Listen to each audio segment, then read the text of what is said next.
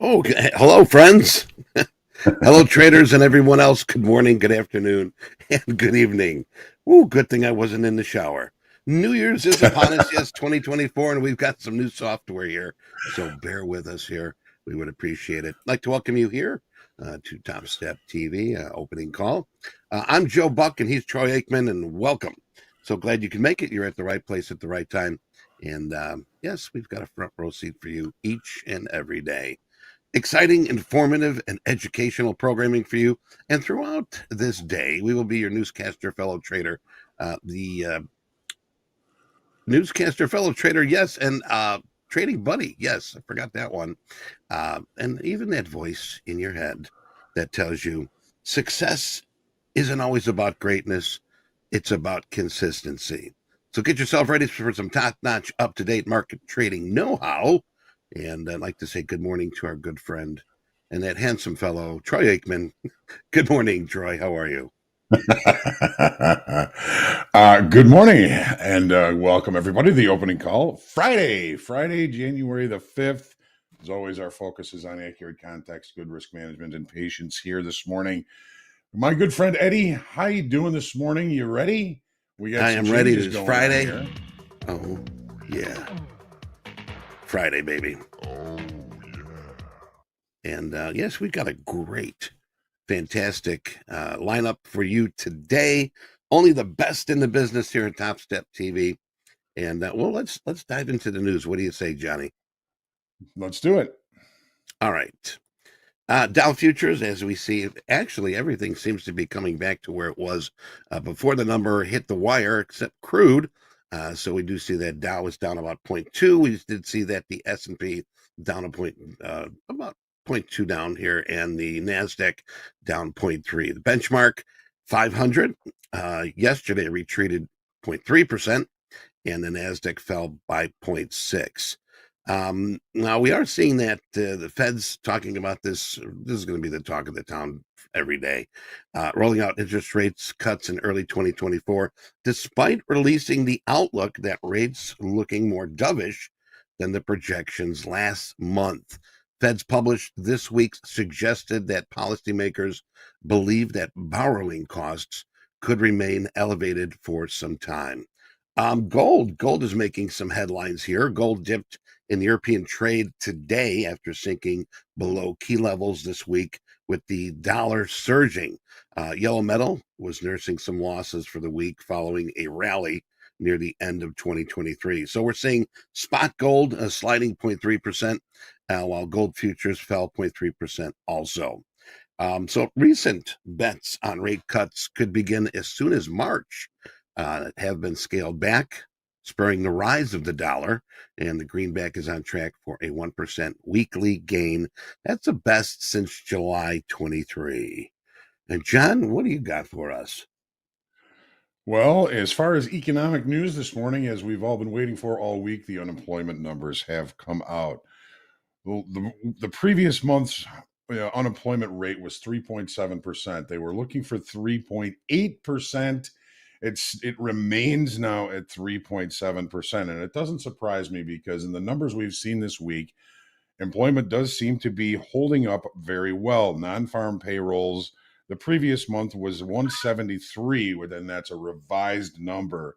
They were looking for 170,000 new jobs, came out 216,000 new non-farm payroll jobs. Private non-farm payrolls also came out considerably higher than they were expecting. They were looking for an additional 130,000 jobs.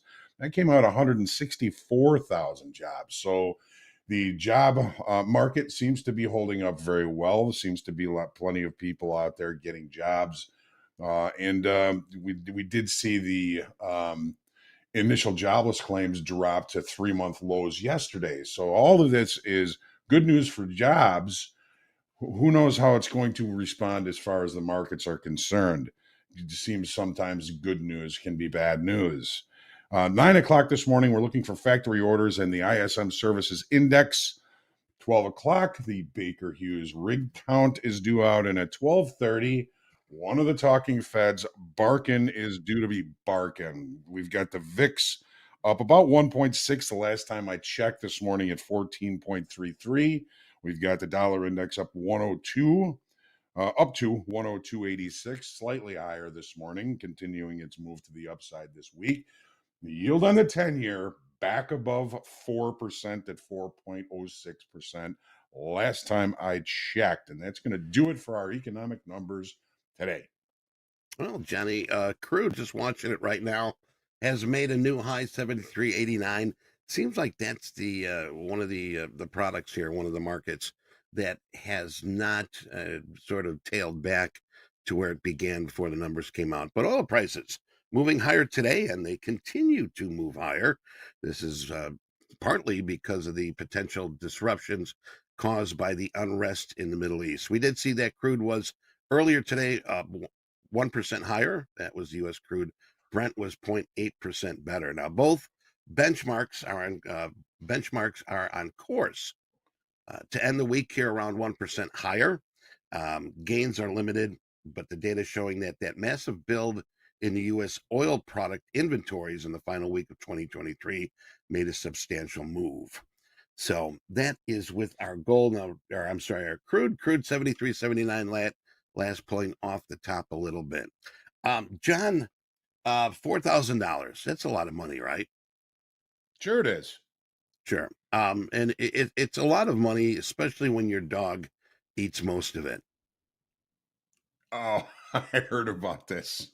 Yes. Well, a dog ate Uh-huh. $4,000 in cash. A Pittsburgh couple retrieved all but 450 after collecting the for days. Cecil, the Oh, my goodness. 7-year-old golden doodle, ate 50s and $100 bills they left in an envelope on the kitchen counter. Do not leave an envelope of money on the kitchen counter if you do have a golden doodle. So they chowed it down within about 30 minutes before they can do anything. So Oh, my goodness. yes, but they recovered it, and it wasn't pretty. Do you hear TGI Probably Fridays? When's would the have. last time you read Probably would have written that it? off as a loss, Eddie. Probably, probably. When's the last time you read a TGI Fridays? Oh God, it's got to be 10 years. At least 10 years. Well, you know what the sad news is? They're closing another 36 restaurants across the country. In 2020, they closed over 30 restaurants. Uh, so the new restaurants, 7 in Jersey, 6 in Massachusetts, 5 in New York. So I wonder what they're going to do with all that junk on the wall. There's some cool stuff on Maybe there. they're going to open new restaurants called "Oh Boy, It's Monday." or, or new restaurants called Flea Market. Yeah, come and buy the crap. Hey, before we go to our charts, let's get a reminder of our tip of the week, and that is adaptability. And we talked about that yesterday too, about being adaptable to market conditions and adapt to what helps you out and what can make you move forward and see more success in trading. Johnny, what's your take on adaptability for the last day of the week? Well, you mentioned this morning, one of the things about being consistently successful and profitable is consistency. You mentioned that this morning. It goes hand in hand somewhat with adaptability. You've got to be able to bend a little bit in that consistency. You've got to recognize when things are changing, and that is that adaptability. So, in markets change, people change. It is so important to remember that this is as much an art as it is a science, and that adaptability and that creativity is going to help you in the long run. Right, you got that creativity in the long run. Thank you, Johnny. Now let's take a look at some of the charts. Johnny, what do you got for our contestants? All righty. So we've got a couple of tech changes. This morning, I was having a little bit of difficulty getting into TradingView. I set up the morning charts here on Tradeovate. It shouldn't really be that much of a difference. It's just kind of a hurried morning for me this morning to get all these set up, but it's the same thing. We're looking at the same thing. So this is the daily chart in the S&Ps, the E-mini S&Ps March contract. So yesterday at the end of the day, we finally saw the market break that weekly kickoff low of 47.37 and close below it. volume wasn't all that impressive, but we did increase the number of contracts open by about 3,200 contracts. Not huge, but it kind of would be expected knowing that we've got an important number coming out today. It's all about the unemployment numbers today. It's all about how investors and traders are going to digest that information. Is it positive? Is it not positive towards the overall economy, towards rates, towards all of those things? And it's going to take, the better part of the morning here, I think, for traders to really digest that. When we look at our overnight highs, 47.3650. Well, weekly kickoff was 47.47 even. It sat there and sat there and sat there yesterday afternoon until finally it broke, took out all those stops and closed below it. The high from last night is right back to that level. What was support sometimes becomes resistance. Hang on a second here. So just kind of looking at that on the daily chart, we've broke a support level. We've come back to it in the overnight and found resistance there. Here's the 30-minute chart. Looks a little bit different than the trading view charts, but it's the same information. So we opened the session, well, at least the unemployment session, with a gap. We are not open yet. It still looks like we're going to be opening with good probability with a gap below yesterday's low. Price is currently below it. And we've got some overnight inventory that is kind of maybe still a little bit holding to the short side. The market opened here last night. It's trading lower. It traded lower. The knee jerk was to the downside on the non-farm payrolls and unemployment number came out, but it seems to be kind of recovering. What happened yesterday when we finally broke this support level, this 47.37 level, was we created a late spike in profile when the market is relatively range bound throughout the day and the market extends the range significantly at the end of the day, as it did in the S&Ps, and then closes down there. It creates what we call a late spike. This is what it looks like on the profiles. So we had the day rain, kind of rotational. It was a normal variation day and remains a normal variation day. However, when we push down and closed on this late spike, that makes the base of that late spike kind of important. The base of the late spike is 47.3675.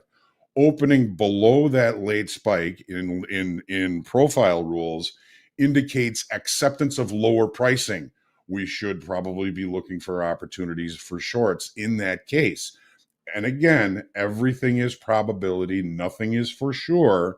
What we're doing is we're just trying to read the information that the market is giving us and use that to our advantage. So if we were to open below the base of the late spike, yesterday's low right here around 47.27, the implication is that the market is trying to accept price below the late spike. It's trying to accept price lower.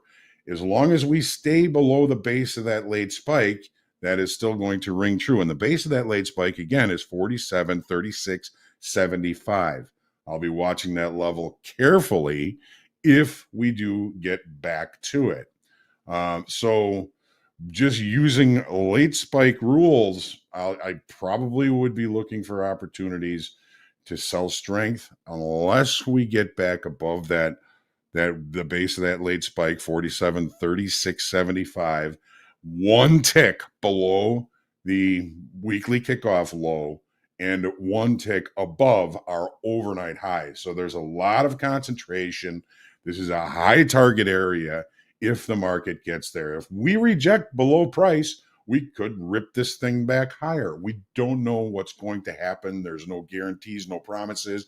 I'm not even trying to predict. I'm trying to use what the market is telling me to look for good opportunities. So I'm just kind of looking at the late spike and the base of the late spike, the weekly kickoff low, as an important level to be paying attention.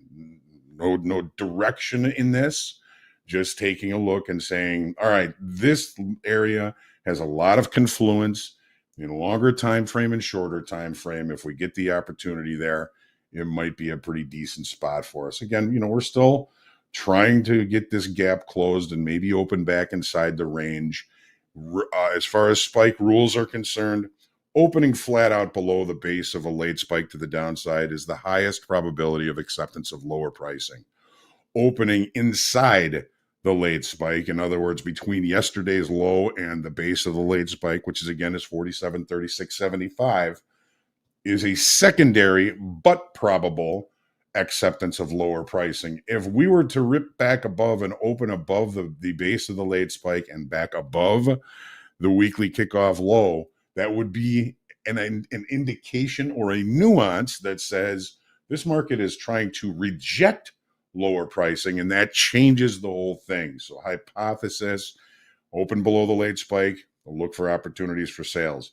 Open inside the late spike, be cautious, but you're still thinking the market is trying to accept lower pricing. Opening above the base of that late spike and the weekly kickoff low, that's a new hypothesis. Maybe the market is trying to reject lower pricing and this thing continue to move to the upside. You've got to be thinking this week, 1, 2, 3, 4. Well, 1, 2, 3. We only had 4 days to trade this week, but the market has been in a downtrend. If the participants that are pushing this market lower and increasing the open interest have been shorter time frame traders, they're going to be the first ones to bail on these shorts. And if that is the case, you may see a move in the opposite direction. It is Friday. We do have some downward movement here. If they decide to take some profits, it can change the whole face of things. Settlement is 47.29.5. That's this blue line right here. We're already back to it almost. Overnight inventory largely is going to be reconciled, looks like, before the open. Now, this is the NASDAQ daily chart. 2 days ago, we closed below the weekly kickoff low. We've been adding open interest. Yesterday, we lost a little bit of volume, but we continued to bring in open interest. That's the total number of outstanding contracts. We added 2,500. So that implication says that there's still money coming in, willing to place bets to the short side on price moving lower. Okay. We talked about this earlier this week, that if the market rolls over and heads lower, it's going to be led by the NASDAQ. And I think that still remains to be true. Yesterday's high was relatively close to that weekly kickoff low, 16,604. And we continued the move to the downside. We have an overlapping to lower overnight range here as well. Now moving to the 30-minute chart here in the NASDAQ, overnight inventory is short. The knee jerk was to the downside. That is now presenting as rejection. The late spike in the NASDAQ, however, is nowhere near the magnitude. It wasn't as strong a move to the downside yesterday in the NASDAQ as it was in the S&Ps. Could that have been a blow-off in the broadest of the indices? Maybe. I'm still calling this a late spike-ish type of situation. So if we were to open, kind of below settlement, that might be an acceptance of lower pricing. Opening back above settlement might mean something else. The NASDAQ has been beaten down more than the other indices, of course. We know that. And there may be an opposite vicious move in the wings here. Use what the market is telling you, market generated information. This is where that adaptability comes in, is to be able to say, well, yeah, we've been moving lower, all week. The ranges have been overlapping to lower, highs have been lower, lows have been lower. What's going to change that? Well, in the NASDAQ, I would say it might be our overnight high, 16,490, 469. If we get back into range and back into value, particularly if we open with a gap, close the gap, and get back into value, that might be enough to re-accept value from yesterday and bring us back to the high of value 16,532 value area special situation play. This is what Anne Marie and I believe, going to be discussing today at 1 o'clock and Back to the Future. So make sure you join us there. So here are we going to open with a gap? Are we not going to open with a gap? See what the market offers on the open. Patience is, of course, always a virtue, but if we open outside of the range, the better trade locations may come sooner in the day rather than later. Here's the profile just to give you a look at. That's the late spike, but it didn't close there. The market closed at 16,445, which is all the way up here. So the market actually left this as excess. If we open above that, that's market generated information and a nuance that I may be able to use to my advantage. We'll have to see how this plays out. We'll all see it together on fast markets. So here is the daily in crude. All right. So in the medium time frame, the market is really range bound and it's very centrally located inside that range. Weekly kickoff high and low remain from last week. So there has been very little change in the market state, and it was pretty centrally located in the middle of that area. Now, yesterday, we lost 7,600 in open interest. This market is really, I believe, seeking new information and is largely short time frame controlled. Short time frame controlled. What does that mean? It means that I think that the longer time frame traders are looking and seeking new information before adjusting any inventories, which usually tells me that shorter time frame levels are likely to be respected. When they're not, then you might notice that there will be some longer time frame traders involved in the marketplace. So what are we looking for as far as short time frame levels? Well, we've got our overnight from the night before last. Looks like a kind of an interesting level. There's a congestion area here that kind of brought in sellers, and that's when we moved the market lower off of there. There's a naked point of control right up here at 47.28 approximately. Remember, there's nothing finite in futures trading, and the market could very easily test to that. Above that, we kind of go into repair from this day. High volume node, low volume node to high volume node. Entering into that area will usually bring price to both high volume nodes. On the downside, there's plenty of things to look at. We've opened. It looks like we're attempting to accept price above the range from yesterday. It's basically almost a 3-day area of balance practically. We've got to take out this high and the overnight high from yesterday for continuation.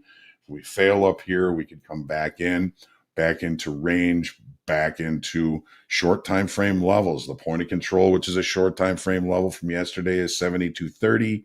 Settlement is 72.19. It's going to be a fun day. It's a heck of a sea at sea. Heck of a day at sea, sir. So here's the gold. Yeah. We've got the dollar's been rallying, so gold, of course, has been breaking.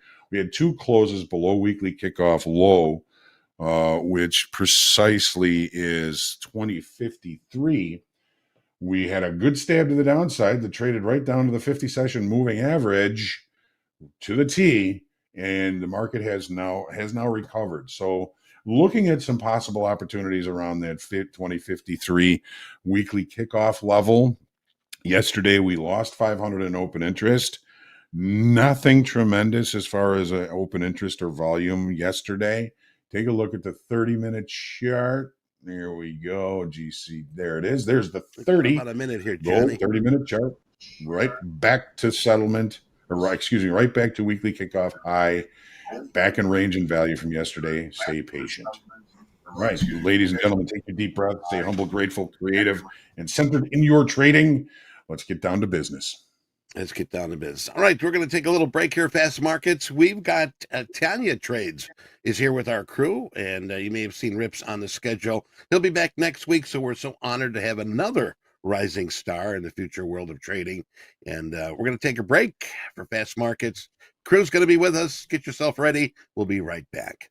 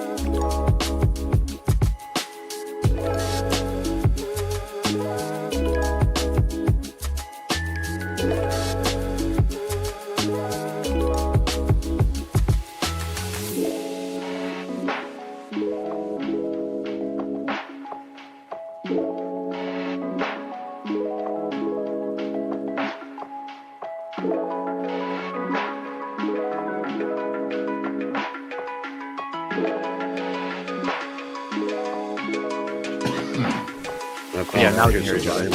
I can hear you guys now. Yes, they can. Yes. What's up, Trey? Casey. Hey guys, good morning. Yo, JJ. Your screen muted.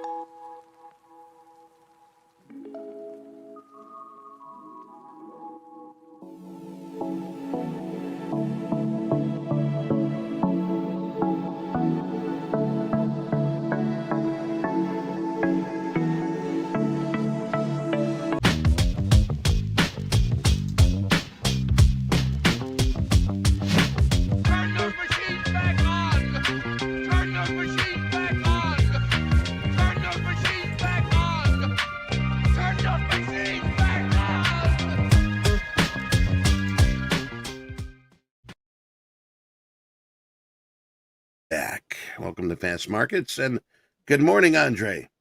Morning, guys. Hello. Good How are morning. you today, sir? I'm okay. Non-farm came out. Should be a good trade today. Looks, yeah, it gave us a little ride here, and Yeah. it seemed like the markets, after a while, after dust settled, got back to where it started. But Yeah, today markets we are are, open. we are open. Yes, we are. My bad. Yeah. Markets open here, and there's a bell. All right. All right, Johnny, you gonna do that trade? Do your opening range trade? Yeah, I'm If it looks thinking. good, I guess. Okay. Yeah, I'd prefer to go to the downside because we were opening a late spike. Yeah. What's the downside to the 26? Gold testing some highs here, folks. 2055. All right. But we're gonna see what We happens. will be having Tanja Trades joining us, and Michael Patak joining us. They are using some new software here, so we apologize. Yep. Okay, get my orders in. All right. So yeah, this is an exciting day. We got Tanya trades. Yeah, We a lot of moving parts Marie today. later on. And gonna be- Marie? And Marie Yes. later on, yeah. She'll be with us this afternoon, We I had believe. ICT trader in the room. We Ooh, got everybody in the room. sweet. Okay, we are short. All right, nothing on the tilt right now.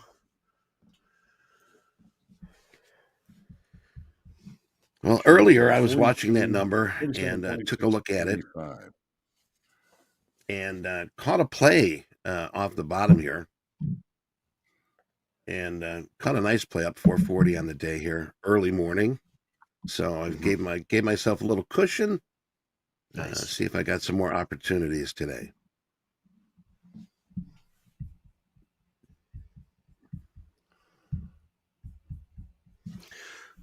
Okay, so All right, let's go.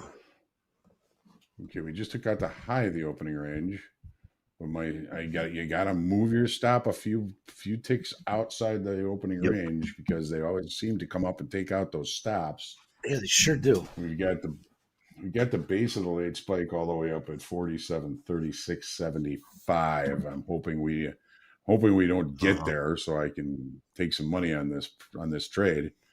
But we will right. see. You can see here, this is my position, this little red carrot here, 47.2675. The high of the opening range was 31. So my initial stop was at 31.25, but you got to move it a little bit outside of that because they do tend to come and get those stops. Seeing some liquidity above the market, which I'm not liking. Probably going to get stopped out on this, but we've got another opportunity at the base of the late spike up here at 47.3675. Okay, we just took that loss.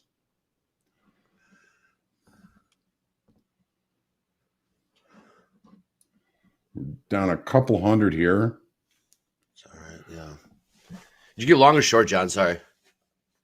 I was short. The opening range took one tick below the opening range, which got me short, which obviously did not play.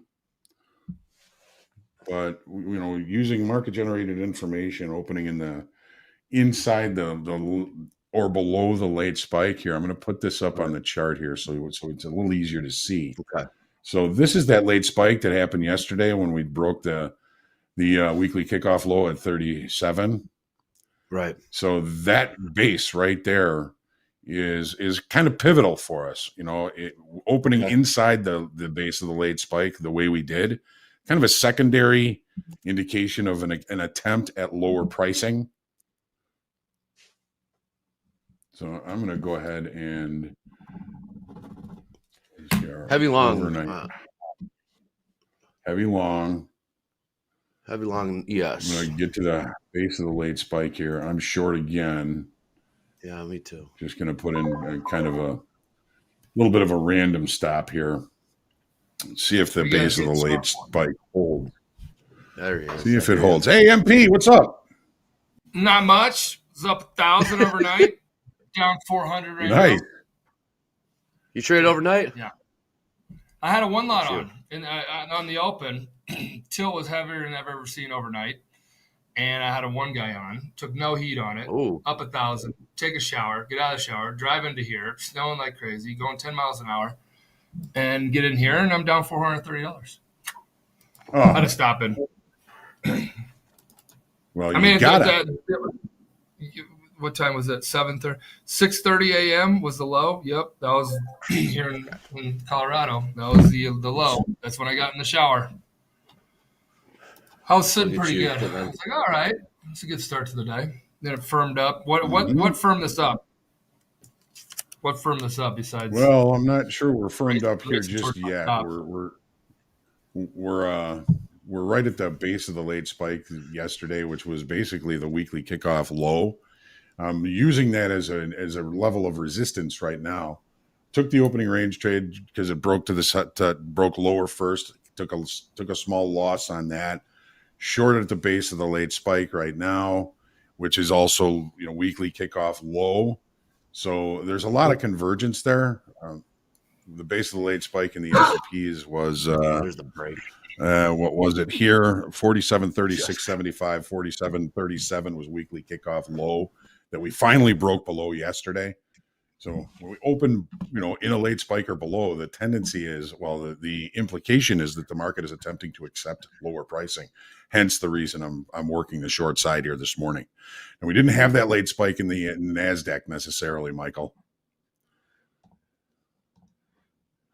Seeing a lot more liquidity above the market, which kind of bothers me for the short here. Yeah. We got took out part of that order 100 sitting there. Yeah, there's some liquidity upside. We got 390 at 38 even. There it goes. It's got filled.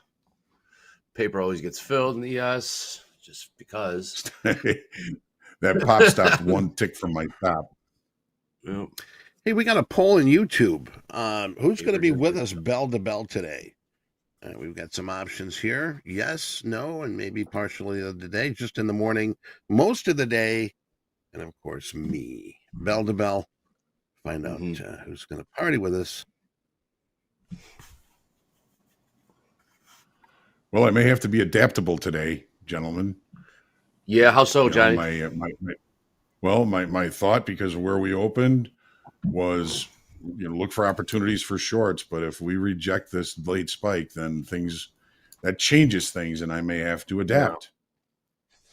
Yeah. Adaptability, very important. All part of the game. Speaking of adaptability, bear with us. Me, Casey, and James are back here fighting new software in real time. So, picture you guys are doing a hell of a job. We're doing okay. There's Michael. What's up, Michael? There's Michael. Oh, it's like Apollo 13 back here. Yeah. You're looking good down here from Houston. You like that one, didn't you?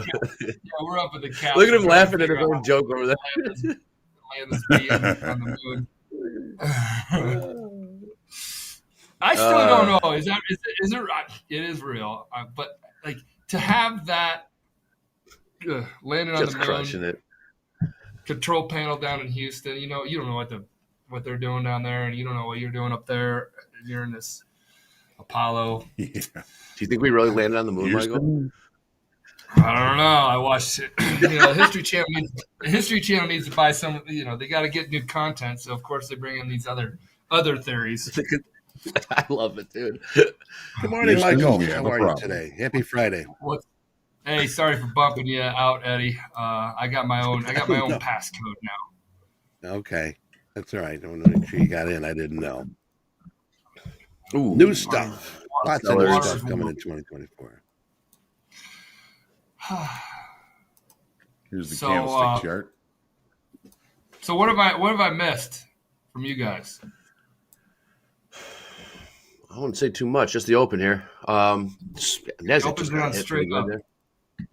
It's gone straight up since 7:30. Why? Yes, it has. Yeah. What came out of 7:30 again? Non-farm. Unemployment. Yes. And unemployment is holding up very well. Sure is. So far. How did I not have that pop up on my thing? I knew it was, and then it didn't pop. I have pop-ups that come up on my phone. Well, really? Wow. Yeah. Hold up. Well, damn. NASDAQ getting it. That is thin. Just a reminder here, 9 o'clock here, we got factory orders. Will be out month over month for November. 2.1 is the expectation. And I think 3.6 was the prior, coming up in about 20 minutes. We also do have our ISM manufacturing PMI for December and manufacturing prices for December. Big numbers coming up here top of the hour. So you were up at G before you got in the shower? So up at G before I got in the shower. Right. And that felt good because I'm like, okay, good. It took no heat. It's been just creeping down all overnight. Yeah, it's going to open up. The floor is going to fall out from it. So unemployment. I knew there was a release, but I didn't know right at 7:30 because that's when I got in the shower. And then I didn't look at it since driving into town.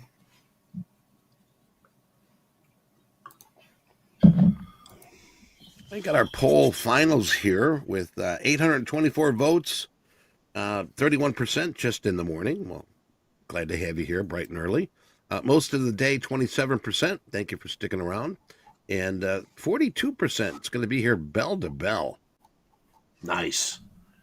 So love that. Love to see that we are giving you education, knowledge, and tradertainment from opening bell to closing bell. Oh. I'm long 53s right now. I was long 3, but then I took it off because I'm on emotional tilt right now. NASDAQ. Are you? It's a great trade. Yeah, it's a one guy. Nice. Yeah, come on. All right, I'm out. Come on. I put a stop in there. Somebody said something about a stop. Yeah, I have OCOs at the very top. You can see if it's on my screen, auto OCO. So I'll put a 20 handle stop automatically in there. I did not have that order type selected, which means when I entered that trade, it was naked. It was uncovered, or it was naked. Yeah.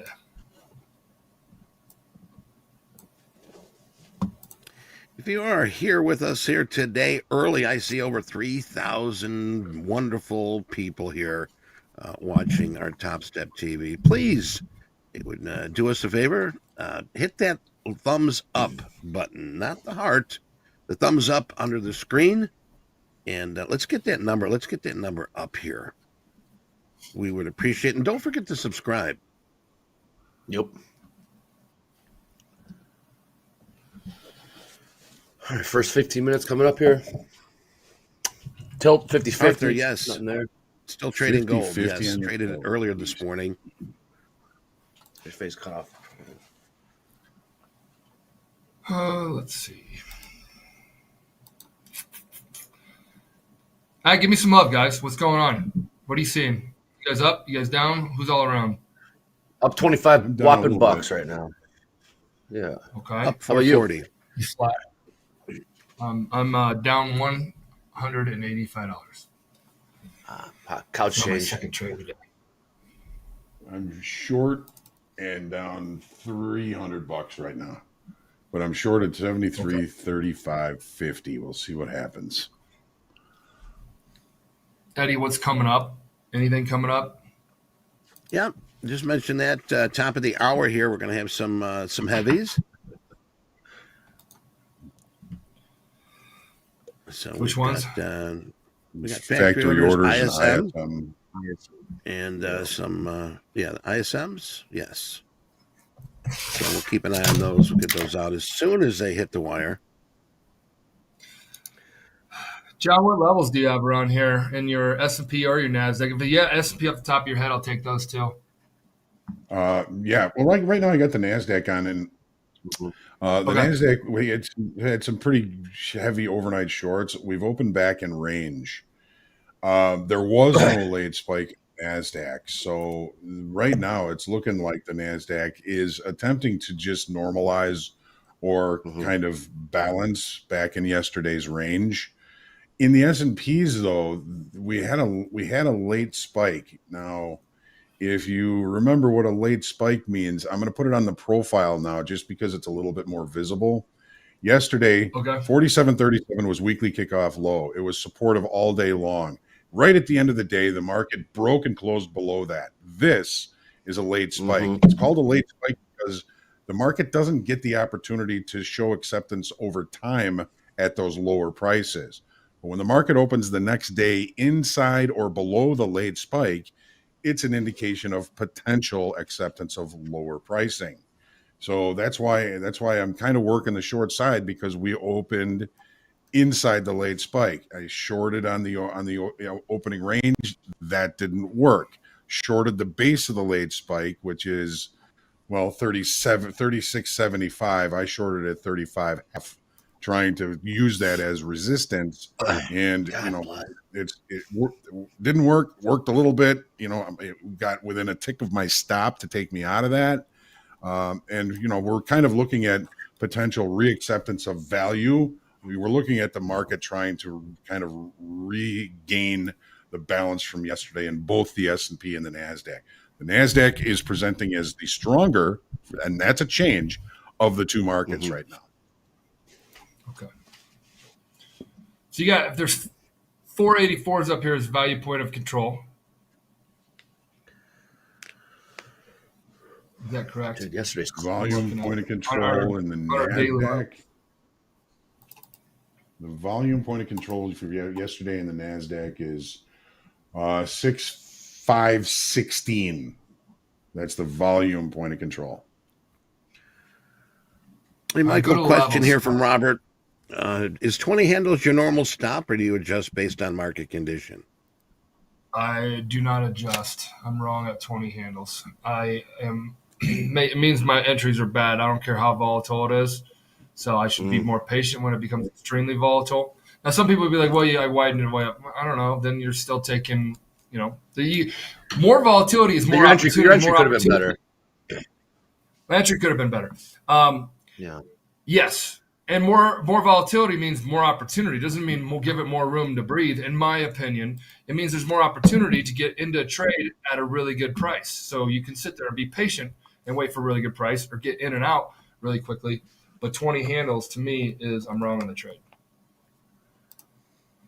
Well, Hoop's comment here. Market seems to be digesting numbers. We have gone down 3 straight days. Yeah. Number was bearish, so that's why we're kind of stuck. Thanks, Hoop. Yeah, a little bit of a slow opener so far. Dude, that closed yesterday. Just kept slamming the lows and slamming the lows. What was it, 37s, John? Was that the big level? Yeah, that was weekly kickoff low, and that's when the market kind of dumped in the S&Ps. Yep. Okay. Just making sure.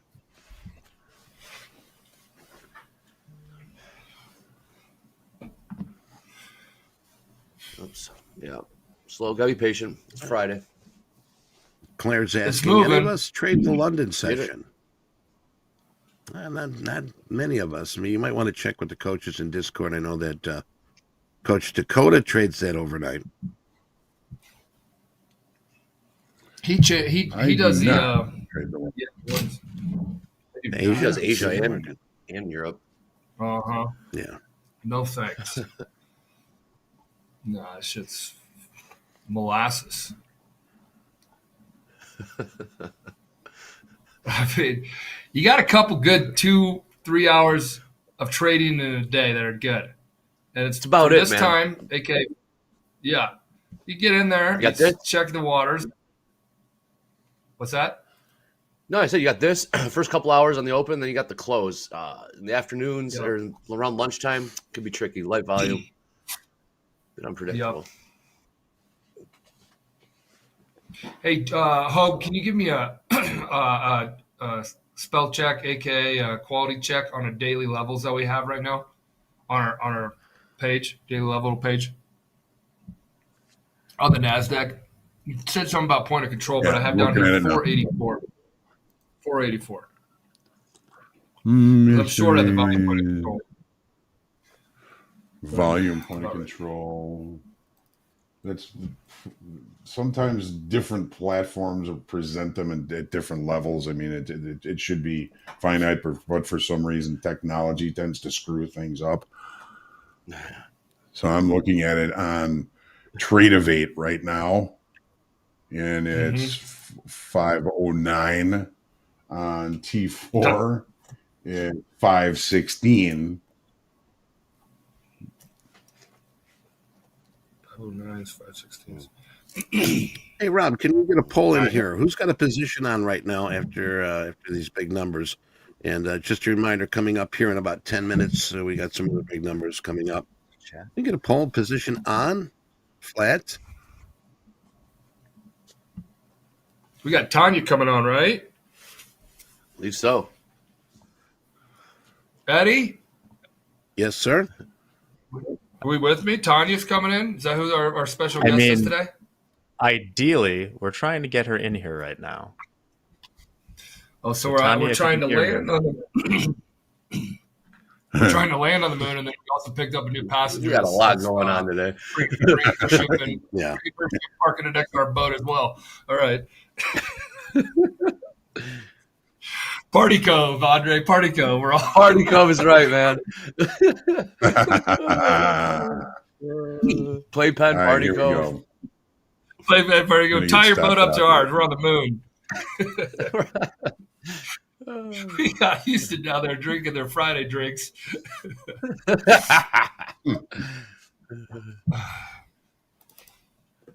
Testing highs and S&P. Hey, can we do a poll? Are you up on the week? I know I'm down on the week. I am. Light. Just had the position poll here. We got 440, 60 votes. Position right now, 70% said no, sort of sitting on their hands, and 30% said yes. Uh-huh. And let's see if we can get Michael's poll in here with 500 votes. Get that one in there. Up on the week, down on the week, flat on the week. Catherine says we're here for Tanja. Catherine, I'm here for Tanja too, so we're excited. We're here for Tanja too. Yeah, we are too. Yep.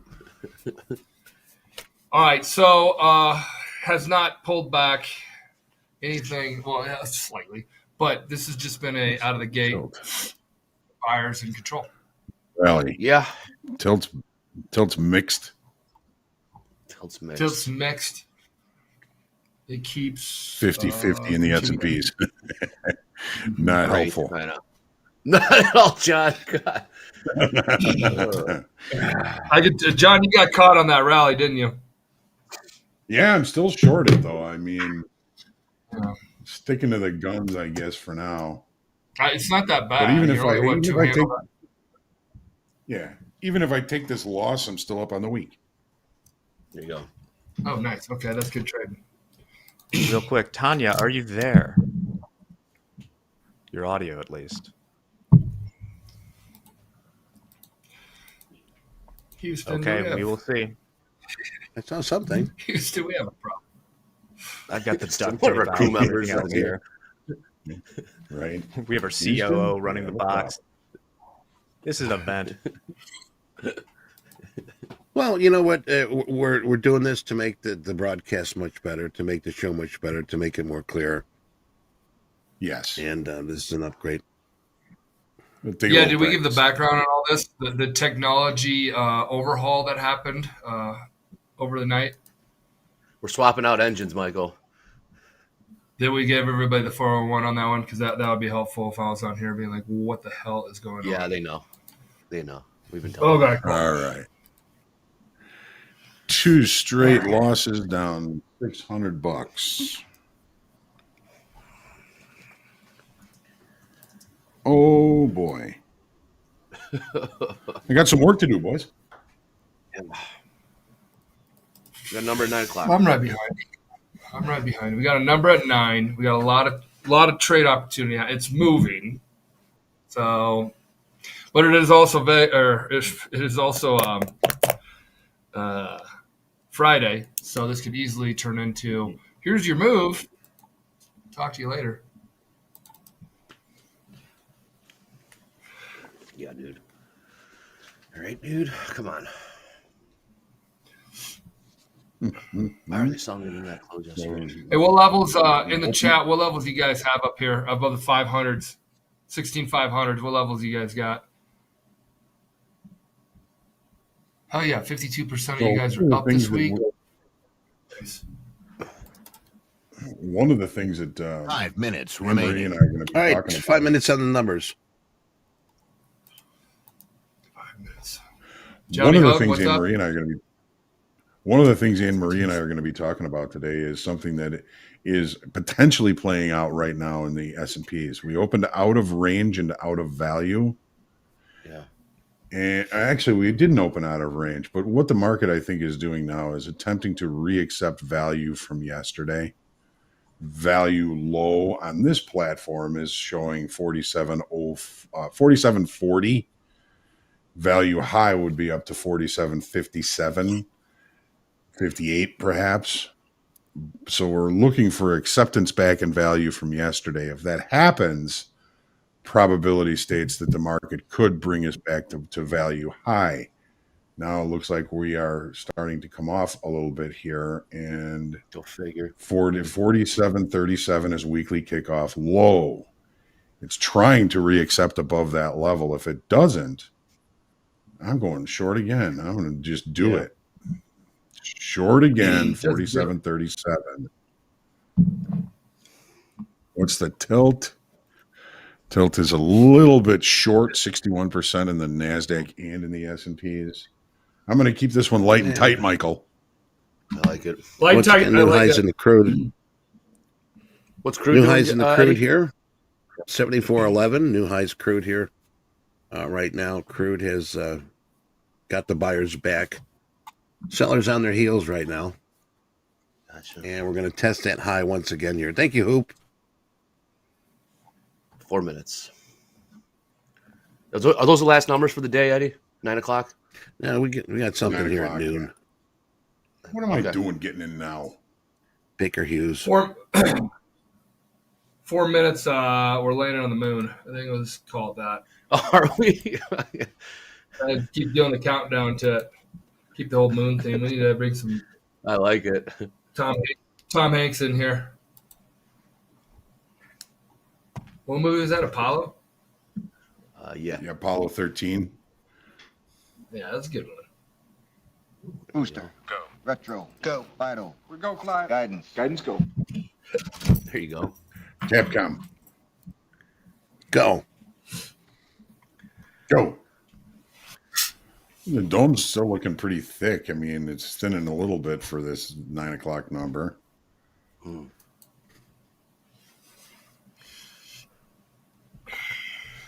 Cool. 54,000 subscribers. Yeah, I'm pretty good. Yeah, it's awesome. I got long, very, very light and tight right down here. I got long right here. Just because the tilt is getting 60, a little heavy.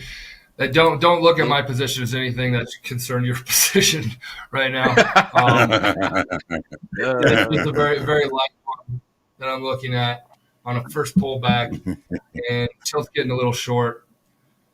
Prices are that goes off, for me too. So no.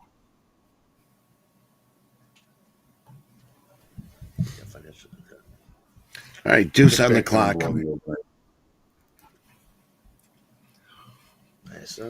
Get back down below the overnight high and stay below it.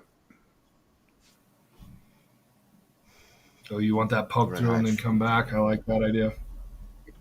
I want it to go back down and go down. But I got out roughly a scratch. $40.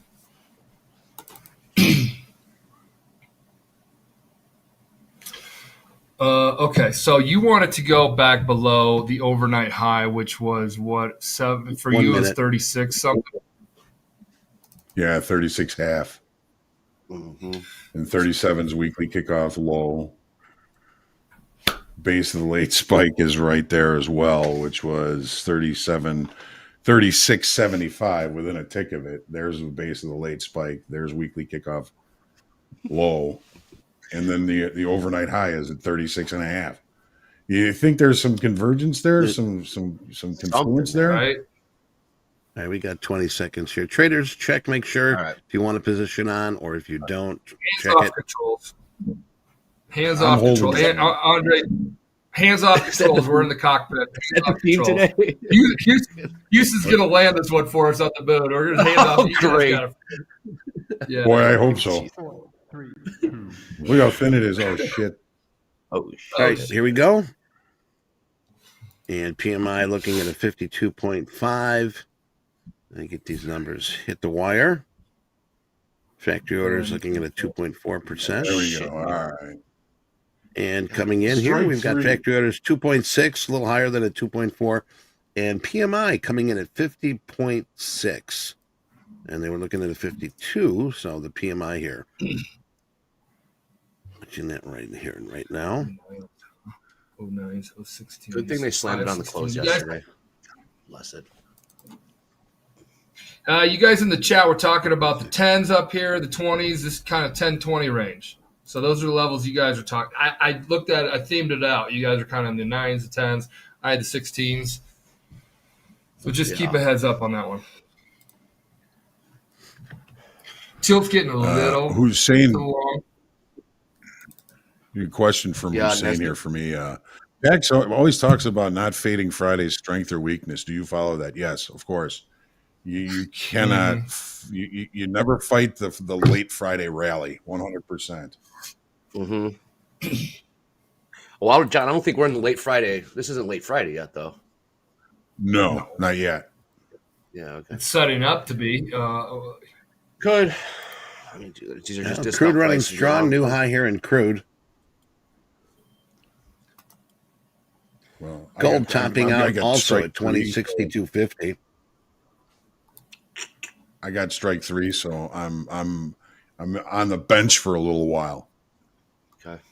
We'll see what happens later. Yeah. Heavy long NASDAQ. Short 2 NASDAQ. One at 16. Long here in the gold here. Yeah, 73% long. Those are the 16s, the What 516s looks that Johnny's talking about. Me too. It is showing no signs of coming back. Yeah, of coming back. All right. Just took 100 out of gold here. Well, we're about to finish the value area special situation play in the S&Ps.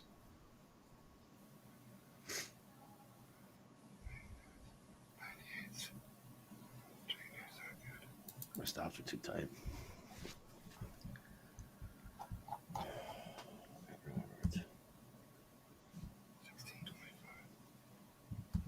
Gold pretty strong here, folks. Trading gold here. How many people up on gold here today? A lot of good opportunity trading the yellow metal. There we are. Okay. I'm just Stand in front of a train. That's what you Loki. You're right. That's what happens. This is what happens when you get in front of a train. Just taking heat. Jesus. Hands off, Johnny. I got my hands off now too. That's how you get train rammed.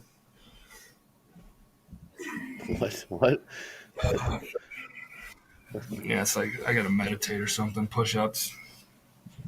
It happens, man. It happens. I mean, it is what it is. So I know Andre hates that line, but today is it is what it is kind of day. What are you doing? This week has been for me very, very, very challenging week emotionally. Yeah, the first week of the year it always seems to be tough, man. If you get too involved, if you get too emotional, if you get in too much, it can be rough, man. It can be rough. Yeah. Wow, look at this. It's 545. It's 5. Yeah, I just got one at 51.75 trying to get to the value high from yesterday at 57. I am not going to risk anything on this trade. Or at least not much. So I put myself on the bench and I'm already out there. Married to the game. Hoag. Yeah. Hoag, Hannah's asking, when you're looking at your TPO with a clear imbalance above, how do you determine, based off of TPO, if the point of control is going to move lower or there's going to be more volume created above? Say again? When looking at a TPO with a clear imbalance above, how do you determine based off a TPO that if the point of control is going to move lower or there's going to be more volume created above? I'm not sure how to answer that. I'm looking at TPO with a clear imbalance above. A clear imbalance. Okay. Yeah, how do you determine based off of that TPO if that point of control is going to move lower? If you have pi equals 3r squared, John, and you want to divide that by 4. Well, I mean, it's difficult to anticipate, when and where the point of control is going to move to. But if you start heading towards the clear imbalance above the market, you can assume that the point of control is likely to move higher the longer it spends time up in that area. I'm not sure if that's a solid answer for you, but I hope that it helps. Well, Hannah, let me know. John, let me know if that's in here. I need to do. These are the ones I failed at, Andre. Did you ever do any? If you leave your house at 8 o'clock in the morning, you're driving 65 miles an hour, and you're going 200 and some miles an hour. What time? And then those I bombed. hence ACT score of 18. Like I'm just like I don't know. Easy. I quit. Easy. Let me just go get in a car. Let me go get in a car. I'll time it for. I'm a street smart guy. What a rally. Oh, we got a poll right, in our YouTube channel. Is Hoag trading on FOMO today? Yes or no? You think? FOMO or JOMO? We're giving Hoag the business. Guys, I think that we have it's okay. I found deserve Tanja. it. Yes. Tanya's here. Oh, good. I'm down. Is there Yeah. Tanya, welcome to the party. what up? How you doing, Tanya? We're here. I'm doing good. Yes! Fantastic. All right. It's thank God. Yes. Welcome aboard. How are you today? I'm doing great. It's Friday. End of the Very week. nice to Looks have you like here we joining us. set up. Tanya, where are you at? Where are you out of right now? We're technically been talking about being on the moon all day. So where are you broadcasting out of? Oh, well, not from the moon. I'm from Queens, New York. Nice. Queens. Yeah. Yeah, born and raised here. Still here. Very cool. Well, very cool. We're happy to have you on. What are you into anything? Are you into anything right now in the markets right now? Or are we flat? Or are we holding our hands? Not sitting on our really. hands? I was trying to get on here for a while. I'm glad it finally worked out, though. I had to Glad we got you here. I have my computer and I have a Mac right here, and I'm just on the Mac right now. Stop out. It's fine. Great. I had a lot of people on our YouTube channel asking where you were. I know, right? I'm happy there's a demand because everything I've done has basically been because people have been demanding it from me, including live streaming on YouTube. I mean, you got to give the people what they want, right? Yeah, well, that's right. There's a certain line where you say beat it. Oh, yeah. Get out of here. Yeah. Yeah. Tanya, you're a NASDAQ trader? Yes. Primarily NASDAQ. Sometimes Primarily I'll do ES, everybody though. on the... ES. Okay. Yeah, this week I took ES, I think yesterday. Sometimes ES is a lot cleaner because NASDAQ likes to run stops on more than ES does. Sure does. Looks like we had our TGIF, we retraced already to 30% of the weekly candle. Unfortunately, I was looking long towards there, but that's fine. Give us a high level what your style is. We might have Okay, my style is first figure out the direction and figure out the drawn liquidity before anything else. Okay. That's where I think I would go wrong a lot, and a lot of people tend to go wrong. And then is it a continuation trade or a reversal trade, right? So if it's a reversal trade, I'm sure a lot of people on the from the ICT crowd will know, I do the 2022 model short. And then, so basically, liquidity to be taken, and then a short-term low for if you're going short, short-term low to be broken and displaced below, and then you go short in the fair value. Hold on, Tanya, hold on 1 second. Guys, production, can we figure out the mic? We got a lot of folks talking about the mic. Eddie, check the chat when we got this. We can cut it. Tanya, give us a second. We got a lot of folks saying there's a very low mic and delay. God bless. Eddie, got your eyes on chat? Yes. Thank you. Okay. I'm super. Seeing a little laggy. Entries have been, dude, I don't know, get in front of this train. Not a good idea. Why do you keep selling this shit? Okay, Tanya, we're gonna figure this one out real quick because we got a lot of folks that want to talk or ask questions and chat with you and talk with you, and we want to do it too. But there's something in her audio. Her audio's slow. So we're gonna move on real quick and then keep going with this. We're gonna try to figure it out for you, Tanya. I'm very happy that you're here, but we want to make sure the quality is great enough that people don't go peace. I'm out. See you guys later. So we're gonna work on that. I trimmed some of my losses. Jack, you want to got cut on it? the right side of it.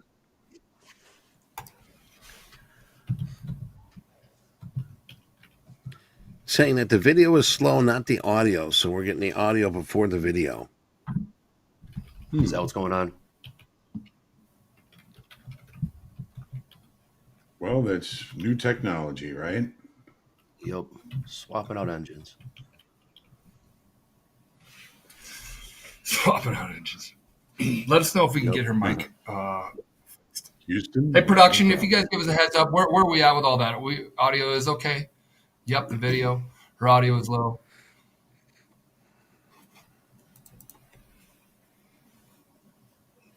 Good thing they slammed it in the close yesterday. What's that? You had to wash out all those lawns. Seriously. Oh, I'm getting work today, fellas. Not good. Not good. Come on. Are you up or down on the week? You're trading really well down now. I did until about 20 minutes ago.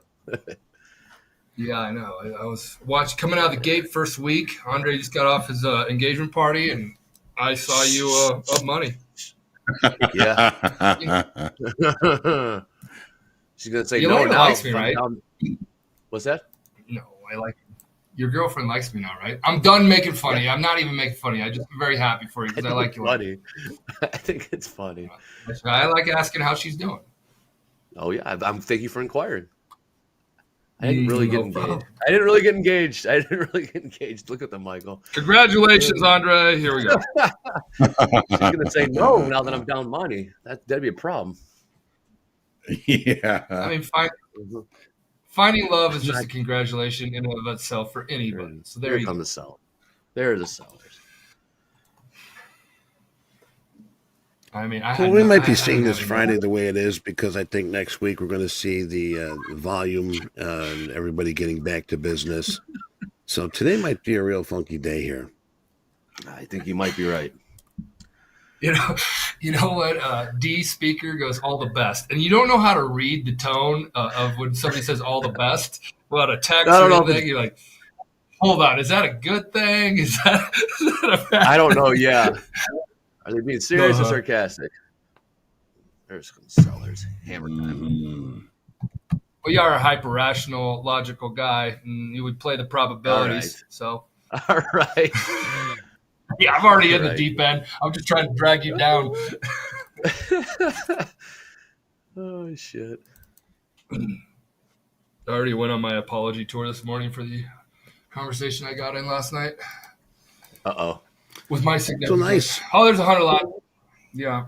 Where Rui decided to use that promo for the new year, 150K account, first two trades, green 540, done for the day. That's probably a good choice, Rui. Nice. And getting ready for next week. Good stuff here. What is that now? Michael, where did you and your dad go to dinner? Steaks? We went, Steakhouse 316. It was a cool $500 for him and I to eat. Did you get to pick the cow? Her. I can pick your lobster. We want that cow. No, we didn't have that. Hey, don't forget about our 5K wine. club. We got a 5K club, and what it is we got a poll up here. Who's in the 5K club? If you have paid yourself out 5K or more, doesn't have to be all in one lump sum, you are eligible to join the Topstep 5K club. Yeah, so you get a cool hat. If you are interested, go ahead, Jack.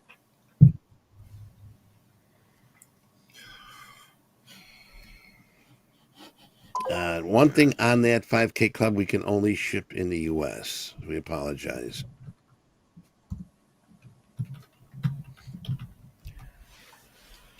Oh, I cut my losses in half there. I'll take that. It's gonna be a comeback day, boys. So you got a short there, right? I got a short. I took a lot of freaking heat on it, and it wasn't cool. Yeah, but did you see that whack that happened? I mean, it yes, dropped I like did. Five, I did. That gave me conviction. Yep. Yeah. Okay, we got pretty heavy shorts now. Yeah, we do have pretty heavy shorts. Pretty heavy shorts. Fairly. I was just short from 41s. Andre, that 100 lot came in, the 44s. Yep. I was at 44, so I got short just a one guy, light and tight on that one. Did you get in front of it then? Yeah, right when it came in, it got hit. I got 41s. It got 44, so it was a little movement. And then it just sold off. Here's now the hammer time. Here's the hammer time. Let me just verify that 5K again. It's in the express or the funded account. If you have paid yourself out of your profits, 5K, 5,000 or more, then you are eligible. Not the combine, not the trading combine, but the express funded and the live funded account.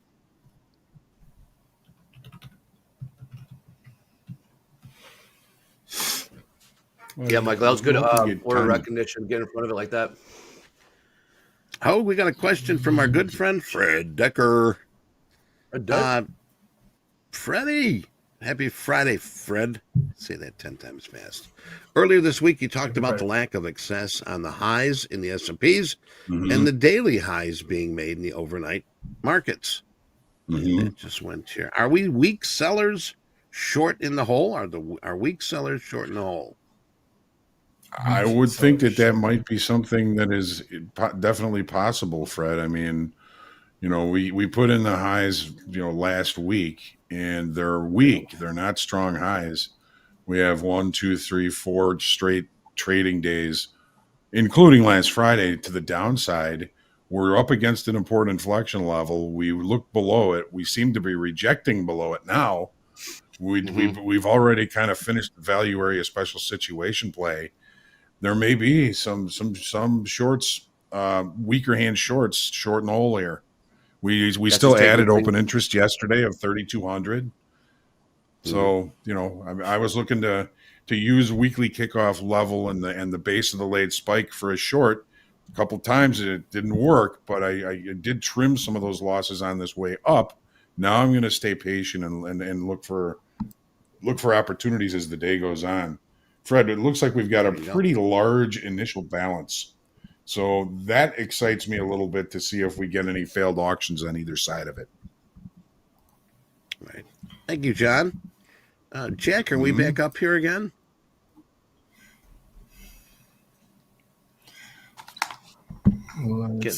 I don't think. Can you guys hear me? Can you guys hear me? Yes. You got me. Yes. Okay. Update from the back end. All right. Tanja is back with us. The audio and video are out of sync, so it might be a connection thing. So we'll try one more time. And if that doesn't work, I don't know. We'll just have to Okay, cool. struggle on without her. But yeah. That's okay. So all right, boys. She'll be in. Tanya, I'm looking very much forward to getting to know you soon, if not today. Yes. Yeah. And guys, if the show's a little jumbly, mumbly, hard up and down, or we're crossing over paths, this is the very first day we've ever used this new software. It is a higher end, more powerful, blah, blah, blah, blah. Should be better. It's a Ferrari. We got a Ferrari in the engine. Ferrari. Actually, I have my old man here. I told him he should get a Ferrari. He's always into classic old cars. I'm like, I don't want that for him. Me too. So, me too. I want to talk to him. He's the same deal. We're good. Yeah, right. I'm in the market for a classic Pontiac. Yeah, he can find one. Hey, Michael, is your dad there? Right. Yeah, he's there. He's out on calls. He's in town. I got brothers and sisters and all that didn't come for Christmas that are coming this week. We spread out Christmas for a few months. We got a good day for Juan here today. I'm in a 50K combine up 881, done for the day. Good choice. And what I like Juan saying that I got my base hits for today, and we talk about that brick by brick. So he got a nice little foundation going, brick by brick, and he's shooting for those base hits. Great job, Juan. Awesome. Hey there, Tanja. Try us one more time. Hi, Tanja. Yeah, all good. We good, Tanya? We good? Delay? Yeah, I think we should be good now. Hell yeah. All right. I think we can talk without a delay. That makes it much easier. You guys out there in the chat world, okay? Let Much better, Yeah, Tanya. let me know Freddie you says that. guys. Are we doing good now? They've been waiting for Welcome you, to the Tanya. party, Still, Tanya. Checking the chat. That's Smurfy's Law for Much you. better. Still a Way little worse. lag. They're saying way worse. Okay. Well, there's video lag. Oh, but yeah, the way audio seems to be They're okay. just lighting us up right now. We'll do a test right now. Hey, Tanya, when you hear me finish this sentence, say hello. Hello. Okay, yeah, there's a delay there for sure. I don't One know moment. why, right? I don't know. Maybe. I think it's I'm gonna finish probably a this sentence. connection thing. Yes, somebody says we need the new AOL CD. It's like a Japanese movie. Are you on Wi-Fi, Tanya? Yeah. Okay. Hey, move it over to All Wi-Fi. right. That's the new one that this. I don't know. Wi-Fi. That's Uh, weird. We'll move it over. I think we may have to postpone this for now just because of the delay, but we can work with you. If you have a way to connect with an Ethernet cord, that might help. Sorry to be doing this live, Okay. by the way.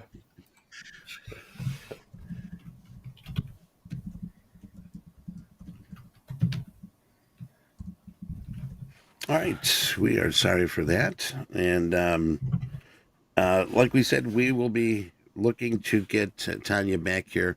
We'll see if we can work on that, get that fixed, and have her back next week. So, Tanya, we're gonna throw if she's not on, we're gonna throw Tanya's link in here so you guys know who we're talking about. So in the chat, if you could pin it, and then we can get a little plug. well, she's been a trader Tanya, here. Yeah. A trader for a little over 6 months. She's been trading with us a little over 6 months. She's been trading for about 3.5 years, and she started here. Found trading back in 2020 with the COVID pandemic.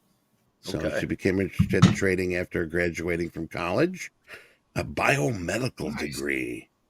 Yeah, and Biomed. Wow. the thing is, it's tough to find a job. So she sort of heard about trading. She's currently participating in the trading combine, and she has earned an express funded account in the past.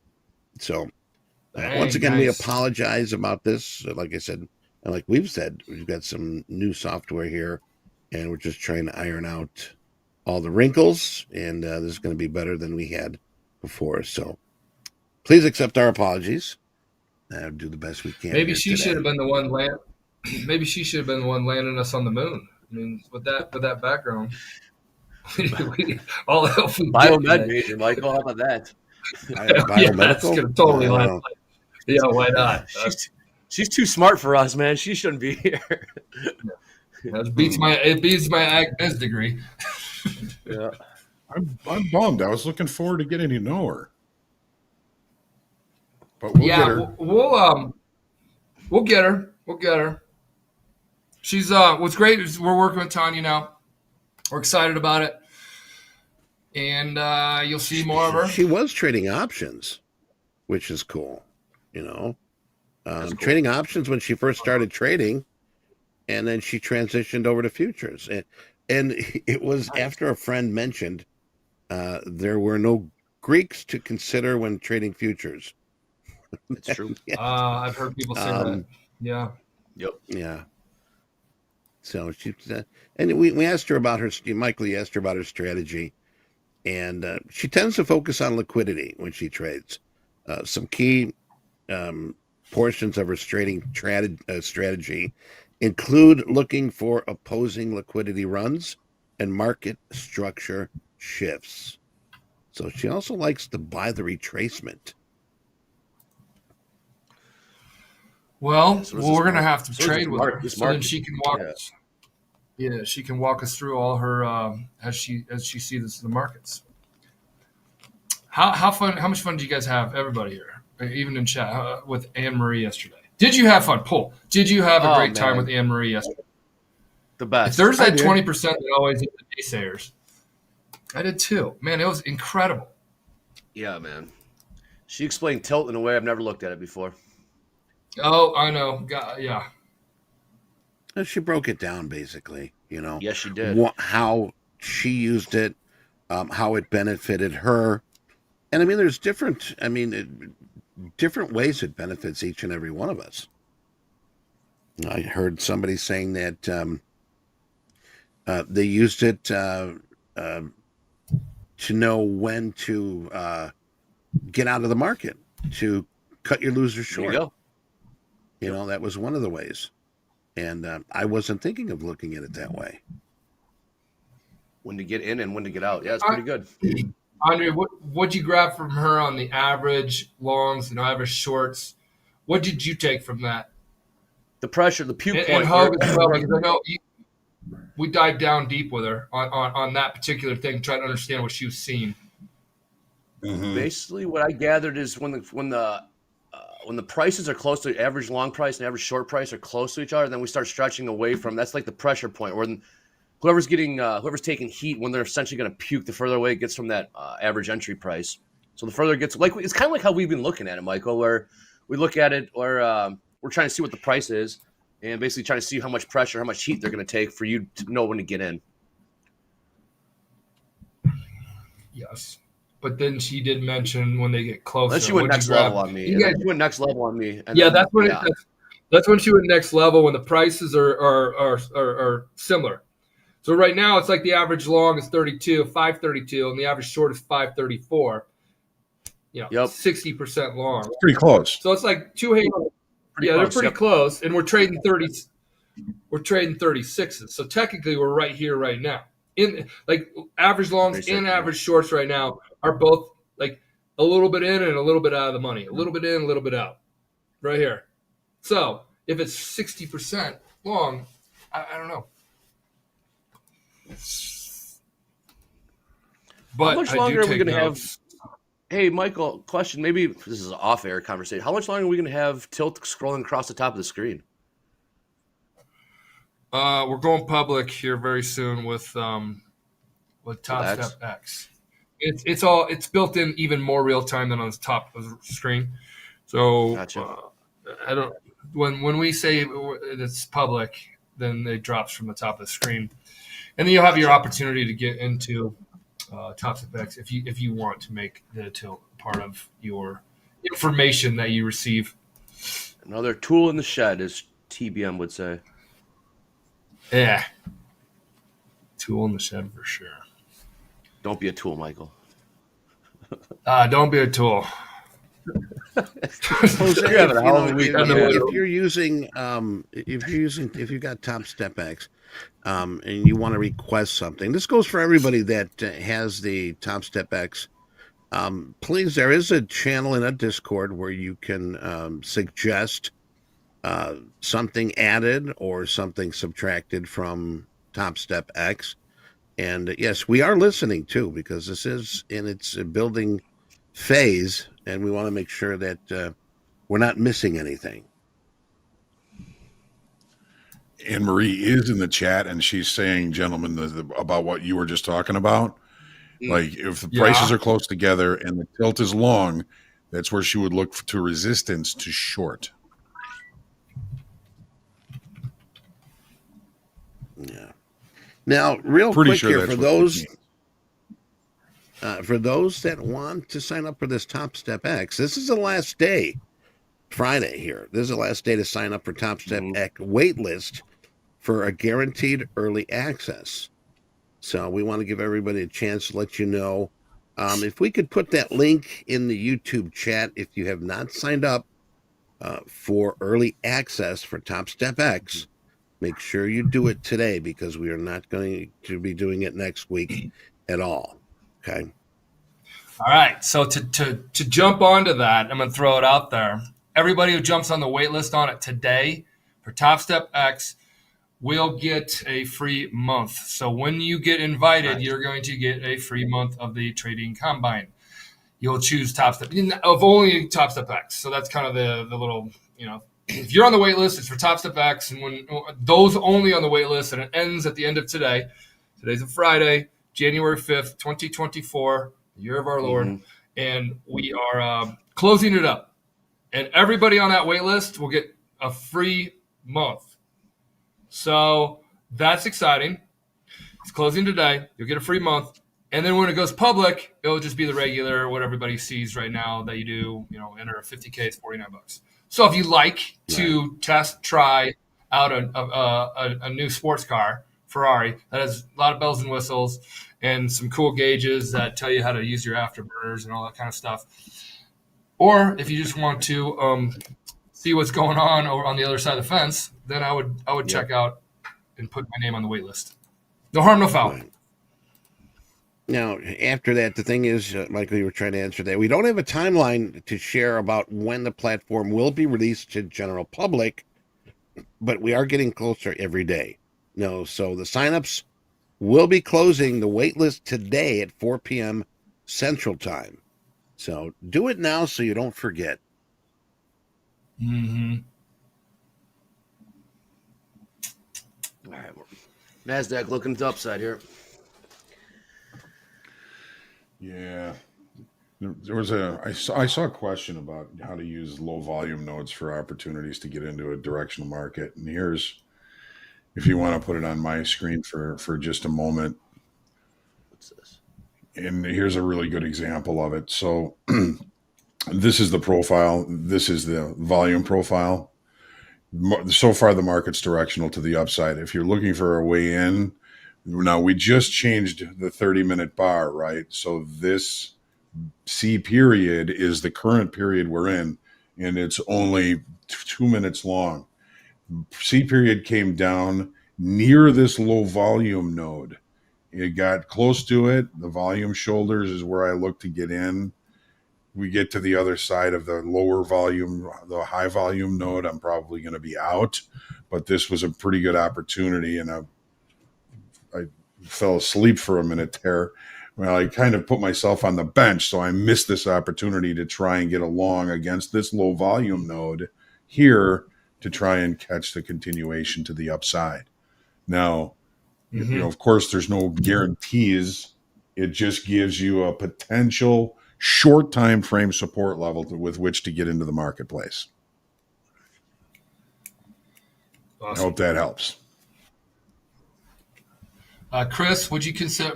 He goes, me. Would you consider a reset option to the XFA account even just once? No.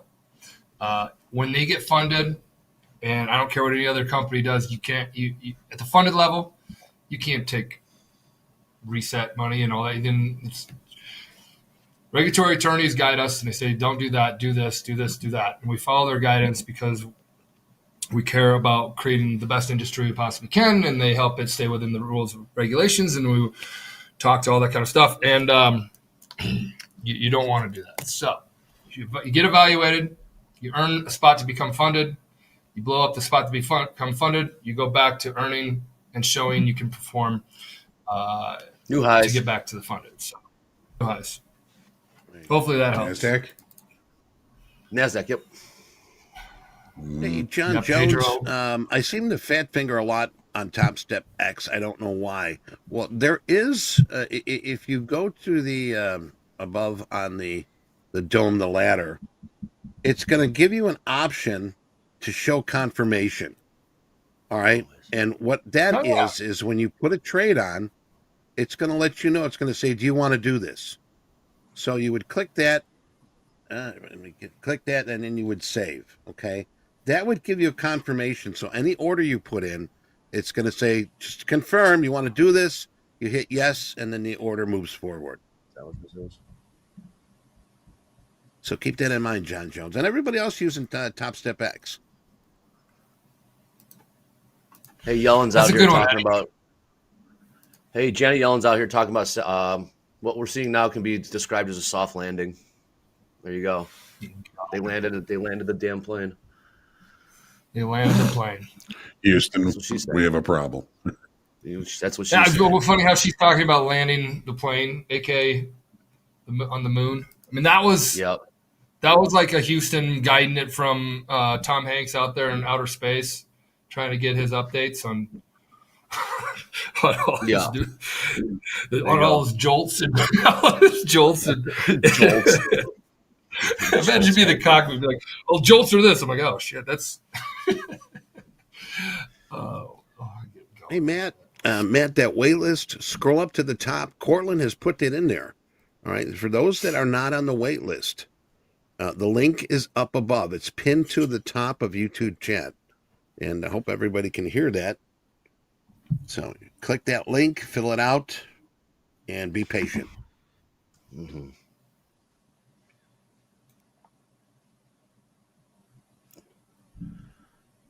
Hey, we got a shout out to Brett and Mick. Got a call from Brett today. Glad to see Topstep caring about the traders. I'm really happy to be trading with you guys. Thank you, P. Awesome. Nice stuff. There you go. Yellen just called the top for sure. The top? It's in? Yellen called it. Yeah, she's like, everybody you can start buying now. Yep. The soft, I mean, I don't know. Have you seen our debt level? What a debt rate. Yeah, do you see the debt zero hedge chat that I shared? Hey, if we get a chance, I don't know. Yeah, we talked about that. We talked about that yesterday after you were gone. And we did you do the zero hedge one, or was it something different? Because that one got me. I'm like, whoa, well, man, we are on a yeah. We talked about it a little bit, but we tried to put the idea of $1 trillion into context. Yeah. Good luck. You know, a billion seconds ago it was 1993. 1 trillion seconds ago it was 31,000 years ago. Get out of here. Yeah, man. I'm not kidding you. That's how much 1 trillion is. You want to talk about extrapolating? That's extrapolating. 34 of them. My very first day, I wonder if my very first day of trading would ever be turned around and be like, you could extrapolate in the trillions. Who would want to believe it? Holy bananas, 31,000 years. Yeah, that's how much 1 trillion is.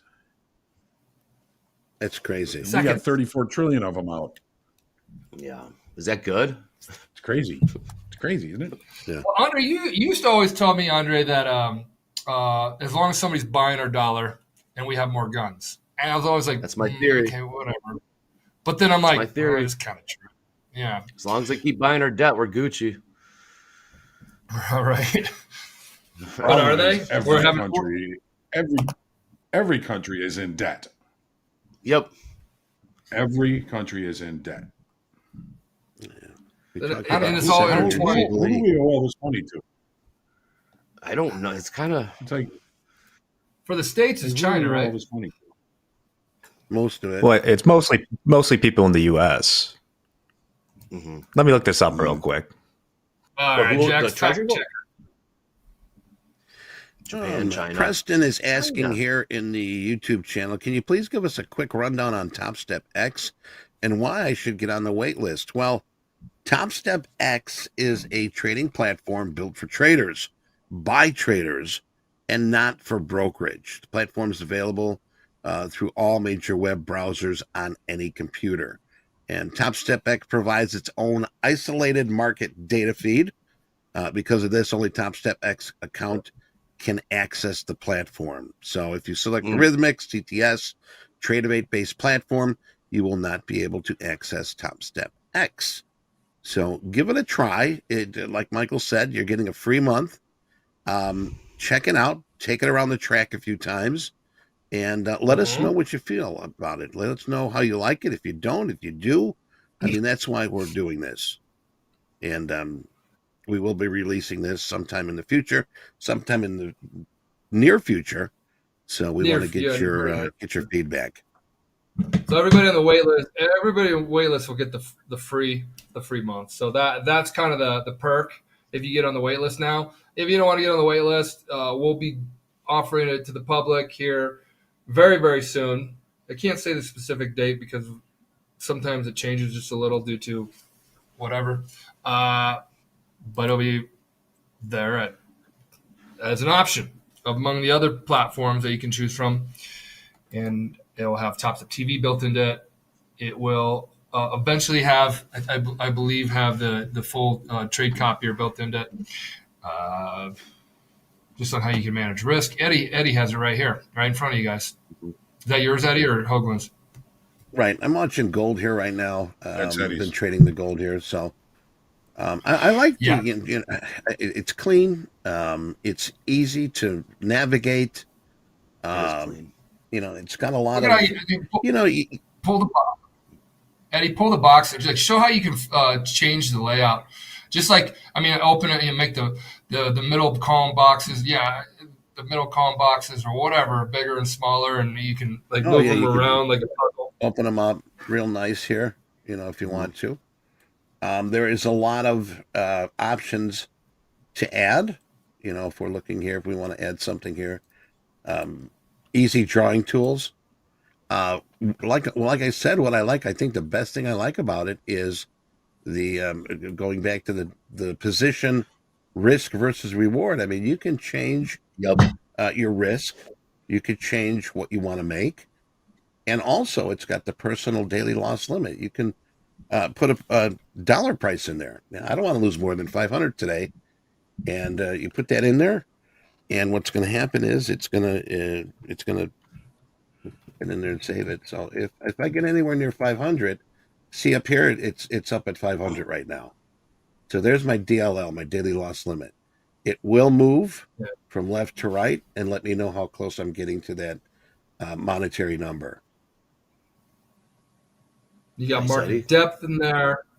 You have it changed something, not the charts, Eddie, but try to change some of the boxes that you have. The box just to the left, the DOM, those two columns in there. Take one of those out and move it around. Oh, okay. I mean, you one of those. Definitely move this over. You move it over here. We've got options here too. Do you want the tilt? I got the tilt here on the bottom. I can pull this up. That's real time. Yeah. Real time tilt. It's going to give you your quotes, all your markets, trades that you had today, orders that you did, positions that you're working right now, and it'll keep you on your accounts. So it'll keep you up to date there. Very easy to change. If you want 30 minutes all the way to 1 minute. If you want ticks, check this out. You've got your ticks. You want a 500 tick candlestick, and even down to the 1 second to 15 seconds. And for you NASDAQ traders that like to go crazy, there is a 1 minute time frame. You could change that to a 1 minute and move it as you like. You can put that's what I like about it.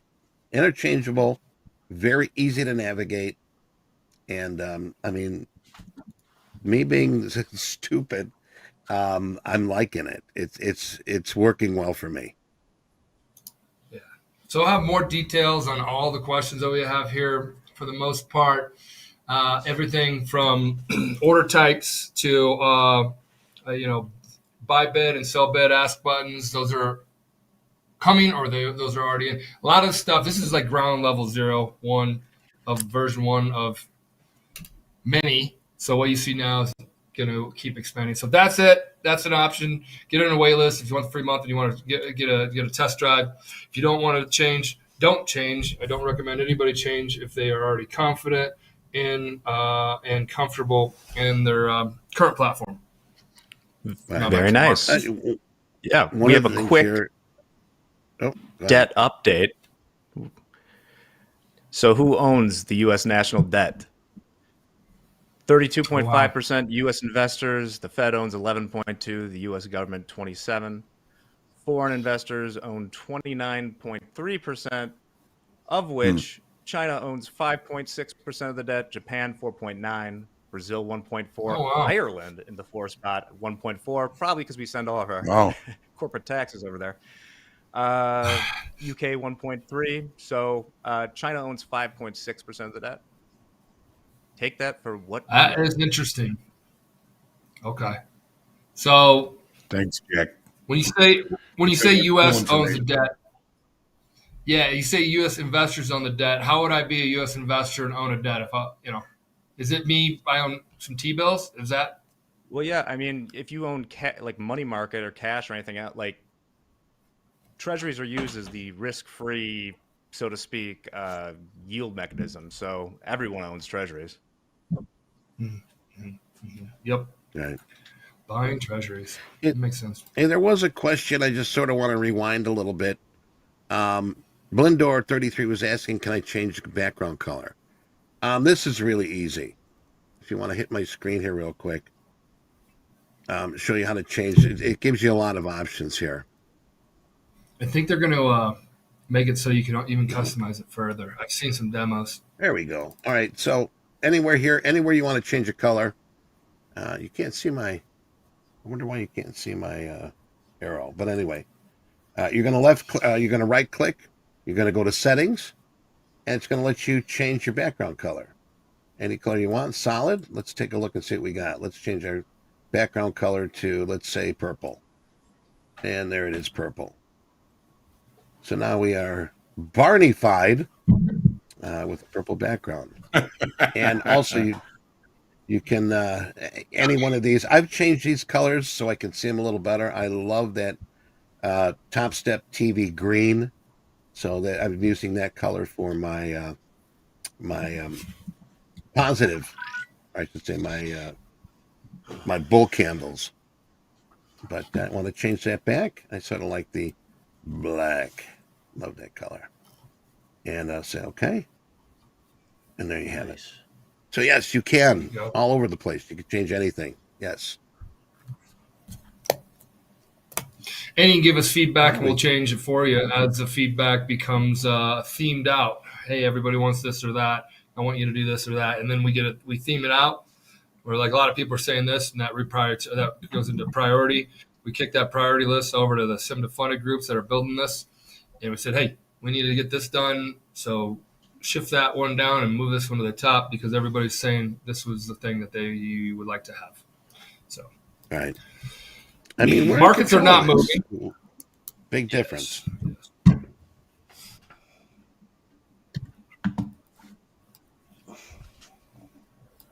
Oh, guys, markets are going some sideways action.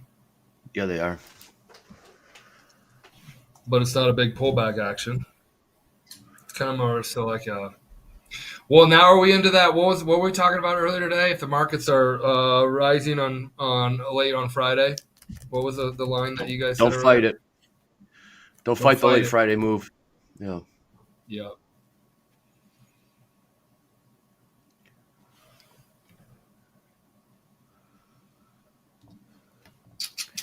Well, there's a question here. Why can't we add more charts on TopStep X? Well, create multiple layouts for all the charts you need.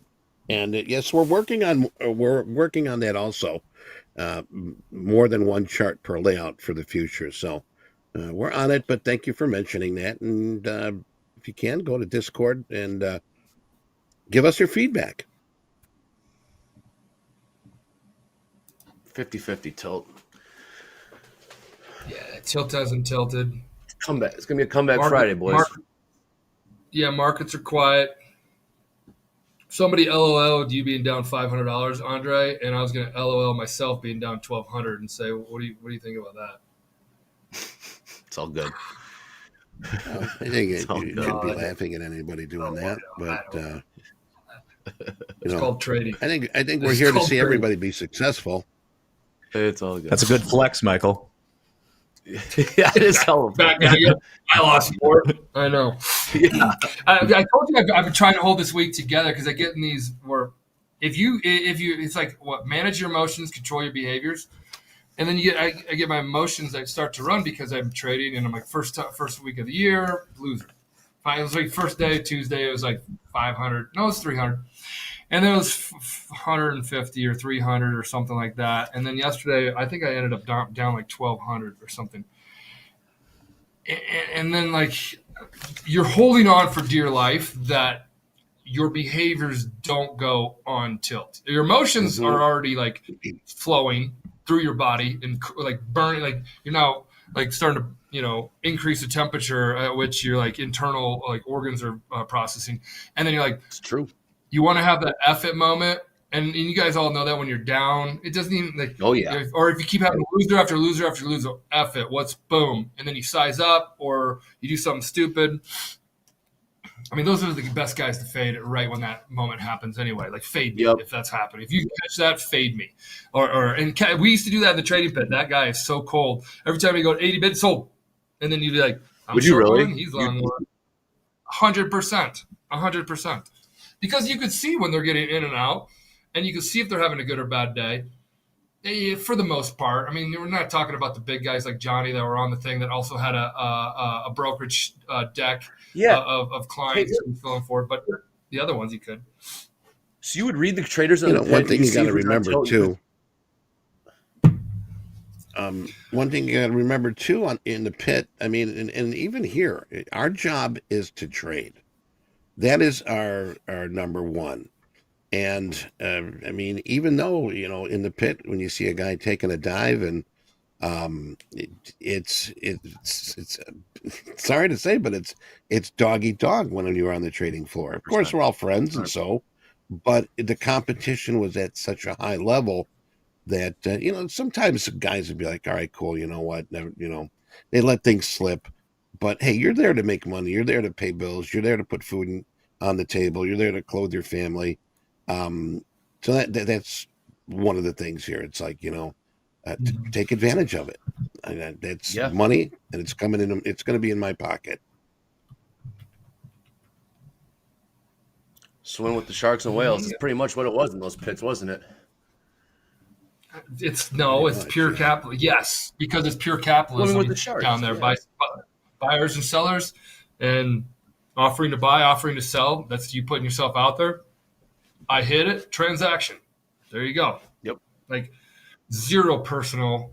I'm sure there's some guys who are like, F it, I screwed that up. Sold, and try to bury the guy.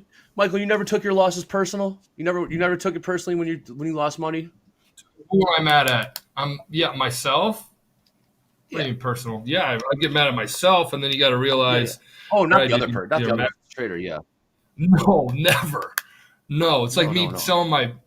It's like me selling a Jeep Wrangler, and the guy then sells it for 10. I sell it for 10 grand, and next thing I see in the paper for 35. And I'm like, I'm not pissed off at him. Are you kidding me? No, I'm like, nice trade, bro. I mean, I clearly was off on my market. Yeah. No. You got to understand value. Yep. Well, I'm taking a look at the eco calendar. I'm just going to say the next thing we've got here is a 12 o'clock Baker Hughes rig count. All right, Mike, you're up. 12 o'clock. Okay, cool. Is that small? That's Baker. He's crude traders. He's what? Yeah. Okay. So I do want to give a little apology to Tanya. Tanya, we are trying to make it work. We're going to go first on our mistake on our end is probably not inviting anybody on the show when we're switching the motors out on our sports car. Because we had you in the driver's seat with us and the car was sputtering along, aka the lags and mics. So we're going to figure that out. So do apologize. Guys, check out Tanya. We'll drop her YouTube in here so you understand who we're working with and how we're excited to have her on. And so Tanya, if you're listening, we are very excited to get you back with us, and we're just as excited to get our technology streaming in a way that is Ferrari club worthy, right, Andre? Yeah, we probably should have tested that, but it's all good. She'll be back.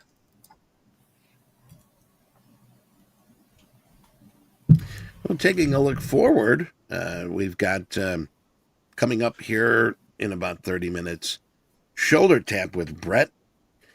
Power players, Andre and myself will be joining Ben. For Top Quiz, we got James is going to have Sarah and Brooke do Top Quiz. Group coaching with Hoag and JD. And you've been waiting for this one. Anne-Marie and Hoag will be Back to the Futures, and I will be answering any questions you do have. And, of course, Power Happy Hour with Hoag, Andre, Jack, and Coach Ray.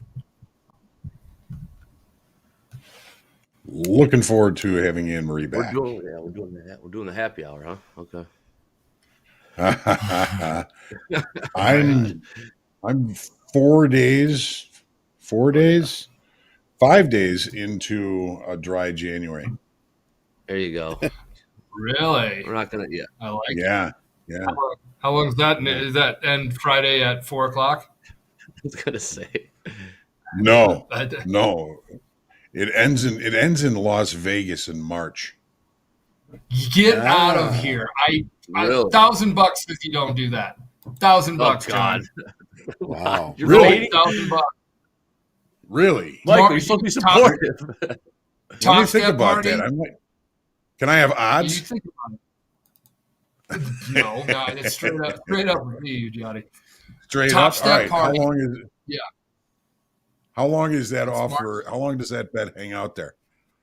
Monday morning, you gotta 2 let me days? know. Till Monday? Yeah. Monday morning by I don't know, 9 a.m. 30 minutes into the market open. So you got all weekend All to right. decide. All right. Well, let me think about that. If I make it through the weekend, I can do it. If you're already struggling now, It's gonna be a long weekend. yeah, I'll put odds on it now. He's got an invite to Binny's this weekend. We're talking about a 4-decade streak I got going on here. So Yeah. And this is not touching it. I mean, this is like zero. No sips or anything. Are you doing that with Casey cigarettes is still? rubbing alcohol. Casey Olson, his 1609th day of being sober. Congratulations, Casey. Congrats. That's huge. That is very, very the discipline too, all that kind of stuff. Admirable. That's fantastic. My dad had to quit drinking in the I don't know, early 70s. You know, he's a board of trade guy. They would send a runner down to Ceres at 9:30 to bring up a box full of gin and tonics, and they were and they were done basically at 1:30. So they would just go down to the bar and come home whenever. But he had to quit, and I'm glad he did, because for a long time it was like every other week he'd tell me, another one of my old drinking buddies died. And he was all saloon for a few years there, and he quit, and I'm glad he did. So we had him for a long time. Mm-hmm. But I don't know if I'm that well. I mean, I'm quitting drinking, and I'm acting like it's difficult to do. So maybe it's time to give it a break. Well, if it is difficult to do, it's time to try to move to the moderation level, right? Yeah. Well, I've always been moderate. I've never been, I've never blacked out, never been in jail, never done anything like that. But take a little break and get healthier. That's really the reason is to get healthy. Oh, some of these comments, you guys, I love this. Love how we all have a stream of consciousness, and then we just throw it on the chat. You sure do, or man. Twitter. Sure. Or Twitter, or social, or. Congratulations, Joseph finally got funded after being $40 away and dropping way down at the beginning of the week. Grinded back up and passed. Great job. Never say die. Never say surrender. Good job, Joseph. And still pull real quick. What social platform do you use? And there should be an option. I don't use one. I don't care. Of course, Twitter /X. I'm not going to X yet. Sorry. Facebook or TikTok or Instagram. And then I don't use one. I think they're stupid. I just want to see. What are you voting for? I mean, I have them. I don't use them because I think they're stupid. Because it's just vomit, and it's all the things that people have been talking about for years, fake, and it's edited, and it's only a fragment of their people's miserable lives that are showing the only one good part. 100 lot at 69 even, 15. Yep. They're 16.5, 69 even, 100 lot. I'll get in front of a one. Oh, dude, it's gonna get filled, right?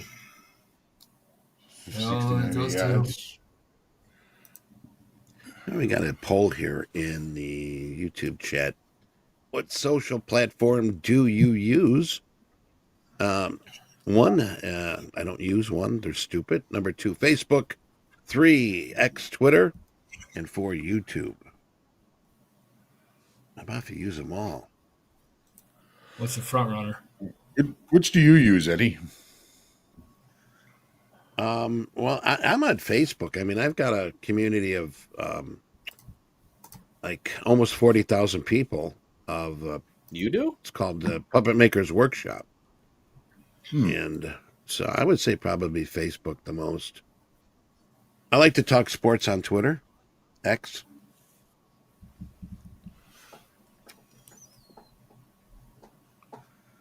I'm not How about a you, social John? media person. Yeah, I love. Not a Yeah, I wanted social to hear what media John. I wanted to hear what Hoagland. Yeah, was John, on. how about you? It's been Tinder and probably OnlyFans, 5 right? years since I posted anything, and that was on Instagram, and that was the last thing I posted. Dude, Eddie, tell me about this. What's that? Tell me about this community. The community you're in with 40,000 people. It's called Puppet Makers Workshop, and Damn, I had started Is it it your like community? years ago. Yeah, I started it. I'm the founder of it. Damn, I had no idea. And That's huge. I mean, the thing is I started it and just sort of walked away. Whatever, years ago. Yeah. And I logged back in, and there was like 2,000 people in there. I'm like, what the hell are you doing in here? Yeah. And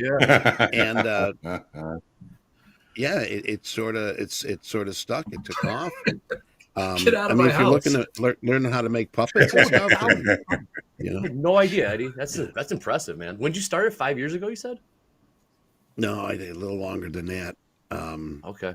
But yeah, I tell you, yesterday I had like 271 people wanting to join, and the thing is, they got to answer the question. If you don't answer the questions, then you don't get the free pass. So if you're looking to join, I mean, it's a great place if you got kids.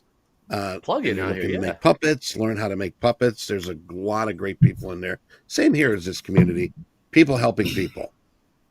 Yeah, Eddie, actually share that link. It's cool. Eddie has man. some wild, like bananas talent when it comes to these puppets. So maybe like, Wild what do you banana mean? talent. So like, check it out. Yeah, you watch Muppet Babies or whatever the Muppets. Pretty cool. These are the Yeah, puppets. I'll get the link. Let's see here. And for a limited time. Well, the thing is, I stress the fact that everything is free here. Sharing patterns. I've got another website that's sort of the sister website where if you want to sell puppets, if you've got webinars or classes how to make puppets, and I mean it's marionettes, it's foam puppets, it's cloth every puppet available. I'll get this link here. And Eddie, you've had people actually like commission you to build puppets and Muppets for them. I mean, they pay you for this. Oh yeah, Mhm. yeah. I think No kidding. Damn, the Eddie. first puppet I made, I put it on eBay and it sold like in 3 hours, and I was like, whoa, this is something here. And that was years ago. Here's the link. Yeah, check it out. Like I said, if you got kids or you're looking for a real nice, easy hobby besides trading, it's very relaxful, Okay.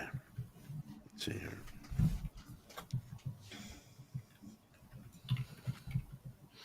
Where's the link at? Did you put the link in there, Eddie? I just did. Yeah, put it in there. Okay, cool. Awesome. There it is. Puppet group puppet. Relax. All right, we're just drifting Yeah, higher you here. gotta make We're gotta just make drifting higher, a exactly. make a trader puppet. That'd be cool with the jackets, with the coats. I on. made a lot. There's a lot of puppets that I made. Let me see if I can get maybe a picture of a couple here. You get a trader puppet, He's got to look kind of stressed out and messed up hair and Unshaven. Oh yeah, there's one guy wanted a stoner bunny, so made a stoner. But there's a few people that wanted stoner puppets. I'm like, hey, no problem. I'll get that out right away. Sometimes I feel like you and I are an MP. Yeah. That'd be hilarious. What? Making me a puppet? Yeah, like an MP puppet. Stadler and Waldorf. I'll take. I've been taking punches my whole life. Bring another one. Jab, jab, jab. Jab, jab, jab. Yeah. You can throw your uppercuts. I'll keep jabbing away. So you guys feeling like you're pretty much done training for the day? No. Same, John. No. I'm gonna find something here that's gonna get me on the right side. That's right. The window of opportunity keeps getting like smaller and smaller for what I'm seeing. Nothing setting up. Look at the 5 minute. Look at my 5 minute. It's flatlined. What is this barcoding? Yeah. 1, 2, 3, 4, Yeah. 5, 6, 7. Yeah, 7. you could call it that for sure. Yep. Mm-hmm. So it's about 5 minutes. That had a 30 and like extension 30 handle range points, but really maybe 20 handles in between here. 5. Not even, man. 15. Like, good luck carving that up. If you're looking for a long, you're looking for a short. You get head fakes either way, and then you're still back to where you started. Average price of longs, everybody with an open position here at Topstep is 51, 16,551. Average price of everybody with an open position short is 557. We're trading 560-ish. 55%, 60. I mean, it's balanced. Mm-hmm. Mick chimed in and he says that he's calling BS on my dry January. Oh, Mick. Thanks, you know, Mick. I Give him some faith. Come on. You guys want to start placing bets? We can do this. Well, if that's the motivator you need, then I'm definitely going to place bets because you're already leading on that as your motivator. Fine. Yeah, that. Exactly what we did on the only training. cash.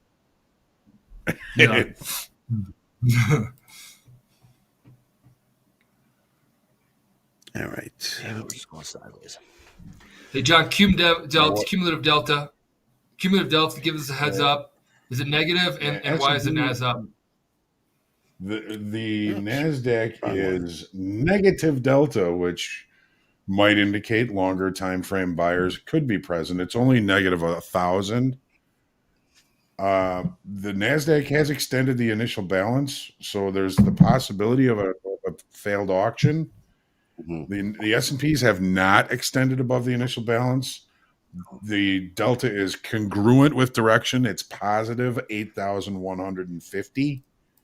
So there's a little bit of a divergence in the NASDAQ, but the NASDAQ has already extended the range above the initial balance, which could leave a failed auction at the high.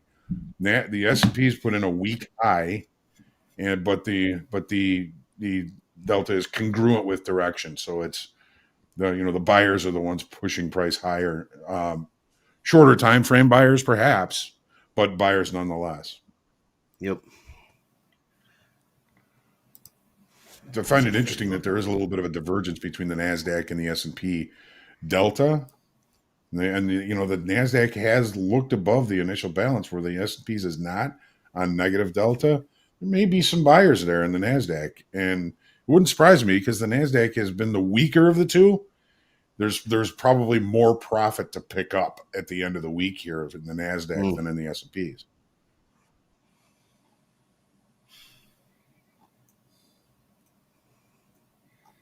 Damn. This might be the pullback. Just stay patient. Yeah. Just stay patient, Andre. Just wait for something to come to you. I think we're all sitting here looking for something to do, looking for some kind of a trade. And we can find them. We can manufacture a trade in seconds. We could say, well, we could do this, and this.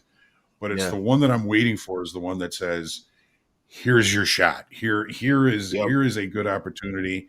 And instead of yelling at me in my ears saying, you're going to miss it, you're going to miss it, it's going to be, why don't you try this? I like that. I needed to hear that, John. Thank you, because I'm definitely sitting here with an itchy trigger finger trying to get this money, trying to make back my day. Yeah, and I think we all are succumbing to little impulses. bit. You're just succumbing to impulses. It's getting close to that. I'm glad you talked about it. Intuition whispers to you. Yep. I'm fiddling in the middle, John, on a one lot. Oh, you are doing exactly what you're not though. You're right at the high. You're right at the high of the day. I mean, I got long 60s, a one lot when we were sitting here, and it was right in the middle, and it pulled back to 50s, and it was up at 60s. I'm like, it was going to make another run. I'm going to buy. This is the first stupid pullback because it's the smallest pullback in the world. So, why don't I try that one? The NASDAQ is already extended above the initial balance, and it is kind of spending time up there. It's negative delta. It's negative delta. That's anybody catch that run in gold? Nice little run to the top. Buyers taking over here in gold. Gold seems to be where the action's at. Gold seems to be where the back action. at 2062. Yeah, once I'm taking this I missed that one. pullback, Michael. I bought the pullback. I got 16 handles out of it. If it fills me right now, if it doesn't, good job. 16 handles. Right when I started saying, John, right when I said I was getting out of it, I actually have now pulled it back because it was right on the highs. I went to put it in because I was looking for a couple more points. The typical like, oh, I got it. Yeah, sometimes it's hitting the market over. Once gold hits back above that weekly kickoff low, did it get some legs to the upside. Oh yeah, here it is. There it is. Yeah. Once it got up on there, wow. Damn. So we're sitting right at the high in the S&Ps. Here we go again. 60s. Till 50-50. We're just fading, drifted higher. Yeah, I know. That was an extension right there, wasn't it? Yeah. In NASDAQ it was. I'm going to show you what happens when you look for a runner in a range-bound trade. I still have this one on, John. Because right when I said I was 16 handles, it didn't fill me because it was 2 handles away. And then now it's pulled up. Fuck. Was that an F-bomb? Who, me? Yeah, no. Sorry. Yeah. Yeah. One of those days, huh? Yeah. Right. I'm just with you. Looking at the high here, it's kind of a weak high. It pulled off of it once. I don't know. What? You mentioned negative delta. We talk about delta a lot here. What's the negative delta? Negative delta is when more contracts have traded on the bid using market order sells. Is every contract that's traded using a market order to sell it is negative delta. So when price is moving higher against the more aggressive market order sellers, there is possibly another presence in the marketplace, bigger, stronger, deeper pockets, just scooping up whatever they can buy with people using market orders. So then they end up getting the short time frame traders too short. And then the short time frame traders have to cover, and they run the market in the other direction, which is something that we look at usually late in the day with Andre, and during the power hour. Yes, we couldn't think of that. Thank you. And we've had some, pretty decent trades off of that. So, but we're not seeing it in the S&P. We're seeing a slight negative divergence in the NASDAQ. Thank you, John. Happy hour on the mind. What are you laughing about, Michael? Jack answered that also. He could find the name for power hour, I guess. I know, right? I'm like, Calls and it's sitting right in front of me here. I'm looking at it. It's sitting right in front of me. I'm looking at it. And I was feeling it though. I've got your back, John. Yeah, salivating over happy hour. I know that. Yeah. Can you No. stop with it, man? I'm gonna it's a challenge. It's a challenge. It's a friendly challenge. Come on. It is. yeah, I'm taking I don't a even know. very cheap short against the highs here. I like it. You're taking a short. I'm still in that 60s long. That one guy. I'm 60. You know how hard this market would be to trade? Pardon? Yeah. No, you guys, you can let Trade Wiz talk about me trading shitty, so you don't have to hide that. There you go. Oh. He always seems to lose. We all, guys, it's just so demotivating when you guys spend the energy to not focus on your own trading. yeah. There's so much opportunity out there that you can devote your energy We to. know what we're doing. Yeah, that actually puts money in your pocket. That doesn't even put money in your pocket when you do this stuff. It doesn't even put money in your pocket. Man. I just don't know how you do anything. Thanks for watching. Thanks for tuning in. We appreciate it. It's the only thing that matters. That's Travis. Why short a week high? Because it was so cheap. Even if I get 4 points on it, it's a worthwhile trade. It was so cheap. Stopped out at scratch. That's a hard market to trade, guys. Well, if you stopped out scratch. No, I'm just saying as far as carbon, look at the 5-minute candles on just right here. How do you make money in this? It's very, very, very, very, very, very difficult. And you'd be like, you buy low down here. Yeah. So I just had gold 15 handles into that, cheering about getting 16 handles. Yeah. So in a contrary trade, in a market that's rallying, you don't marry shorts. I just took a short, made a couple $100 and got out. Nice. So it was so cheap. I mean, we're talking, $100 worth of risk for a couple $100 worth of reward. Great job, John. Just trimming the losses a little bit at a time, but jab. I thought it was worth it because wow, it was so cheap. I should have held on to it. Should have held it a little bit longer. That was the stuff. Wow. Yeah. Okay. Yeah. Well, there's the dead ass high, right? Dead ass high is right, man. Hey, 74% short. This is getting really tilty to the short side. What do you think, Andre? Our first little pullback. Is this the pullback? I don't know. I got the woozy woos. Yeah, the woozy woos is right.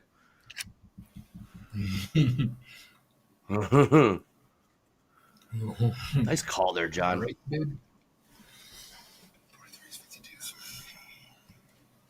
yeah, and then it was planned.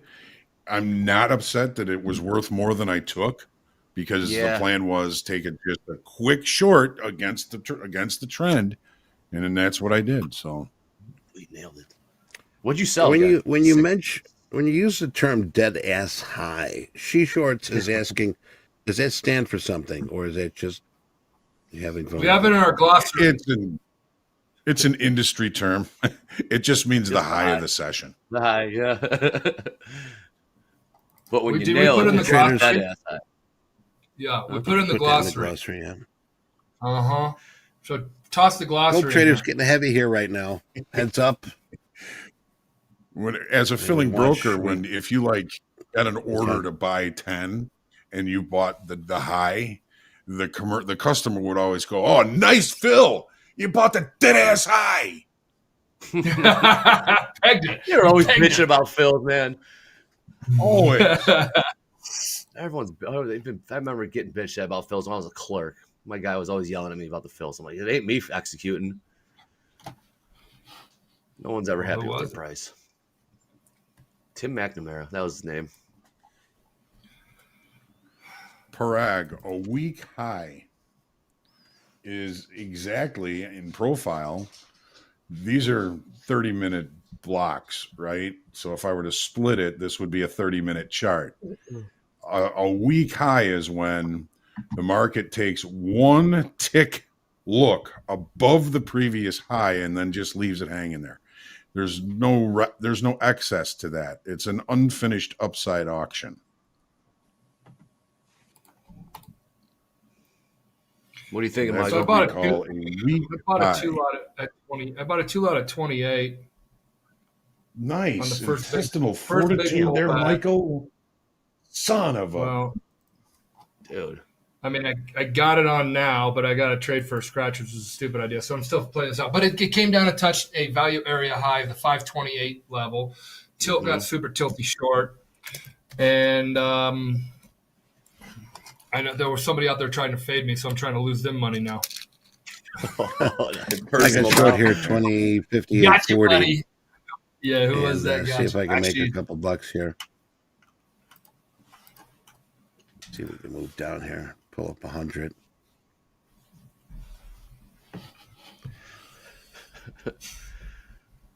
What is flat? I don't know. 47.50. So we've been seeing this price all week.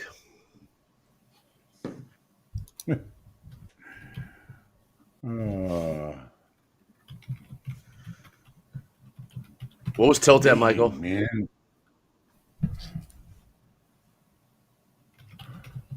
Michael, that where are you on? From 29, 28, 29s. That's great trade location according to the profile here. Yeah, but did you see see that 1,300 lot right now in the offer? Oh shit! Holy yeah. crap! Yeah. I got a 4 lot in front of it, 6 lot in front of it. No, get in front of it. Get in front of it. Get in front of it. Boom. Get in front of All right, it. cool. And if it goes through, it goes through. Yeah. I got to get out of my long. Solid 4 in front of that thing. Yep. Holy shit. 1,300 at 48.75. This is why you got to pay attention to this boring ass market. There it goes. They pulled it. He just got filled. Oh, wow. Somebody's playing ball. Damn. That was interesting. That was friggin' unbelievable. I had a 6 slot on, and I'm down only $225 on that. This is called a lean, where you lean on it, and you put your stop right above it. And if everybody wants to get in front of it, it self-fulfills itself by selling off. But damn. So that's what we used to do in the pit. If there was a broker that had 200 to offer it even, and he's going 200 at even, 200 at even, right, you could sell, trade. Could sell, 100. You could 10 lot right in front of it, and if it goes, you turn and say buy 10. So you only lose a tick.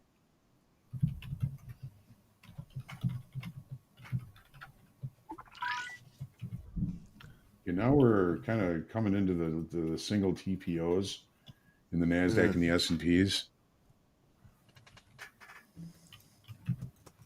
This, it looks like an interesting spot for a potential long for continuation to the upside.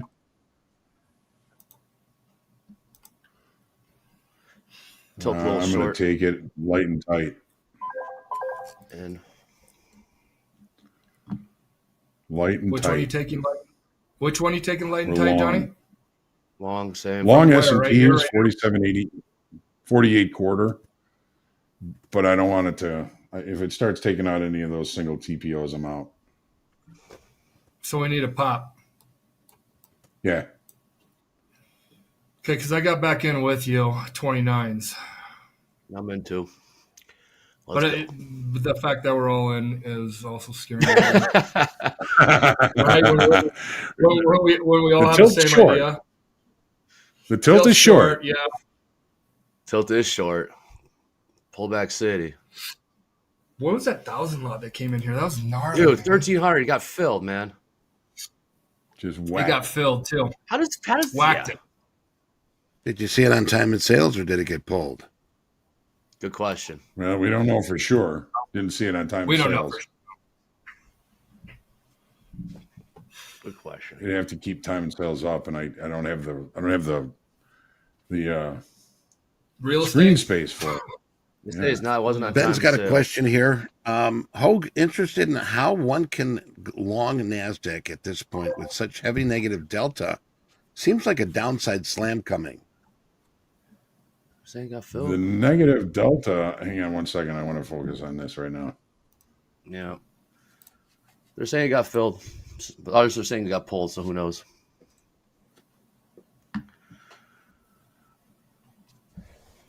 Yeah, I scratched it. I mean, that's a lot. That's a lot. That's insane. I scratched it too. All right. Yeah. So Time stop that. So when you look at the negative delta in the NASDAQ, what's the direction of the NASDAQ been all day? It's been higher. Oh. You would think that would indicate aggressive buying, buyers coming in. I'm going to miss this now, but you think that, that's more aggressive sellers. You would think price would go lower, but price has been moving higher. So the delta is usually created by shorter time frame traders who use market orders to enter the marketplace. Pea shooters like me. Okay. So if you see price moving and delta continuing to decrease in value, in absolute value, decrease in value, getting more and more negative as price moves higher, you can then make an assumption, my friend, that the short time frame traders are selling into something that seems to be holding price or even moving price higher. That's going to get our direct competitors, if you want to call them competitors, whatever. That's going to say that those direct competitors are getting shorter and shorter as price is squeezing against them. At some point, they're going to get the idea that they're screwed and they're going to turn and run the other direction. Exactly. Quite often, if you join us for Power Hour, Andre and I are watching that, and we've seen in the last month, we've seen several opportunities to catch squeezes like that at the end of the day and to profit from them. Yep. It's an all-day setup, though. Yeah, it's just something I keep an eye on, and when it means something, it means something. Other times, it doesn't mean so much. Mm-hmm. Oh, we've seen a failed auction here. Well, we don't really see a failed auction in the S&Ps because we don't have any excess at the top. But in the NASDAQ, we do see a failed auction. Here it is. So the initial balance was extended again, and we've left excess at the high. Price got too expensive. Buyers wouldn't buy it anymore. Sellers took over, and now the new short time frame auction is to the downside. That is a failed auction. So again, we're seeing conflicting information from the S&Ps and from the NASDAQ. We're seeing excess on the high of the NASDAQ and an unfinished upside auction in the S&Ps. Which one wins? Good question. We don't know.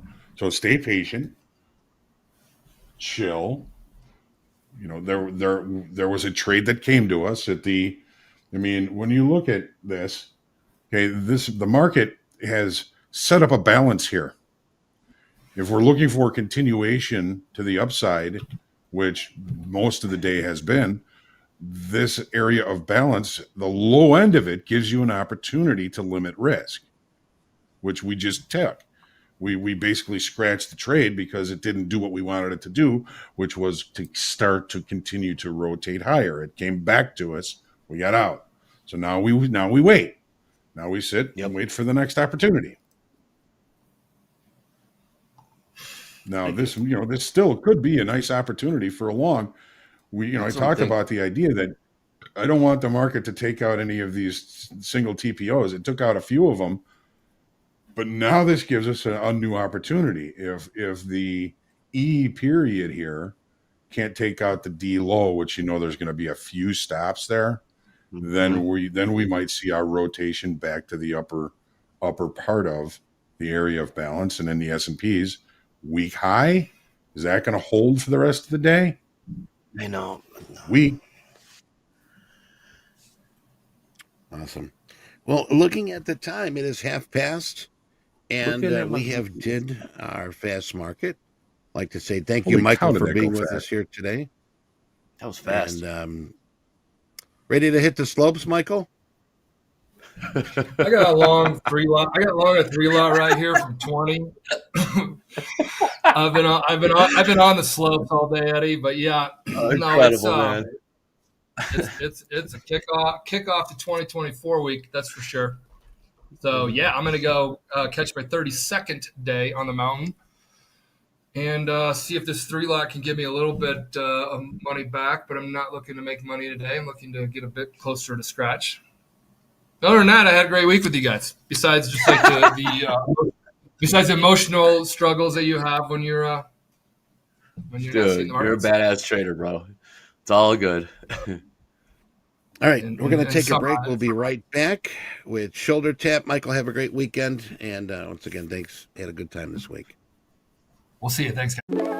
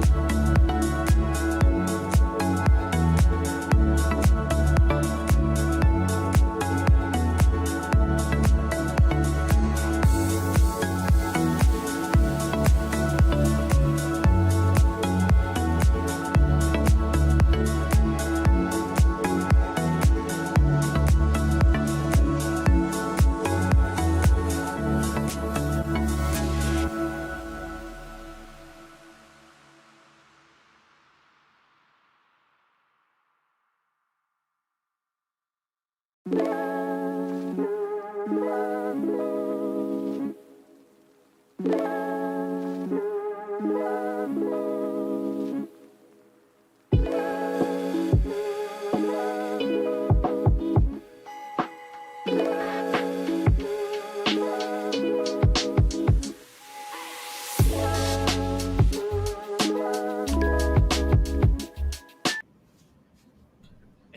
we're back. All right. Howdy. Hello, Brett. How are you today? Hey, good morning. I'm doing well, thanks. How are you? Happy Friday. Happy Friday, my friend. And well, we've got a booked team here. See what's going on with Shoulder Tap. And real quick here, Brett, welcome. I know we've had Mick this whole week. Give us a little bio, what you're doing. You're one of our risk managers. And what does a risk manager do here at Topstep? Risk manager at Topstep. There's three of us on the team, and we're really looking out for the good of both the traders and Topstep. Earlier today, I was making some phone calls to traders saying, great job today in one instance, and in other instances saying, and we're going to get into some of those people that I called earlier, and saying, you know what, maybe it's time to back off. And ultimately, some of the things might be tough to hear, or at least some of the same things that I say on here are things that I have heard as a trader as well from others. And they're not always easy to hear, but they are always from a place of good intention and constructive learning. Awesome. Thank you, Brett. Awesome. What do you got to bring for us today? We got a bunch today. The first, I just have a quick shout out for Jordan N. Jordan is one of our partners out of Florida, and in their XFA, they are 3 for 3. It's a young account, but 3 for 3 winning days in their XFA, and they profited $14,382 yesterday. So they're only 2 days away from being eligible for a payout with those 5 benchmark days of $200 in profits or more necessary to withdraw or take a payout on up to 50% of your account. And the reason we're able to offer that is because of the data that we're able to collect from that trading.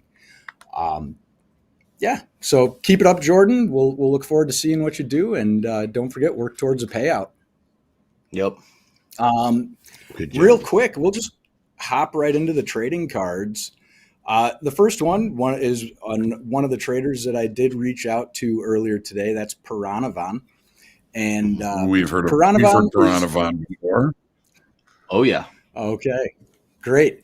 Piranavan has had a tough time recently, if I'm being honest, but has had a great day today, up about $8,000 today. Beautiful. However, some of the things... Absolutely. And really, John, I know you like to bring up the trade reports. I would encourage you to bring up Piranavan's now. There are some blemishes on it, but I don't think that they can't be overcome. And you'll see a theme among all three of the traders that we highlight today. But 29% winning days. That's tough. We've seen a lot of traders recently in live and in express funded accounts. Piranavan is in a $100,000 live account. And you guys know some of the names that we've talked about recently.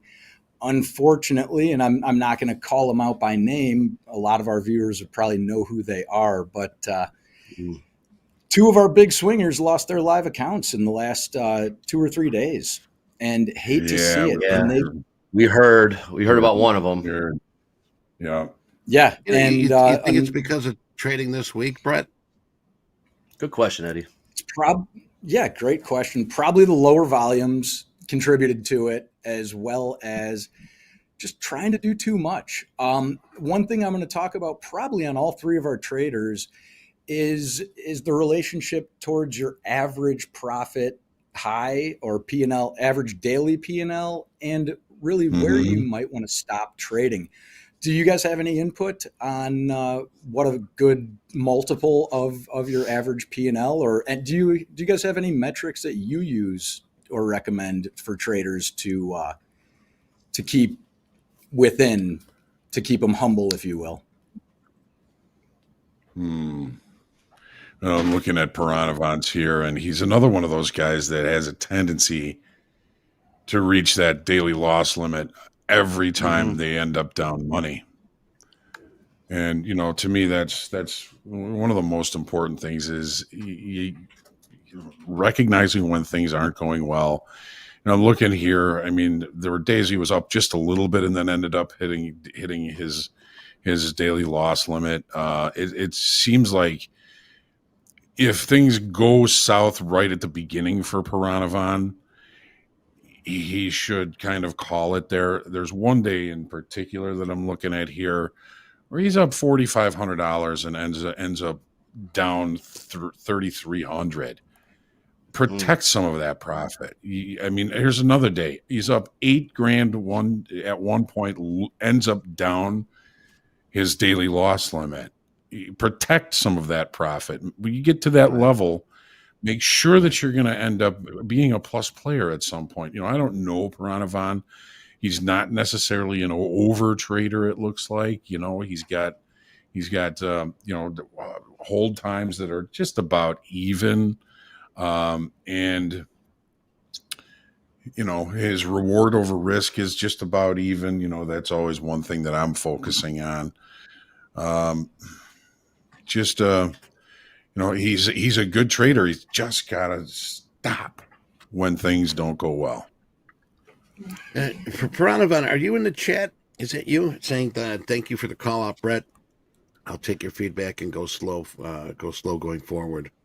That's PI. Yeah, it looks like he is. PI, what's up? What's up, PI? Yes. Okay, cool. They're in there. So yeah, and you know what? Hey, props to you for saying, hey, thank you. I mean, that's exactly what we're trying to do here. Is if you do get that shoulder tap, it's something that we want to say, hey, you might want to look at it this way. You might want to try this, or maybe it's best you do this. And props to you for saying, hey, thanks, man. Yeah, good stuff. Yeah, I mean, all of this, like Brett said, I mean, this is all from the heart. We want you to continue to succeed. It's just, just think about the less you lose, the more you're going to win. Right. Yeah, and in line with that, John, one thing that I had talked with Piranhavan about, I'd kind of gave him a sneak peek of some of the points that I was going to mention. And like I said, when you had asked me about what the risk managers do here at Topstep, I told him that, hey, you started with around 15 grand when you got transferred to live in your live account. And you built it up very quickly to over $50,000. Good news is you have taken a payout. You're still, after the payout is included, your account balance is still over where you started.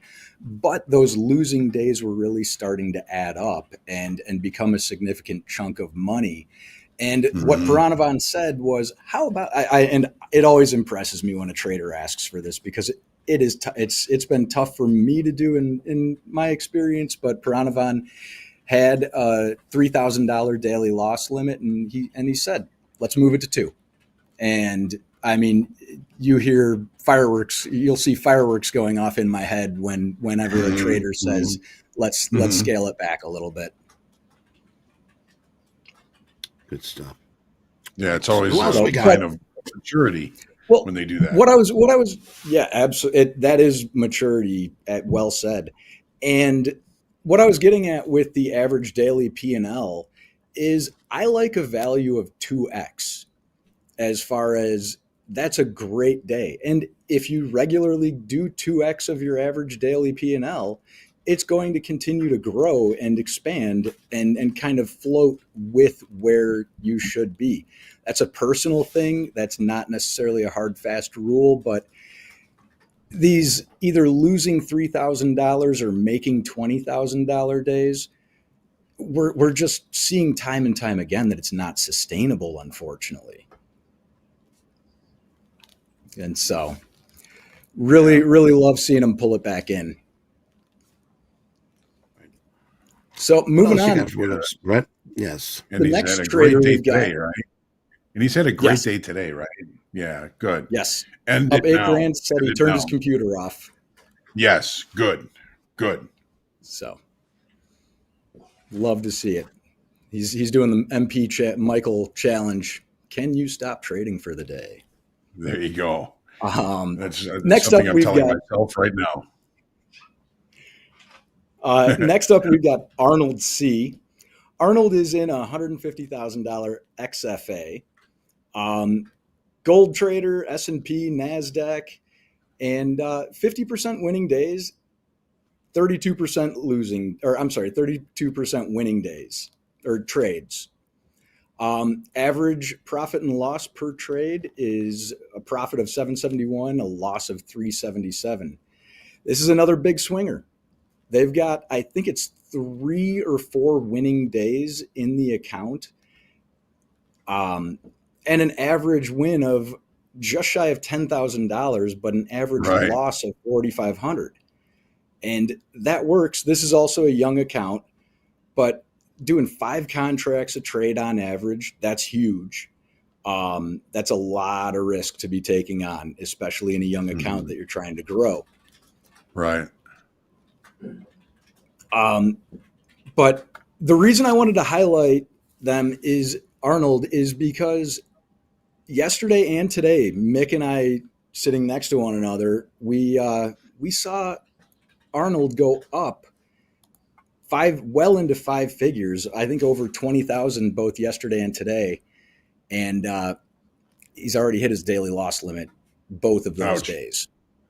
Yes, and that's the locking in profits and make something. Even if you go up 20 grand, if you go back to 15, I hate to see it, but stop.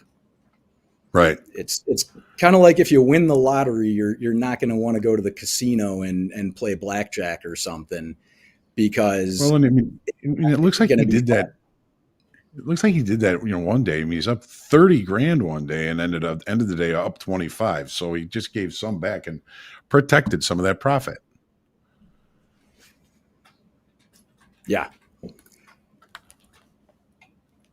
Another day, he's up 9, keeps 6. Absolutely. And that being said, take the profits. Put a ridiculous trailing stop that if somehow the market turns that much, you're going to lock in at least half of what you're up. If it's 20 grand, I would strongly suggest higher than that. But Eddie, what would you be at on that? Well, we're looking at a big swinger here. You're going to see fluctuations like that. At least he's got some good risk to reward. But I mean, if you're gonna go to the plate with the big bet, you're going to expect to have that either a big loser, big winner. That's I mean, obviously, this is something that needs to be changed, possibly. But I mean, to each his own. If it works for him, average daily P&L. I mean, that's a great average daily P&L. But then again, you got to look. He's at the 150K XFA. Yes, and with just a 50% winning day average, you can't be losing a third of the account in a day. No, that's tough. Personal loss limits. I mean, there was a question here. Maybe is it possible to set a number of trade days with a risk manager versus a daily loss limit? What do you? I'm not sure. Set a number of trade days. I'm not trades sure what per you day. mean by that. Trades per day. Oh, trades per day. Let me look into that. Okay. I mean, this is if you're losing more than you're giving all that back. I mean, there's got to be somewhere where you've got to sort of pinpoint the greed factor. Yeah, you just got to step away. I mean, easy to say, hard to do, but I mean, that's a lot of work. It doesn't come easy. Yeah, I mean, this industry, it's a tough way to make an easy living, and that really rings true. All right, what do we got on the next card? All right, next we've got David A. David is also in a 150K XFA. 100K XFA, my apologies. But equity trader, average daily P&L 500, a little under $600. Again, 32% winning day. Average profit and loss is about 2-to-1, 800 versus negative 500. And then really takes some big risk with just 17 trades in a day, trading 130-ish contracts. That's a lot. It looks like they're probably doing 7 lots because of the limitations. But today they're up 10,500. Lock it in. Call it a good day. You've taken 6,000 in payouts out of the account.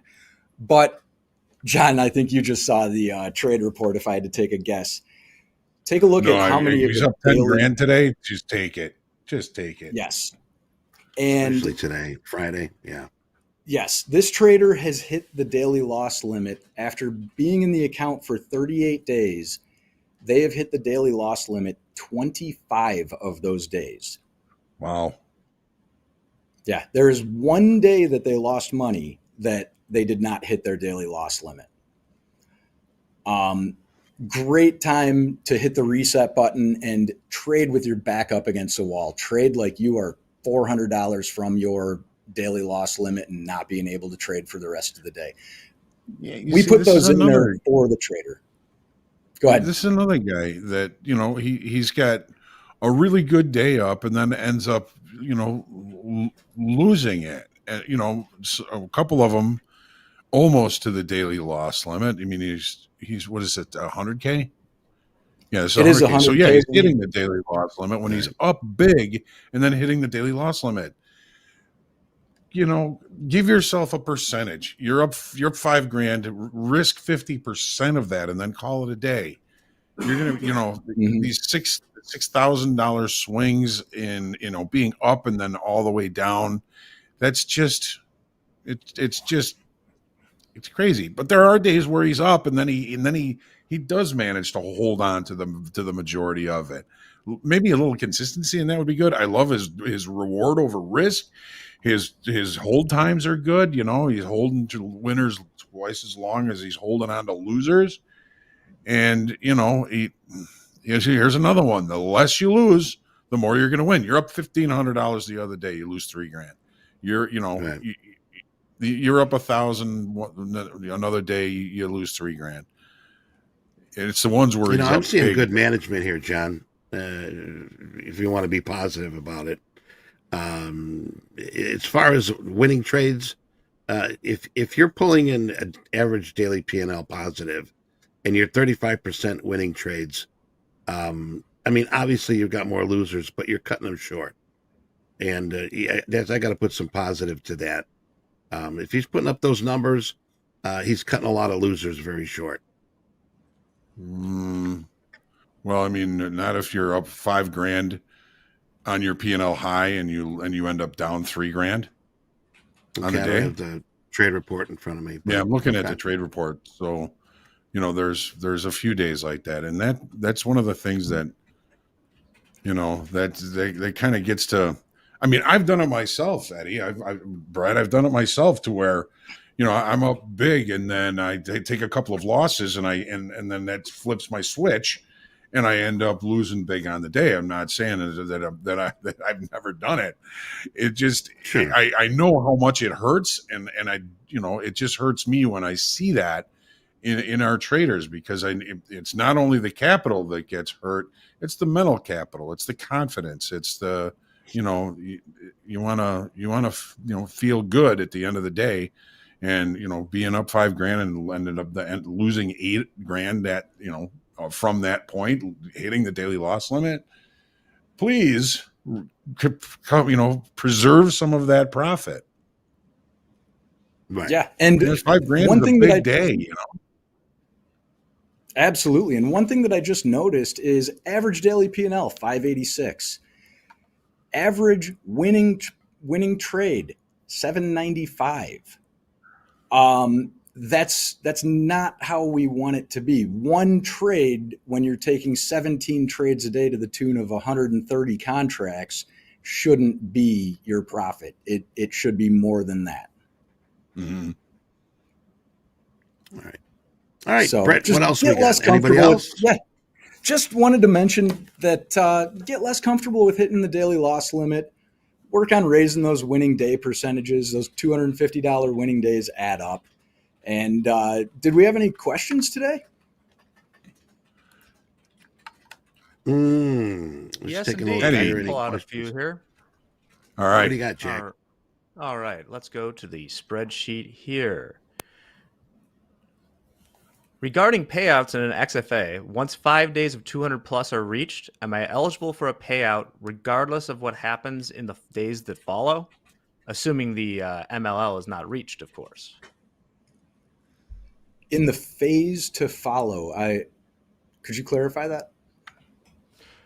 Regarding payouts, they're asking if they hit 5 straight days of 200 plus, are they eligible for a payout regardless of what happens in the days that follow?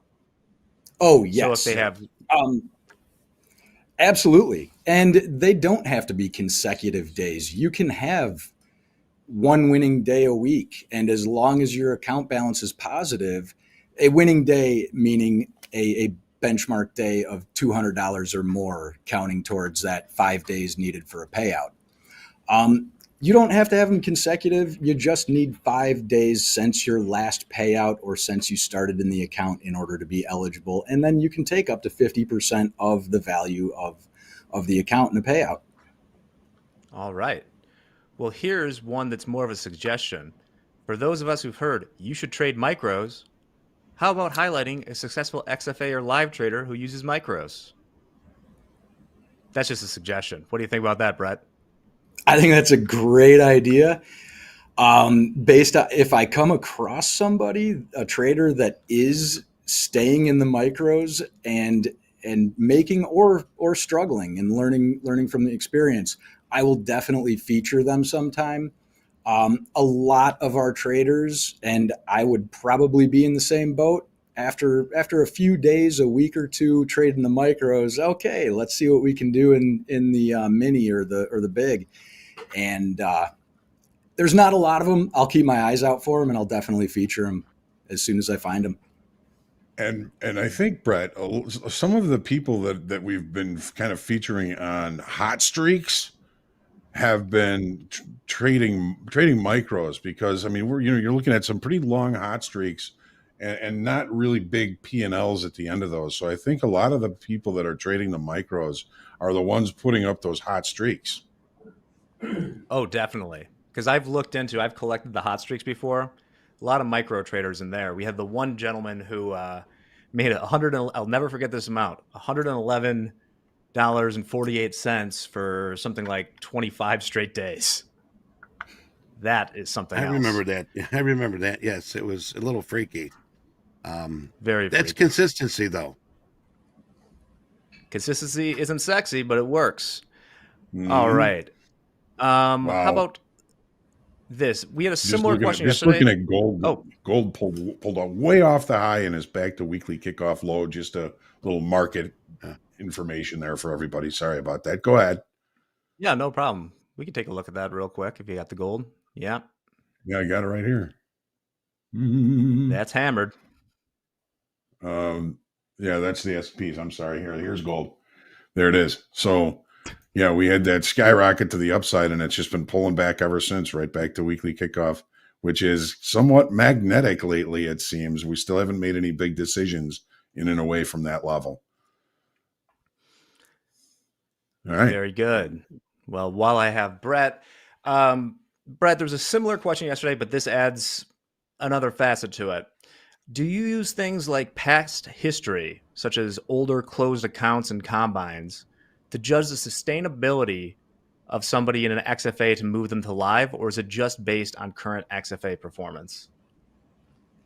Great question. Appreciate you submitting that, Jim. Absolutely. We look at overall history. If there, and we do appreciate that, hey, maybe there was an anomaly that one time I really lost my discipline or something, and that is a thing. But if it's regularly, if you're resetting once or twice every week, it it is factored in. Sometimes you get called up, sometimes you don't, depending on a lot of different factors. But in the call up process and reviewing accounts, history is often something that we have to look at, because some of these accounts that we've called up with only 5 days in the sim funded account levels. And they get called up to the live real money markets, and we want the information that we have available. And that's what that historical trading data is for that trader. So, Brett, if you did bring somebody up after 5 days in the XFA, their past performance in their trading combines probably has something to do with that, right? Absolutely. And I mean, that's why I've always said in coming on here, treat the trading combine, treat the express funded account, and definitely the live funded account as your own money. If something weird is going on, or you don't understand something, stop trading and wait. Reach out to support. That's what we're all here for. If it was your money, would you still be doing that? Because I know when things that I didn't understand would take place in the markets, brokerage wouldn't go, hey, here's your money back that you lost because your computer had a hiccup, or because the trading platform that I used had a hiccup. It's mine. And as frustrating as it is, that's the way we need to treat even the trading combine, because you can learn from the simulated account, or heck, you can learn from just watching the markets, even if you're not a participant. That was one thing my mentor always told me, is even if you're done trading for the day, continue watching the markets and sit on your hands. Right. Yeah. I mean, there is a lot to learn. Sorry, Eddie. There is a lot to learn from watching, but you don't learn anything as well as actually participating when you have skin in the game. And that can be the trading combine too. Right. Eddie, were you looking to say something? Yeah, I got a question here in the chat. Chris is asking, once you qualify as a live trader professional, do you have to claim professional trader on all accounts, including personal ones and data fees and settings? No, the Topstep accounts are independent of other accounts. And as you're a prop trader for Topstep, and you don't have to claim professional data on other personal accounts. And it really doesn't change a whole lot. The one difference that you will see is, and this is the CME, it's a straight pass through of costs, is the market data fees per market exchange that you want to have visibility into and access to trade in the live accounts. Okay. All right. Thanks, Brent. Thanks, Brett. Jack, any more questions?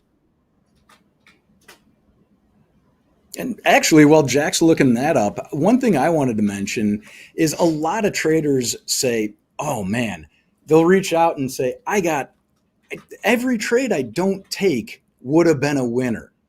Mm-hmm. And I know it has felt that way for myself, but what I think it ultimately boils down to is that I don't remember the ones that I say, whew, got away with that one. Glad I didn't put that trade on. I remember the ones that, oh man, I could have made $500 or whatever the number may be. Right. Do you guys have any insight into that? Yeah, for sure. I think that's something we all experience is, we take trades. If they're losses, Finally, we say, you know what, I better take a break. It always seems that the next trade that you would have or should have taken is going to be the one that's going to be the good one. And that's, I think that goes a lot to say with, you mentioned being patient, waiting for trades to come to you. And, I like the cheap trades that come to me. But if you're out looking for trades, you're going to find them. And most of them probably are going to be kind of secondary or even kind of third level trades. It's the ones that you wait for that come and find you that tend to be the best ones. And the last thing you want to do is put yourself in a situation looking for trades, taking losses, and by the time that good trade comes to you, you can't play anymore. It's aggravating. And again, that's a lot of mental capital that you get used up doing that, not only to mention real capital. So, it's, it happens to all of us. The trades we take aren't the good ones. The one we don't take are the ones that we should have taken. And I think a lot of that goes with the trade we didn't take is probably a little bit scary. And I've learned in my past that the trades that are a little bit scary tend to be the best ones. It's the layups that I kind of have to avoid because they have a much, much bigger tendency not to play out. Yeah. Anytime you're sure of something as a trader, it can certainly humble me in my experience, at least. Mm-hmm. Mm-hmm. Johnny, I got to agree with you on that. The trades that promote fear, you're going to be watching those a lot more. You're going to be microscoping those. You're going to be watching every tick. Not to say that you should, but the trades that you fear are the ones that most likely you're going to be sort of, I should say, preparing for a better outcome on those trades. Yeah, 100%. It's always easier to look at the chart the next day and say, damn, if I were only there, I would have taken my full size for those 200 points. Right. Right. Ladies and gentlemen, we got the S&Ps all the way back down to the weekly kickoff low right now. 47.37 is weekly kickoff low, trading below it now. That's what I mean. If I'd been trading that, I would have took that whole thing. Oh, yeah. Yeah. And I actually was short right up against the high, but I only took a couple of $100 on it because the trend was to the upside, but something has changed. Quick update from Bob yesterday, who asked Mick if he was a better risk manager with the mustache. He says he traded today with a mustache, up 750. Trading with a mustache helps. So there's a tip out there. And one last question to finish us off, Brett. Do you see any difference in success rates for the traders at different risk levels? For instance, between the 50, 100, and 150K combine, do you see any difference at the XFA level between those accounts? Not when you scale it by volume of each individual account. I personally am a firm believer that if I were in our program as a trader and customer, I'd be in a 50K because with one account, because I'm going to start off slow. And then if I can reach my goals or further my education and knowledge about the markets, then I'm going to talk about scaling up. It's very similar to start with one contract. Once you can succeed with one contract, step up your risk to 2 contracts and keep chugging along that way. So no, we don't really see a difference in the success, or I'll say being called up to live rate, but the loss limits and stuff are really there to protect our traders. And I like the smaller loss limits on a personal trading level. All right. Well, with that, thanks for the questions. Eddie, you want to send us home? Yes, we're going to take a break here right now, and we're going to be coming back here with power players. We've got Andre, Ben, and myself, and we'll see what we can cook up here. So we'll be right back.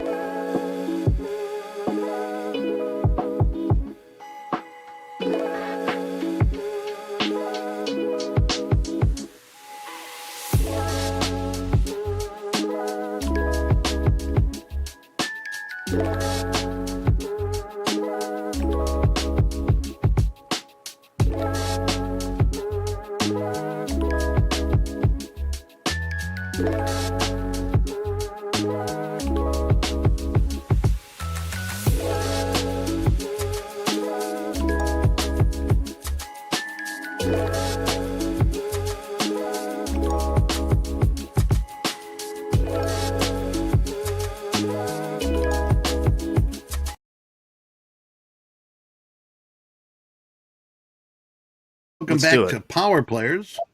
Let's go. Let's go. Andre, how you doing today, partner? Where's Ben? Me?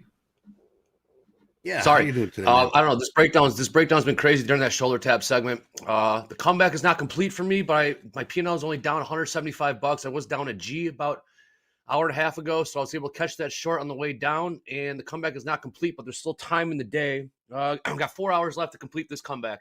So stay tuned. We'll see if we can do this. 4 hours. But yeah, market kind of fell out of bed there. I sold 46s, bought back 37s. Could have bought 30s, but that'd been cool. Anyways, yeah, trying to get this comeback going. The shoulder tap, I know the market was kind of just falling out of bed there. You guys were doing a great job with interview the segment, so maybe you guys could have caught that opportunity. But yeah, so far, almost there on that comeback. Right. Hey, by the way, for those in the chat room, if you could please, we've got group coaching pin. We got the form pinned on top of the chat. If you have any questions for Hoag, by all means, post those to that pinned form. Those questions are going to be answered first, and have that for group coaching. But yeah, it's been a little crazy. Actually, it's been a crazy week, Andre. Yes, it has been. Yeah, I mean, this is the opportunity is there, but it's there. Next thing you know, it's not. We've seen some big moves. We've seen on the dome. We've seen some huge size at certain levels. 1300 lot. And that 1300 lot was insane. I forgot what the price was. If anyone in the chat remembers what that price was, where that 1300 lot, I'm pretty sure it was an offer. I'm pretty sure it's a good price at this point. Who knows if they're getting short or if they're taking profits or what? But yeah, that was some huge size. I've never seen a 1300 lot in the S&Ps like that. Some people in the chat said it did get filled. Others say it got pulled. So TBD. I don't know what's in time and sales. But yeah, it's something we got to keep an eye on. Was it 48, 48, 25, 48 in the orders? Okay, so somewhere in the 48s. If they're initiating short, it's a pretty damn good price. Maybe they're taking profits. Who really knows? But yeah, this market kind of just fell out of bed. And like they're saying in the chat, the chase is on. Let's see if we can get back to scratch on the day. I'm going to be on here for about another 25 minutes, but don't forget Power Hour. Stay tuned. See if I can actually complete the comeback and end up in the positive. I'm up on the week right now, so capital preservation is in the back of my mind, but screw it. It's Friday. I'm only down $175. Let's see if we can get that back. All right. You know what? Can Andre have the comeback? Let's get a poll in here. Throw it on a poll. Let's be positive about it. Put it out here. By the end of the day, will Andre be back either flat or above positive? I was down at G. I'm only down $175 now. Let's see if we can complete this sucker. Henry Mex, I'm looking for your vote specifically because I know you're my biggest fan out there. Yeah. So hopefully, thank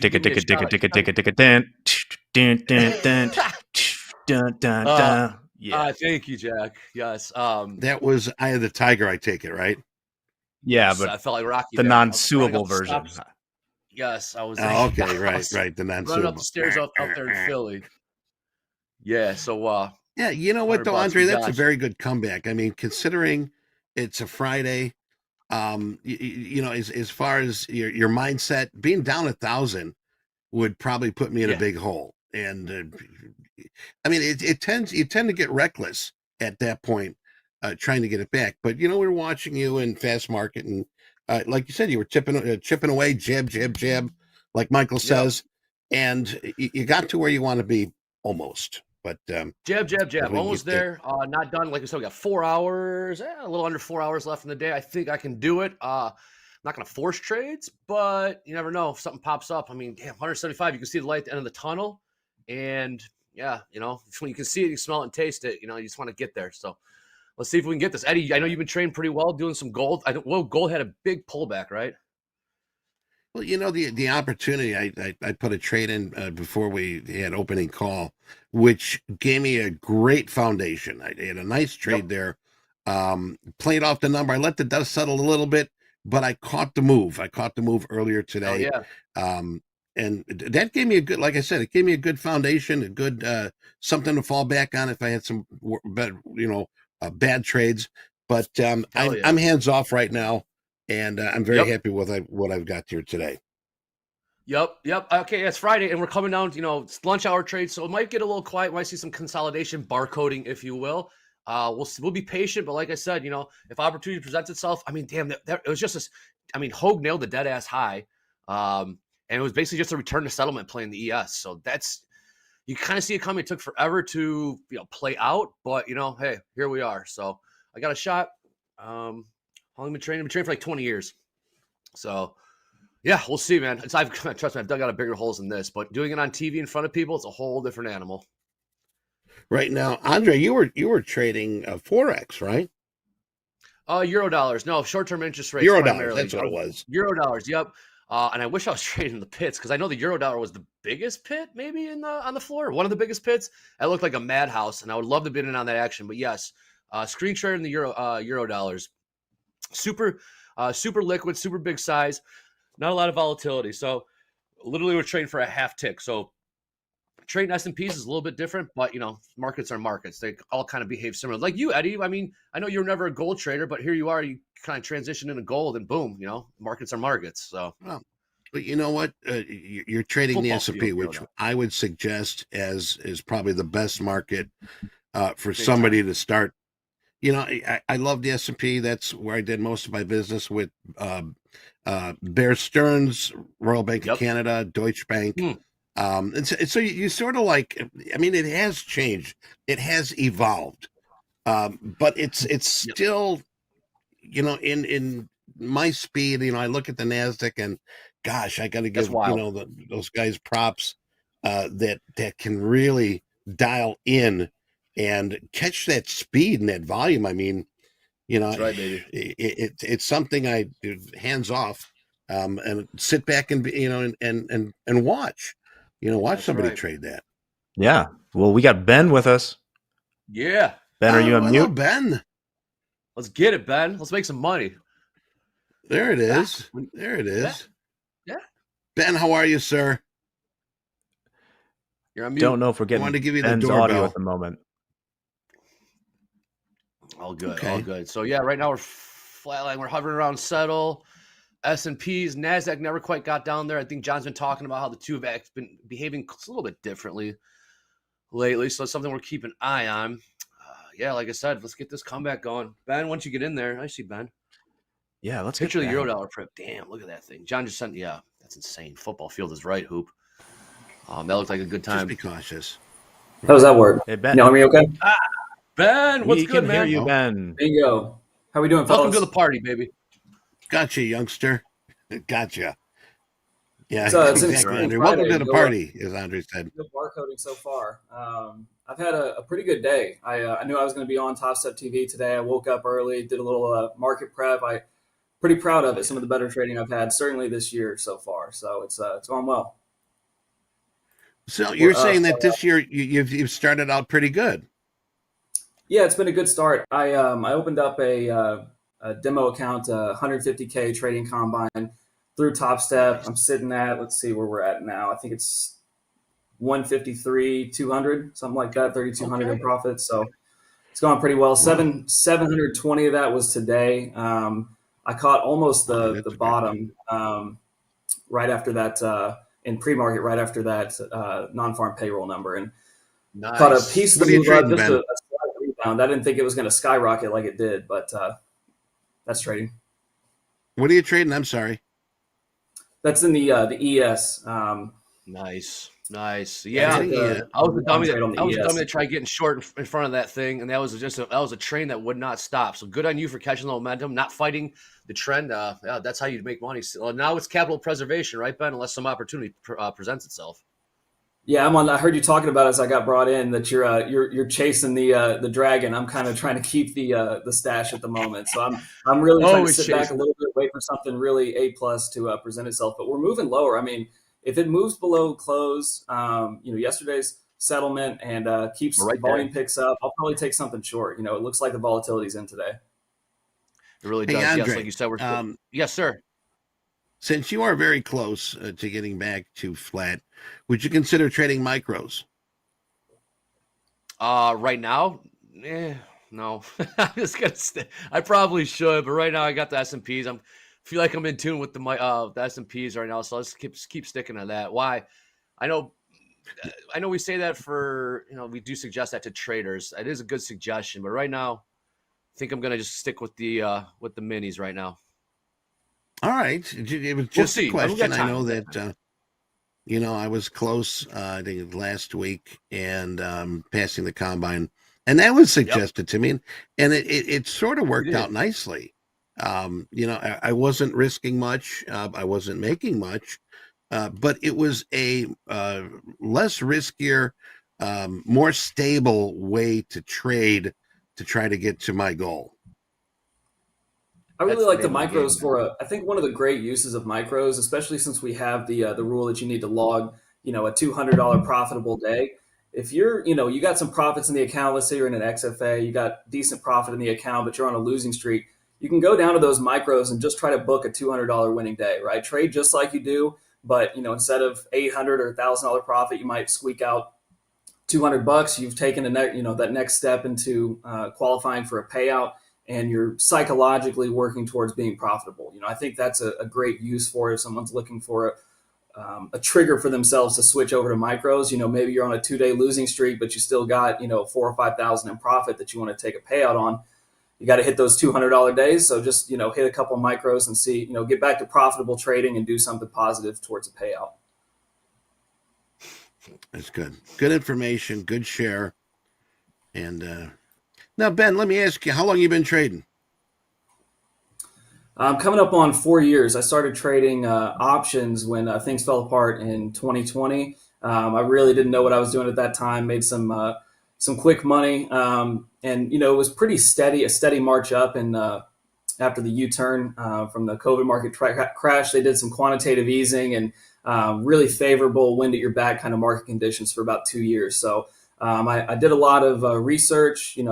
At that time, I was doing in-home sales, so I had a lot of drive time, windshield time. I was listening to audiobooks, anything I can get my hands on, and got a strategy that worked for me, favorable conditions, and made quite a bit of money. It was a great time and a good learning experience, so much so that I convinced myself trading full-time would be a good idea and, saved up a ton of money. I got in kind of a weird spot where I was making way more money trading than I was at my full-time job, and that was paying me well too. So I was naive and I learned my lesson, but traded full time, trading as primary income for about a year, more or less just traded water there. Had thankfully taken a considerable amount of profit out, was able to buy a house that I'm in now and did a few positive things with the money before I, got my teeth kicked in for the better part of 2022. So that's a big thing for me when I talk to traders. I recently moved over to the risk team, had quite a few conversations with some of our funded traders. That's the biggest thing that I stress to them is taking profit. You can take losses. We've seen some of those stories recently of people that were up 70K, 100K in their funded accounts and ended up losing the account altogether. But if you take 50K in a payout, you take 60 grand out of that, that's still a big win, right? It's a tragedy when you're up that much and it just evaporates. It turns into true paper money and you never actualize it and realize it did something positive for your life with it. So that's my big shtick. If you make money, find a way to take it, put it in your bank, do something positive with it. Invest. Let me ask you, Ben, when did you make that decision to say, hey, I got a lot of cash here. I need to start looking to invest in other ways? When was that? Good question, Eddie. Yeah, that's a good question indeed. I had built up my, it was in a personal brokerage account. I built it up quite a bit, to a point where the numbers started to shock me a little bit. I was at 40 or 50 grand in my account. And I'm like, okay, this is, creating an environment where I could really leverage in and make some good money on a trade, right? Like I have a real opportunity here if I don't blow this up. So I started thinking about bigger numbers. Really, is I started extrapolating. I know we've talked about that a lot. You start talking about, I love it. What $20,000, $30,000 trades would do, and what I would want to do with that money. So that was the good thing. I took a pause. I didn't just jump into those.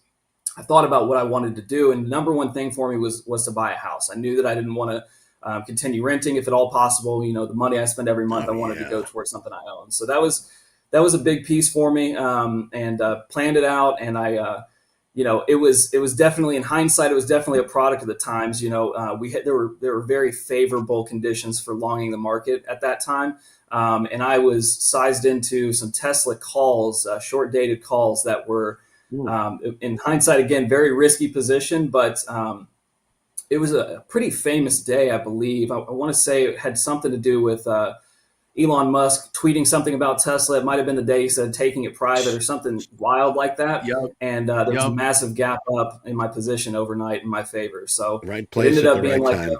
a $50,000 windfall. And I took that money out right away and knew I wanted to use it for a deposit on a house. So that was the best decision I made in my trading. There were lots of other moments where I had similar position size and it didn't go my way. You take a $10,000, $20,000 haircut. So that's the important thing. Those are going to happen. Those times are going to take place, and what you do with that profit when you have it is important. Right. And the thing is, too, you're looking at your house saying, hey, I got this from trading. All right. Exactly. And every day, it's always going to be there for you. I mean, it's yours. It's physical. And you've made the right move there. And I wish that a lot of people would consider that. Yeah, sorry. Sorry, we're talking over each other. Go ahead. You're right. It's a daily reminder. It's nice that it's a physical thing for me. I encourage people to always do something to kind of make it physical for yourself, whether that's, if you're invested in gold or something like that, you want to invest some money in gold, buy a gold bar and keep it around, put some money on the desk, a $100 bill kind of puts it in perspective. There's a lot of ways to manifest, profits and money in a physical way, because it's really easy to have it become this ethereal kind of nothing thing on the screen, just a number that goes up and down and back around. So creating a way to truly appreciate those profits and what you're doing by trading, that is important. Right. Very much. Ben, I got a question. You seem like a pretty cerebral guy. What's your background? Where are you from? Where are you at right now? Good question. I'll give kind of the cliff notes. I was born and raised in Texas, in the Dallas area. I went to school. That's the twang. Yep. What'd you say? Sorry. The twang. I heard that. I heard a little twang in your voice. I was wondering where you're at. Where you're from. Twang. Yes, sir. Born and raised in the Dallas area. I went to school in East Texas, which is even more country, and I went to Stephen F. Austin State University. Graduated from there, the 4-year degree, came back, and that time I didn't really know what I wanted to do. I moved into solar. I was doing solar sales, in-home sales. Did pretty well at that. Really enjoyed it. Like I said, lots of drive time. Made pretty good money doing it. Moved into management, and then that was when kind of coincided with my journey in trading. And so at the time I was making good money, a good salary, and things got strange. Ego kind of kicks in when you're making more money trading an hour a day than you do for your salary. So that was a hard lesson to learn, deciding to leave and trade full time, and that's also something that I share with people, because market conditions change. Understanding where you're at from a macro perspective is really important, I think, because in hindsight, a lot of my trading success was, a product of the times. And right around when Russia invaded Ukraine and some of the, interest rate hikes began happening, the undertones of the market really took a big change. And some of the stuff that I was doing, the strategies I had weren't working. So I had to learn some hard lessons, make some adjustments, but I'm definitely better today for it, and certainly see the markets differently. Well, that's the only way you're going to learn those lessons. You had a strategy that kept working, and you kept, profiting. Eventually, the music's going to stop, and you need a chair to sit in. So yeah, when Russia did invade, interest rate hikes started creeping in. Yeah, the whole market dynamic completely stopped. I mean, close your eyes and buy it from COVID. That's essentially that trade ran out, and yeah, you got to change it up, switch gears, which it sounds like you did. So good on you. Yeah, it's a humbling experience, a constant learning journey. I would say. Go ahead, Eddie. And I want to ask, you into sports? Yes, sir. I love sports. It's I'm not one of those psychos that can get on a track and just run for hours and hours. I have to play a sport to stay in shape. So yeah, I play. I grew up playing basketball, but my vice today is ultimate frisbee. I play club level ultimate frisbee with a team here in Dallas, and that's a lot of running. It's a lot of fun. It takes up most of my year. You're in Dallas. Cowboys or the Texans? I'm a Cowboys fan. That's the way I was raised. It's a painful existence. The last time they won the Super Bowl, I think I was 3 years old. So, not a lot of success that I've seen, but I'll support the boys till my dying day. All right. How about this? Rangers or Astros? That one's easy. My parents were more baseball fans, I think. So I went to a lot of Rangers games growing up. I've got a soft spot for the Rangers. Baseball's not really my sport, but I've seen a lot of Rangers games, and I'll always cheer them on. We had kind of a championship drought a little bit in Dallas for a while, and they broke it. So it's been quite the celebration here for a number of months since they won. That was cool. I like to see a team that hasn't seen it or tasted it. The underdog for so many years, and they see success. And same thing with trading. It's obviously they never gave up. They continued, but they got something together. That's pretty cool. So congratulations on those Rangers. Yeah, it's a big deal. And speaking of sports, I think about this often. Andre, you mentioned I am a bit of a cerebral person. I try to draw a lot of parallels between trading and different things I do in life. And I think it's important, especially if you play a sport, thinking about the parallels that are, maybe in the sport that you play and trading. In ultimate frisbee in particular, possession is really, really important. Keeping the disc at a high level. If you turn it over, the other team's going to beat you. That's just how it's going to, because they're not going to give it up. And the same thing I think is applicable in trading. If you have possession, if you've got cash and you are, not actively involved in the markets, you wait for the right decision, you wait for the right opportunity, and you execute. And, if you turn it over, you get back on defense, right? You go back to cash, you figure out what didn't work, reevaluate, and then go back in. Because if you're, constantly taking swings, if you're being reckless, on the field, so to speak, it's gonna really end up you losing the game, potentially. So how does that translate? How does that translate to trading then? When you say you're playing defensive stuff, how does that translate? For me, defense is cash, right? There's only one position that's safe, and that's cash. So being in cash also, I think, gives you a really clean mental state. If you have losses for the day, that can creep in. But if you, balance is where it should be, you're not in major drawdown for the week or the year or whatever it is, and you're flat, you can truly look at the market in an objective way, realizing where the larger term trends are, where the levels are, and then you create a plan. You can really develop a plan around what you want to do for your trade. If you're long and the market's going against you, you're going to look for reasons why the market might turn around and continue higher. It's just a natural thing. I firmly believe that. That's why cutting losses is quickly, reevaluating is important. But, you can't, I don't believe you can truly look at the market objectively when you have a position on. So defense is no position. Try to clear your head. If you're still hung up on a loss from earlier today or yesterday or the day before, you can go for a walk. Sometimes just shutting down the screen is the best option, but you got to find a way to kind of clear your head and look objectively at the screen, and then make a healthy decision from that point. You mentioned something, defense. I mean, defense wins championships. You can have the best offense in the world, but if that defense isn't there, and that's how you need to approach trading. You can't be guns a-blazing coming into a market. You've got to sort of, you got to have that defensive entrance. Look left, look right, look center. Same thing with sports. We look at football. They have a whole week of working on, okay, who's the next team we're going to play. So they've got a journal. They're doing a journal. They've got a game plan. All right. They know, or they're trying to figure out what to expect and how to go about it.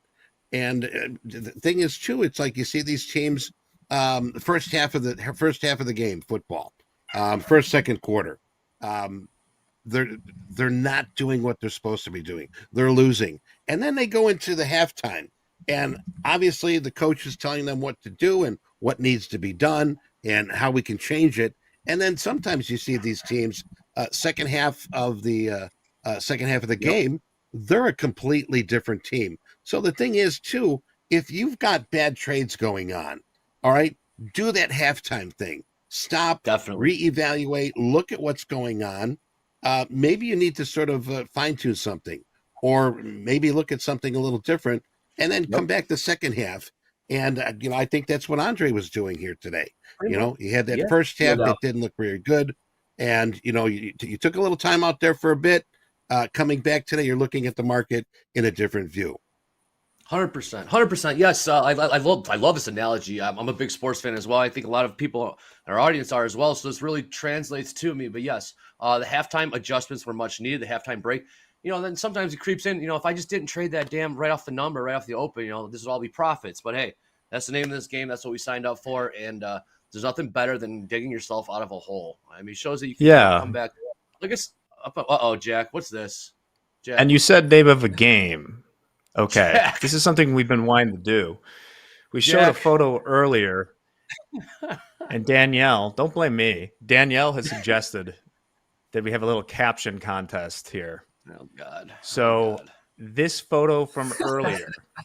Come on, man. I think we're going to scale down a little now. No, there's people above and below me there, too. Any of them. We want to do a little caption contest. If you think you have the best caption for this photo, Daniel says the email at the TopstepTV at topstep.com. We should tell them what that photo is from, though. Let's give them a little background on what that photo is from, Jack. So we were frantically trying to test, which has gone reasonably okay today, the VMix today. Last night we were doing an after-hours test of it, and these guys here had to sit in it, not hearing us for about a half an hour, talking, doing whatever, while we were laughing at them in the background. So this is a screenshot from that. Yes. Yeah. I'll let you guys caption that. You guys can think of what you will, but it looks like I was being bothered at work right there. So that's my caption. Leave me alone at work. I think mine would be she's just proud of Andre for learning how to use a microphone. You got it all set up. We made it. We made it. Ouch. It looks like she's trying to get you to stop trading. That's what I was saying, right? That's what I was saying. This I could have used her here this morning to get me to stop trading, but hey, here we are. Pull you off the keyboard. I'd say it looks like you're on a wave runner or something on Lake Michigan. And she's riding I on like that. that. I like Oh that. my At God, night, it play does. then. Oh, it's been a week, man. Welcome back, Andre. It's been a week. I've been off too long. Welcome back. But yeah, you guys have fun with that. We missed you. Have fun with that. We got a couple more minutes. We got one more minute. So I wasn't able to. Any closing comments, Ben? Ben, get in there, Ben. Get in there. Just be careful out there. If you're up on the week, definitely take care of that. If you're down on the week, don't beat yourself up too much. It's always good to keep it in perspective. So just take care of your trading. Take care of the account. Don't lose the account on a Friday. It would be my parting wish. Oh, no. All right, Ben, appreciate that. Andre, we're going to see you a little bit later, my brother. Right now, we're going to take a little break. It is time coming up for Top Quiz, and we've got Sarah and Brooke in the green room right now. Jack's going to start that up, so we'll be right back. See you, fellas.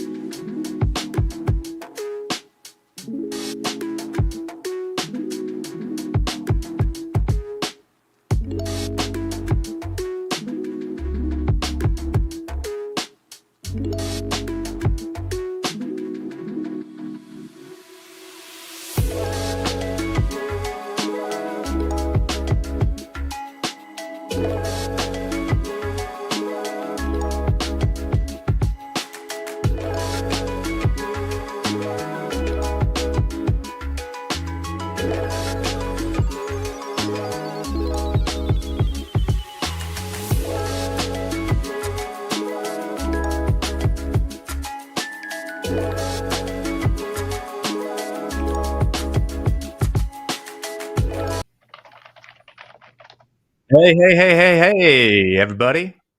Sarah, Brooke, welcome to Top Quiz. Howdy. Happy Friday. Happy Friday indeed. I'm glad I'm joined by both of you. How's the day been so far? So far, so It's a good. I Friday. mean, first Friday of 2024. I think we're all coming in with a renewed energy and focus for the year. So all good, man. Indeed. It has required all of my renewed energy and focus today. But Top Quiz is the most glorious time of the day. For those of you just joining, 4 multiple choice questions. You join by clicking that Kahoot link or going to kahoot.it and entering that PIN number. Be sure to answer the questions as they appear on your device. because they will appear about 6 seconds or so before, YouTube delays. We've been over it. So if you get 3 or 4 questions right, you go into a raffle, and we will be giving away 30 resets to those randomly drawn winners. Very exciting stuff. Today, 2 of the questions were written by Mr. John Doherty, and 2 of the questions were written by Ms. Danielle Oliver. So don't blame me for whatever happens next, although I know you guys have been out before. You're both great. You'll have to let us know which ones were written by whom, so we can take our frustrations out on the perfect person. That's a good idea. I think I will do that, but I think it'll be pretty evident too. Let me give a few more moments here for people to get started. We got Hellenbach flying quick. Slim Pickens, good to see he's not dead anymore. Dracaris, testing. Ricky Bobby. Okay, the whole crew's here. I forget, when you guys have been on before, did any of you get a perfect score, or is Bonnie still the only one? My highest is 3 out of 4. Yeah. Well, that's good enough to enter the raffle, so that's pretty good. Yeah, I'm not winning any free resets, unfortunately. Am I in a wine bar? No, I'm on a green screen in front of Ceres, the Board of Trade bar at the bottom. It's a good one. Also, I have a new computer, Sarah and Brooke, and I've really been playing with the camera options in OBS. Yesterday, I was ghastly white. Today, I'm too red. We'll eventually get to that. I will look like myself soon. Yes, I'm not changing colors. All right. Are we ready to do this? Absolutely. Let's rock and roll. All right. Let's start the quiz.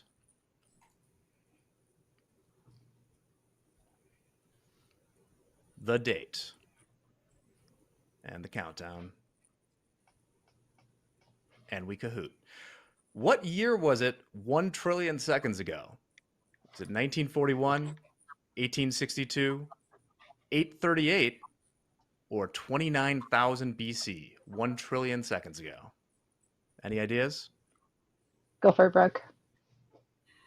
I'll just say A. And this is a JD question. I'm going to go 1862. Oh, you were half right. Yeah, it was a JD question. Hoag mentioned this morning it was 29,000 BC. A million seconds is 11 days. A billion seconds is 39 years. And there are 1,000 billions in a trillion. I think my math's right on that. So good for y'all that got that. People who know how to math, I'm proud of you. I think Bonnie would have probably got that one. Yeah, Bonnie Her would have analytical got that. mind would have been it. Yep, she would have got it. Save Yo Cash knows how to math, as does our good friend Hoop, Jazz97, Sumi, and I'm not saying that one. All right. We've learned our lessons. In what New York City borough was Tanja Trades born and raised? We hope to have her back. It was a brief, but she did mention this. Brooklyn, Staten Island, Queens, or Manhattan? I'm going to go Brooklyn. I'll go Queens. Brooke, rocking the boat and getting Woo! it right. Brooke. It was Queens. A queen from Queens. City from Coming to America, right? Yes, indeed. Yes. Alchemist says that's wrong according to Google. Well, I don't know. She said it this morning. Max Pro, Save Yo Cash, Vivek Ray J, and why not me? It could be you. Yeah, You're maybe 2 for you. 2 so You're going to far. have to change your name.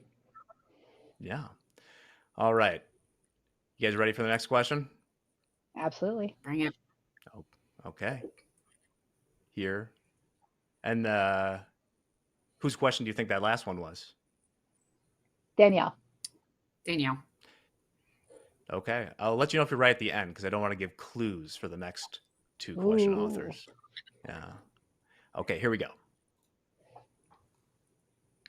Eddie Horn revealed today that he founded a Facebook community for bong rippers, which I wish I put a Z on that, puppet makers, comedians, or trading. I know this because I love Eddie. I do know. It's puppets. Well, we can wait. Yeah. And you did wait till there was 6 seconds left, which I appreciate. I did. Just barely.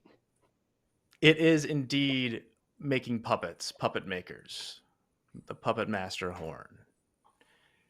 And Tilt, Save Your Cash, Hoag's Heroes. That's a good one.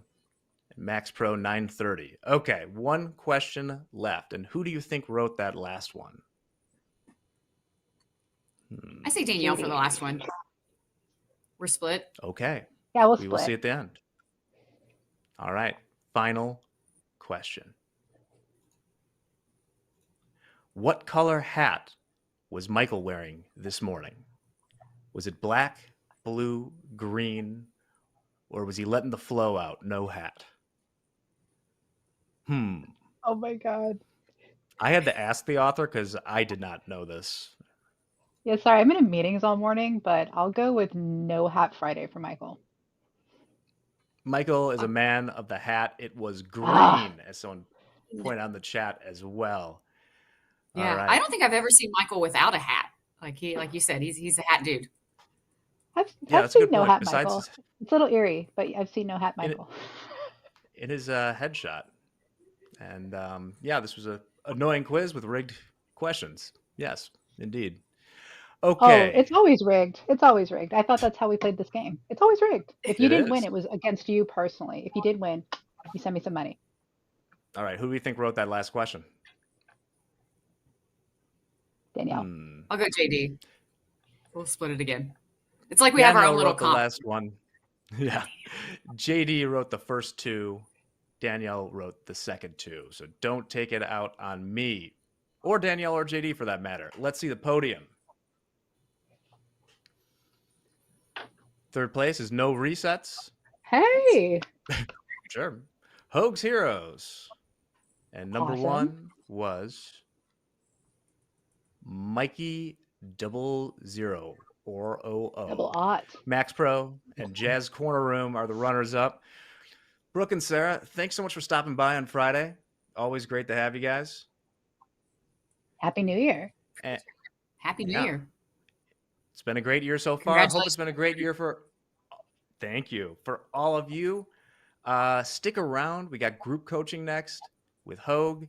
It's going to be lit. It's Friday. Hope to see you there. But in the meantime, we're going to take a quick break and be back with that. Talk to you later.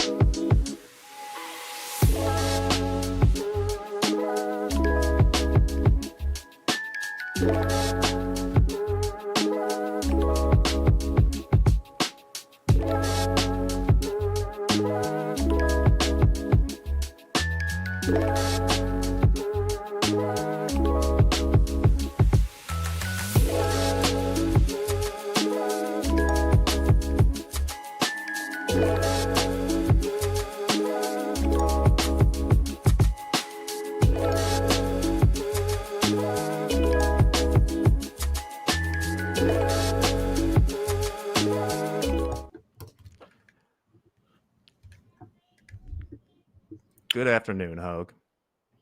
Good afternoon, guys. Hoag, are you on mute? Dang, yes. Good afternoon, everyone.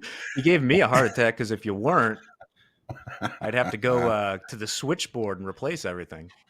My apologies. My bad on that. And again, welcome everyone to Topstep's group coaching session. Sorry about that.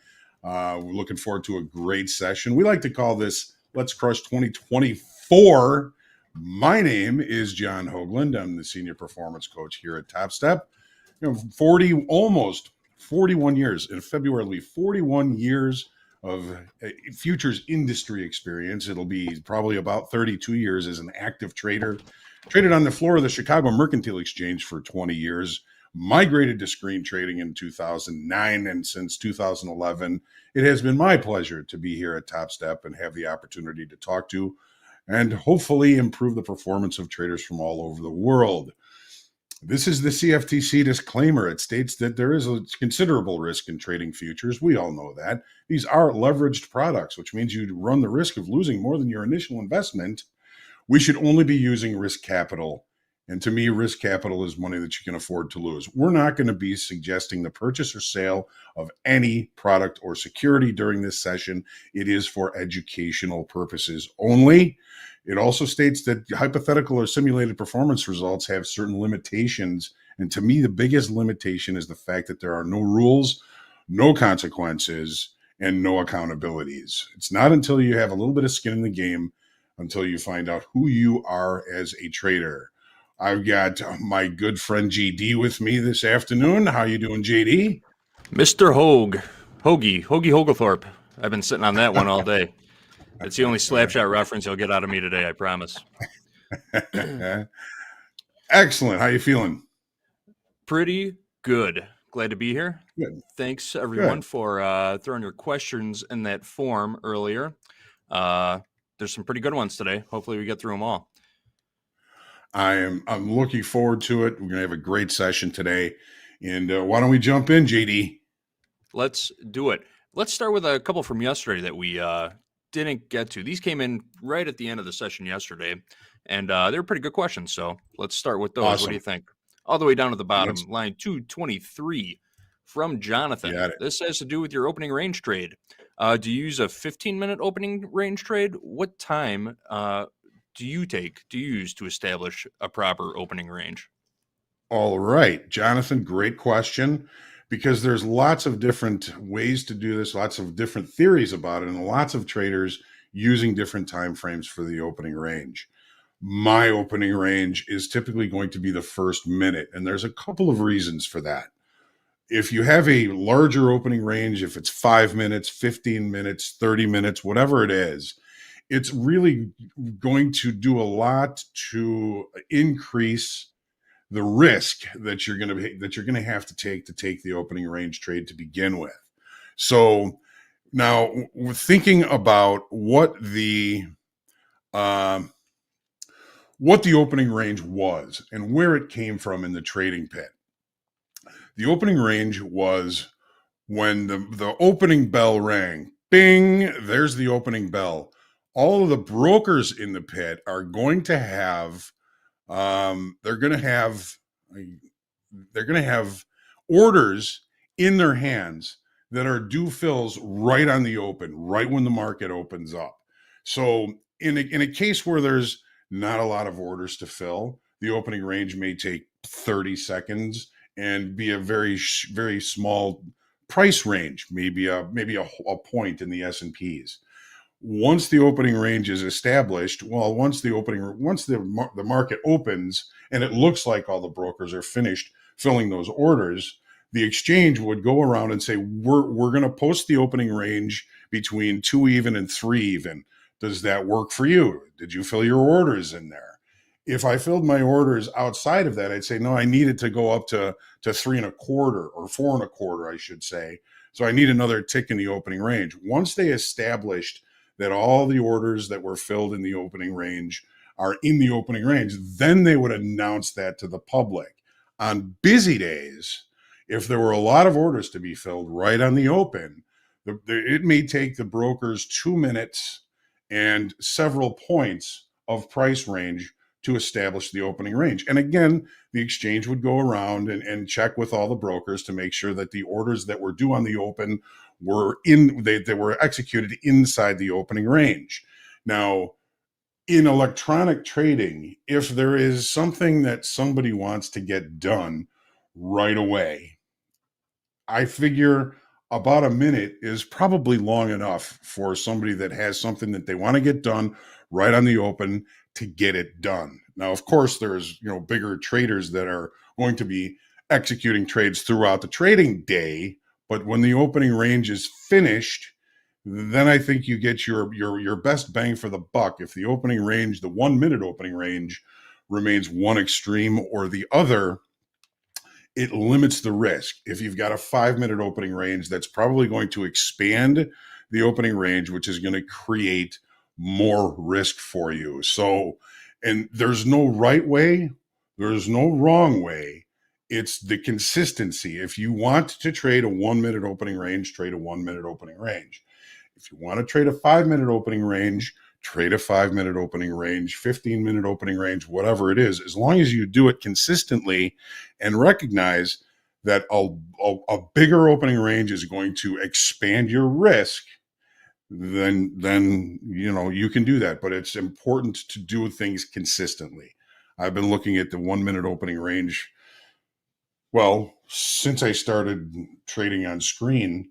And there's times when it it's the lower or the upper extreme of the entire range. There's times when it's not, of course. So I like the 1 minute because of the risk limitation. I don't have a huge risk appetite. And if you are looking at a bigger opening range and you're trading multiple contracts, if the opening range is wider, you can trade a little bit smaller, use fewer contracts. If the opening range is smaller, maybe you can size up a little bit on those trades. But that's really the reason I choose the 1 minute opening range, is because coming from the pit, if there was a lot to be done right on the open, sometimes it took a little bit longer. But in electronic trading, it seems if there's something that anybody wants to get done right on the open, 1 minute seems like long enough. So there's my answer for trading the 1 minute opening range.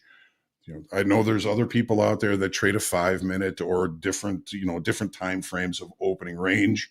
I've even heard of people using the initial balance as the opening range.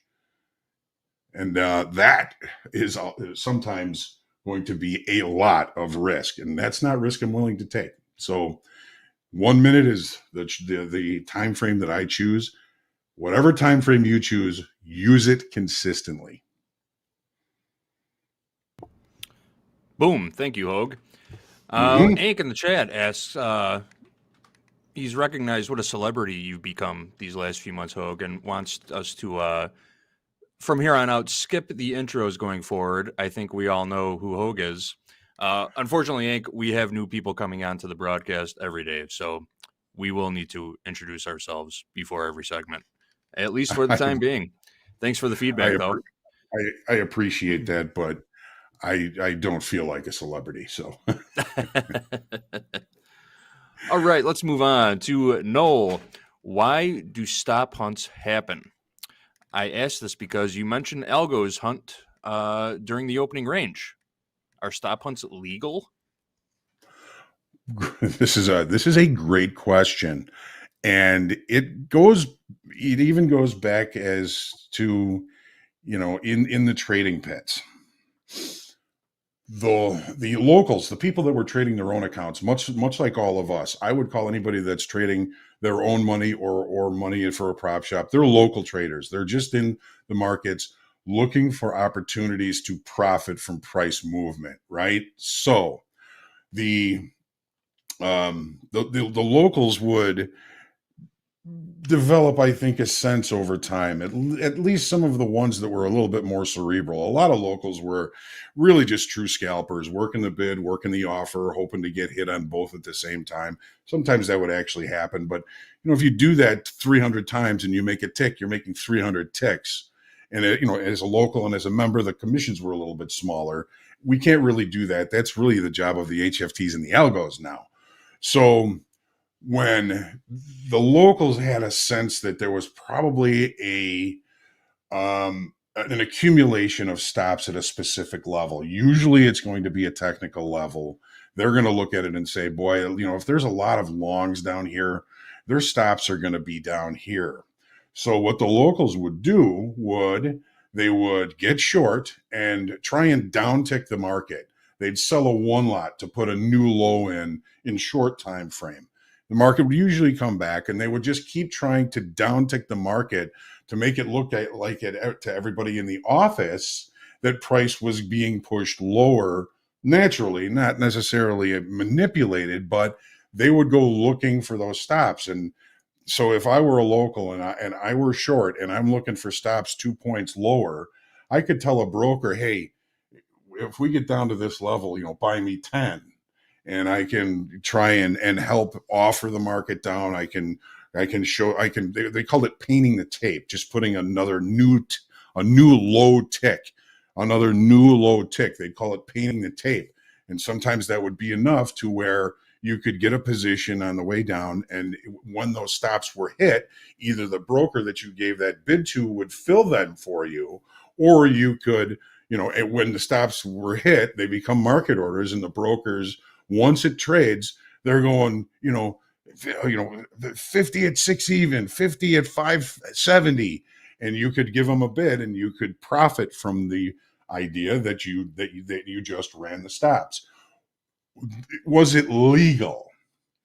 The legality in the pit was if a local were somehow tipped off by a broker that says, hey, I've got a big stop down here at 7 even. That's not legal. That is not legal. But to have a hunch or a hypothesis that there's probably going to be some stops down there, let's see if we can't go get them. And sometimes you wouldn't even have a position, but you would take the other side of those stops, because hitting those stops takes that selling power away from the market. Usually when you hit stops, the market will kind of snap back a little bit. So when we're talking about stop hunting around the opening range, the algos, HFTs, they're watching order flow. They know about the opening range. So if the opening range looks to the upside first and they see a whole bunch of buy market orders get tipped off, a whole bunch of little buys come in as we break out of the opening range, they're well aware that most of those stops are going to be one tick below the low of the opening range. One tick below the opening range. So they'll put bids down there. They'll evaporate all of their bids, maybe try and flash some orders to make people think that this isn't going to work, so people will sell it down to those stops where they will assume those positions because they're placing buy orders down there. And then they'll do whatever they do to try and push price higher. They'll put the liquidity higher. They'll put big bids down below to make everybody think, uh-oh, there's a huge buyer down here. We'd better start buying. So that's what they do when they go stop hunting. Do they see the stops in the dome? Absolutely not. Do they surmise that those stops are there? Absolutely. Are they right? Sometimes. Sometimes they're right. Sometimes not so much. But you'll see the opening range. It'll break to the upside. Sometimes you'll see the market come all the way back down, take out that one tick below the opening range, and then trade higher. That's why when I take an opening range trade, I'll get in, I'll move my stop a little bit further away, past those initial stops where I know those bids are by the algos. And then sometimes, it'll take those stops out and then head the other direction. It happens, I don't know, maybe half the time if it's a successful opening range trade. It's a great question. Is it legal to go hunting for them? Yes, it is, especially in electronic trading, because nobody knows for sure whether those stops are there. Was it legal in the pit? Absolutely, unless you knew that those stops were there. It was illegal for a broker to tell anybody on the trading floor what was in their deck, the orders that they were holding. That was illegal. You could not do that. But a lot of locals were really smart. They'd say, there's going to be some stops down there. Let's see if we can't go get them. Okay. Noel, great question. Thank you very much. What did you think of that answer, JD? Excellent answer. Yeah, I remember my early days as a runner in the grain room at the Board of Trade also. Just bringing an order out to a broker, he had to fold it in half so nobody could see it. If by some chance somebody took a peek at the order, they would get scolded pretty hard. Very unethical thing to do. I've got a funny story about that. One of my dad's buddies was a broker in the meal pit, and he would get orders and he would look at them and put them in his deck. And he got the idea. He got wind that one of the locals in front of him was reading the orders, maybe even backwards, through the paper. So he was getting a big spread order. And so he told his customer, when you send that order in, send it in backwards. So the customer comes in, gives him the order, and he starts filling the order. And the local says, "Hey, Freddie, you're filling that order backwards." He just ratted himself out that he was hawking the orders coming in. And Freddie looked at him and said, "If you ever do that again, if you ever hawk my orders, if you even look in the direction of one of my orders, I will never trade with you again." Because he was hawking the orders, and it's not legal to do that. But that was a good trick, wasn't it? Fill the spread backwards into the pit, and he knows, the local knows that he's filling it backwards, but he was actually filling it the right way because they had set this local up for that. Wow. Genius. That is genius. Yeah, the old school equivalent of front running an order, right? Yeah. Yeah. The locals used to say, one peek at the deck is worth 100 edges. True that. Yeah. Back to the stop unders. Yeah. Just so you guys know, predator algos do exist. So when you see the volume drying up, you're in the market during those slow hours and you feel like you're getting squeezed, it's because you probably are, right? Yeah, because they kind of cap off the high and the low, and people are buying highs and selling lows, and you're just feeding the algos. Yep, that's it. And they cannibalize each other too. It's I did a little of that today myself. Well, we've been talking quite a bit about the opening range. So how about just one more? Jay is curious, where do you see the opening range? I know you don't have your trading view charts up right now. I can't tell on this chart if you have your opening range set up on there. Well, this is the trade of it. Yeah, I had a little problem with trading view charts today, but if you let me see if I have it on here. NOM tools, Tiki opening range trade, the Tiki opening range. There it is. So for some reason, I had to start it at 9 o'clock. This I don't think is set correctly, but I would have to set it to 8:30 for 1 minute. And then it really only shows up only shows up correctly on the 1 minute chart. Let's try this. Let's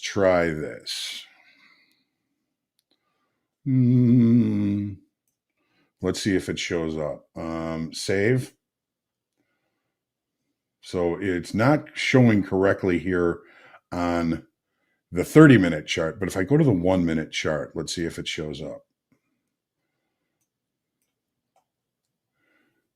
Oh, that's the 1 hour chart. My bad. Hang on. 1 minute. There we go.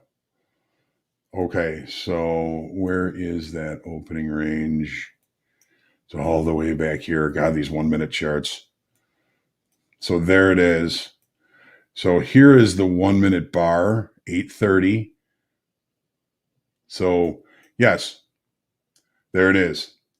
So you can add it to a 1 minute chart, but it doesn't necessarily represent itself correctly on the 30-minute chart. Or you can just look at a 1 minute chart and see which side it breaks out of before, and then go back to your normal time frame chart.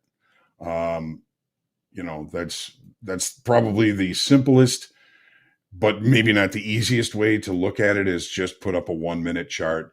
When that first minute bar is finished, that's the 1 minute opening range. Excellent. And that opening range trade is it's one of those Tiki tools. You'd have to go to Explore Community Indicators and scroll down. Here's the Tiki opening range right here. You install it, put it to your time frame, give it 1 minute, and then you'll be able to see it on your 1 minute chart. But you can see on the 30-minute chart, it's not presenting as correct. Yeah. You could just type it into the search bar there too. I think just Tiki opening range, and it should pop right up for you. Yeah. If it's not, instead of just scrolling through, if it's not right there immediately, Just but like trading, electronic trading is not perfect. Final follow-up. On the opening range trade, how do you determine your exit strategy or your profit target? Good question. The stop, if here was the opening range today. This is a different platform that shows the opening range in this gold bar here. So initially, the opening range took one tick below. It did not continue. But when I took that, my stop to get long was one tick above. I moved the stop a little bit further away. Just because, my fear is that I'm going to get caught on those little stops and then it's going to turn around and go lower. We had a late spike yesterday. My bias this morning initially was to the short side. It was wrong. It was wrong. It was the wrong bias. And there were things that I missed coming into the range from yesterday and kind of having the value area special situation play out, which is, I believe, what Anne Marie and I are going to be talking about here at 1 o'clock. I'll look forward to seeing everybody there. I know Anne Marie is one of the fan favorites here, and Back to the Futures at 1 o'clock. This is, I believe, the strategy that we're going to be discussing, and it's our tip of the week this week is adaptability. And even with 31 years as an active trader, sometimes we just fail to recognize what's right in front of our nose. And it happens to the best of us. Happened to me today, halfway to my daily loss limit, not going to do anything else. I've had a good few weeks here, and I'm going to let go of it and get back to center. Maybe it'll take all weekend. I don't feel like I'm perturbed, just a little annoyed that I missed some things, but there's always something to learn from that. Adaptability is huge, and I failed to adapt fast enough today. Ank in the chat is curious. You mentioned the special situation play. Would you mind walking through that real quick? Just going through the profiles for a minute? We're going to probably get a little bit deeper into it when Anne Marie is on. If you're going to be here at 1 o'clock. But I think crude oil yesterday had a good value. We'll just give them a little teaser. Okay, so here was the value area from this day. This was the 29th. Hang on a second here. No. I'm missing something here. Just give me a second to straighten out this chart here. I apologize. Yeah, for sure. Okay. Like Hoke said, he and Anne Marie, Strategy Lab, coming up right after this, are going to dive real deep into the special situation trade. So stick around for that. Yeah, that's not the right one. We're probably going to be focusing on today's in the S&Ps because it's not necessarily a true special situation play, but the market opened here, right? We left the opening range minus a tick at the low of the session. So what we look for is reacceptance inside the previous day's value. Upon reacceptance back inside the previous day's area of value, acceptance is subjective, of course. Typically, we used to think that we needed 2 30-minute bars to close back inside value to kind of put the value area special situation play in play. If we did that today, we missed it, right? So sometimes the very quick acceptance brings price all the way back to the upper area of value from the previous day. So typically, I'll be looking for the market to open outside of range and value, come back into reaccept value. Once that's established, there's a good probability that price at some point during that day will rotate to the high of the previous day's value and look at the high today. It rotated to the high of value and then just started falling apart. So that is basically the value area special situation play. And again, we'll be talking to Anne Marie more in depth about that at 1 o'clock. Yep, stick around for that. Mm-hmm. Next, Michael has. So Michael comes on and says this might be a foolish question. Michael, there are no foolish questions here. Not one. Everybody's here to learn. But Michael is curious, where do you find the previous day's settlement? Well, you can get the official settlement price right off the CME Group website. Also, I want to say most trading platforms allow you to display settlement price right on your chart. Yeah, many of them will display it right on the chart. Like TradingView, it's a setting. You just put, you want settlement on the chart. If you don't want to go on the CME website, most quote boards for most platforms have settlement price as one of the choosable columns on it.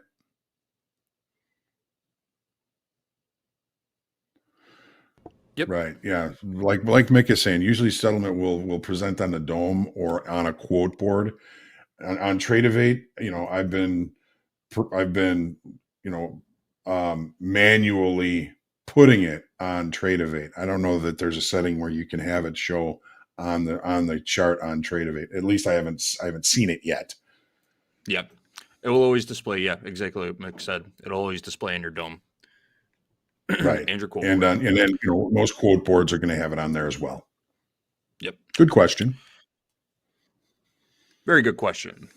Next, Bob has a nice compliment for you, Hoag. Bob says, today I traded my new 50K combine without thinking too much about passing it, as I do with other firms, and it worked. Thank you for your advice yesterday. Shout out to Bob. Well, Bob, congratulations. I'm so happy that your outcome was so positive. And, I don't remember what we said yesterday. You apparently had a question in there, and whatever I answered helped. And that makes me extremely happy that knowing that you were successful in the trading combine and that something I said moved you to a place that allowed you to do that outweighs the losses that I had today. I'll tell you that much. I'm very happy for you. Nice work. I'll second that, Bob. Nice job. Hoag, you do a great job too. What would we do? Thank you. Without he's been a friend and mentor to all of us here, not just you guys, but to all of us here at Topstep also. So thank you, Hoag. That means a lot to me, JD, and it just makes me so happy to see others, be able to succeed and learn and grow and I tell people all the time, that growth and that learning is 100% you. You did this, but if I have a hand in it, that's wonderful. All right, let's continue rolling. So on the opposite end, here we have Michael. Michael's saying, "What am I doing wrong? I knocked my practice account out of the park, but keep failing my combines. I blew an account earlier, but just made 10 grand in my practice account, trading from 830. What do you think he's doing wrong?" Okay, you're not doing anything wrong. It's something that I want to bring up here. It'll just take me a second to bring it up. It's the fact that you're adding risk to your trading plan. A lot of folks have already seen this, but this is what it's like.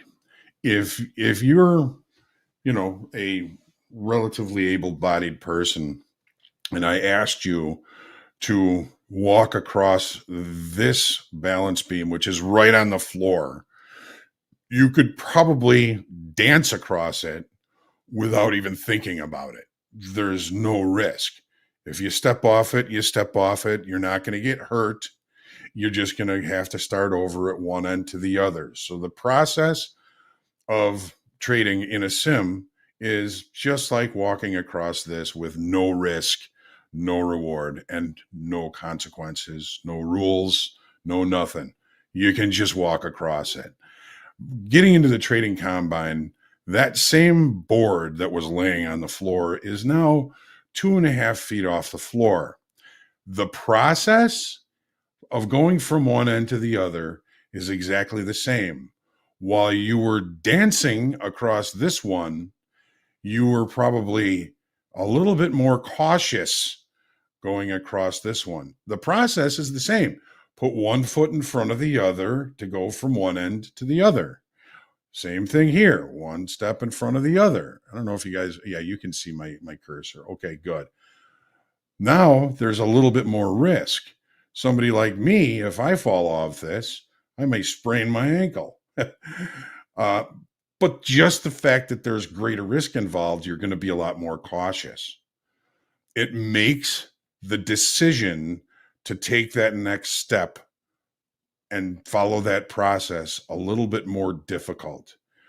When you're funded, whether it's Topstep money or your money, that balance beam is now 4 feet off the floor. If you fall off, there is a greater risk of injury. It's the same process going from one end to the other. You just put one foot in front of the other. But the fact that if you fall off, it's going to hurt a lot more makes it more difficult to make. The same trading decisions you would make in sim are much more difficult to make when you're funded and you have that extra skin in the game and that extra risk. So what do we do about it? Well, practice is one thing. Being able to put some reps in and to be able to get used to the idea of having that risk in the game. Okay. And where did I go here? And I'm just kind of want to go back to the question here. Where did it go? What number was that on, Gene? Right on line 206. Oh, okay. All right, cool. So you're not doing anything wrong. You're just changing what you're doing. If you were able to do what you do in your practice account without worry and duress, you would be able to perform the same way in a funded account, whether it's a trading combine account or a funded account. Now, there's no guarantees that what you were doing in the sim account is going to continue to work in a funded account because market states change. You have to have the ability to recognize changes in the market state.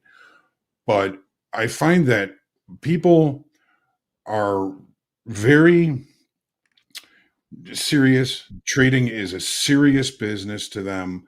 If you were just playing on a sim, it seems a lot easier. Once it becomes serious, the decision-making becomes much more difficult. So keep at it. Keep taking the trades in the trading combine, before you do anything like fund your own account.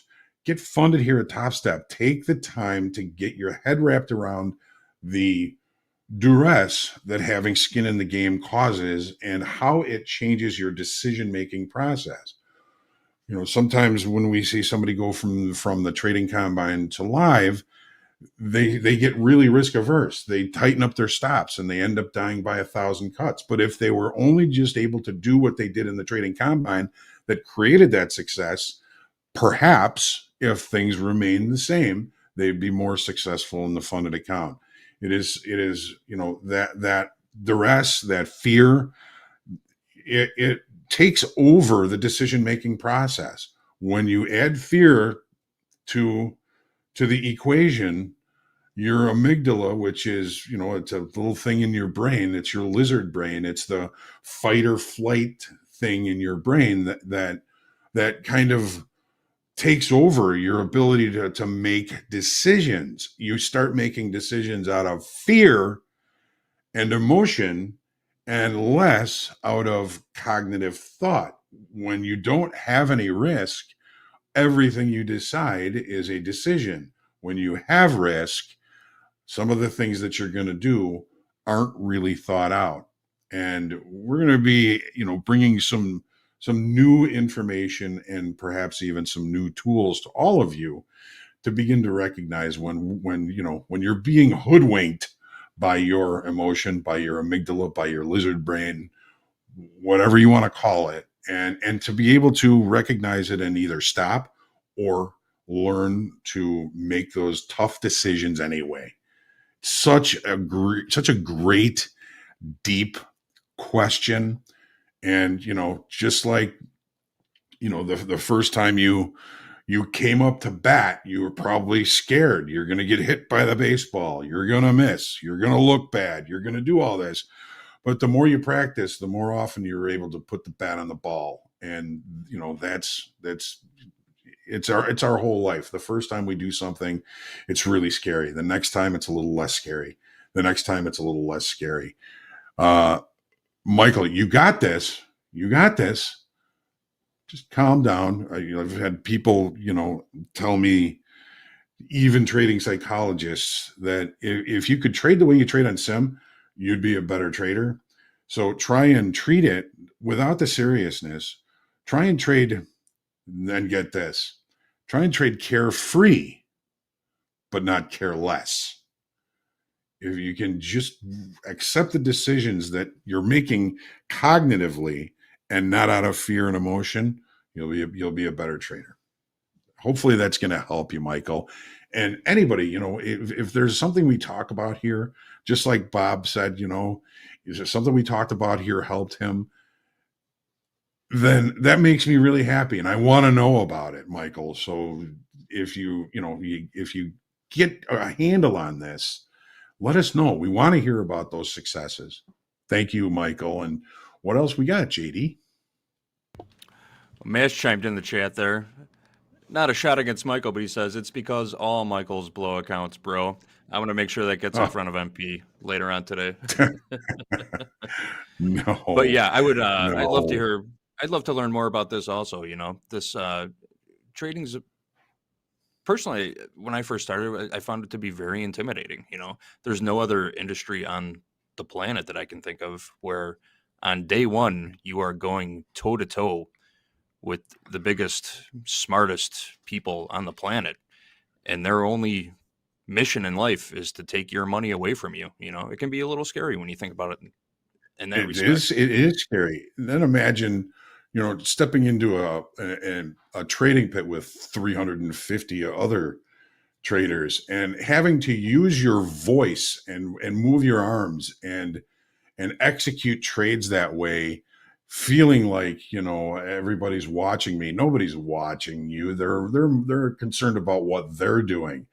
But just getting used to your own voice, it was intimidating. There's, trading is, it can be scary, but we get to choose our risk. That's the only thing we really get to choose is our risk. Right? Exactly. All right, we got time for a couple more. Brian's in here. He wants to know, do you have any tips to avoid going on tilt and to avoid over trading? Brian, in my experience, the only tip that I can tell you is to have a good idea of when you are going on tilt or the triggers that send you on tilt. For some people, it's a level of losses. There's a dollar sign to when you start to really get into tilt and start to get into revenge trading. For some, like me, it's more of a number of consecutive losing trades. I find that after 3 consecutive losing trades, usually nothing good is going to happen because I start to build venom, if you will, in my veins. And the venom that you might think you're casting upon the market or anything else around you isn't going to affect the markets. It's not going to affect the cup of water that you just dropped or anything like that. The venom only affects you. My dad used to say, I called him and I said, there was a great trade and I was the first one trying to get it. And the guys in front of the broker saw me trying to get it. They stole the trade. I was upset. I was yelling at them, giving them what for. They were laughing at me. And I just can't get over it. I'm so angry about this. And he said, son, if there's a group of people or a person that you're mad at, half of them don't even know you're mad at them, and the other half don't give a shit. So the only person that anger is going to affect is you. You have to forgive them. You don't have to forget, but you have to forgive them, because that forgiveness isn't for them. It's for you. You have to let it go. If you let it eat you alive, it will eat you alive. It was Mark Twain that said, anger does more damage to the vessel within it is stored than anything that it is poured upon. Does that make sense? So when you are feeling tilt, stop, walk away, find a way to let go of the venom. Deanna says, you go lift some weights, get rid of those anger hormones, that venom that's inside of you, before you can re-engage in the marketplace. We talk about being centered. Well, when you're on tilt, you're off center. Find a way to get back on center. You're the other way. Maybe things are going too good, and then you start to get mad because things aren't going that good. You can go right from feeling good to tilted. Always try and come back to center, whether that's a walk, whether it's petting the dog, whether it's having a ham sandwich, whether it's taking the rest of the day off, whatever it is that helps you release that anger and venom, that tilt, walk away. Brian, that over trading is not the answer. You've proven it probably to yourself over and over again. And if you're like me, you'll prove it to yourself again. But just understanding what the trigger is that puts you on tilt, when you recognize that you're there, know it and stop it. Stop it. Again, walk away. Whatever brings you back to center, if it's being Bob Ross and painting a painting with happy little trees, whatever it is, get yourself back to center. And it's not easy. Not saying it's easy. You're so angry and you're down and you've got to get that money back. The hardest thing to do is just to say, I got to walk away now. But if you're anything like me, if you're anything like the rest of us, Brian, it's a bad idea to just start stabbing at things, and you just make it worse and hit the daily loss limit and have to reset, or even worse, lose an account, your own or ours, whatever it is. It's not worth it. The anger isn't worth it. Let it go. Forgiveness is for you, Brian. That's what I got to say about that. Nah, just swallow that anger. Choke it down. You'll be fine. I'm joking. Yeah. I'm joking. Don't listen to me. Don't listen to me. Yeah, get that ulcer. Ryan Chang's in the chat. He remembers about Ham Sandwich Friday. It is Ham Sandwich Friday. Mix here. There you go. All right. So next question. Ahmed is asking, can you explain how Delta is used to take trades? We do talk quite a bit about Delta during the day. Okay. Think we give him a little breakdown? Yes. Okay. So we'll go over Delta and what it is again briefly one more time. If a trade occurs on the offer, it's a market order buy. Every contract that trades using a market order buy is +1 in Delta. Every trade that occurs on the bid is a negative Delta. It's a market order sell. Which side is more aggressive is what you're looking at here.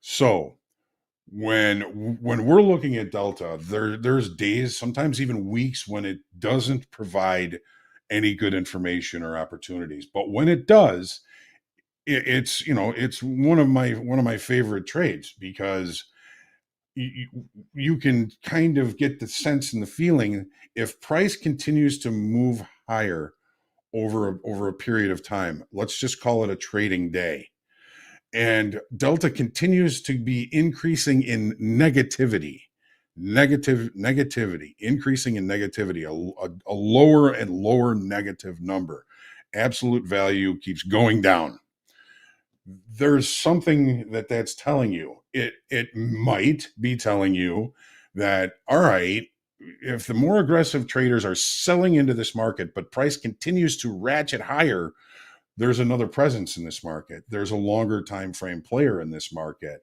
And if the short time frame traders, who mostly use market orders to hit bids and lift offers, if they keep hitting that bid at higher and higher levels, they're taking heat. They want to go home flat. If they don't get any relief from that heat, from that squeeze, by the end of the day, they're all going to go from sellers to buyers, and they're going to jump over each other, trying to lose as little as they can in that position. Basically creates a short squeeze. The delta divergence is something that I kind of discovered, and when I left the pit, I used to be able to see Goldman by 2000, Merrill by 2000, Bear Stearns by 2000, Morgan Stanley by 2000, Shycorp by 2000, Payne Weber by 2000, and a lot of those were one or two entities. So these entities were adjusting their inventories, and they're not buying it from other paper. They're buying it from the locals in the pit.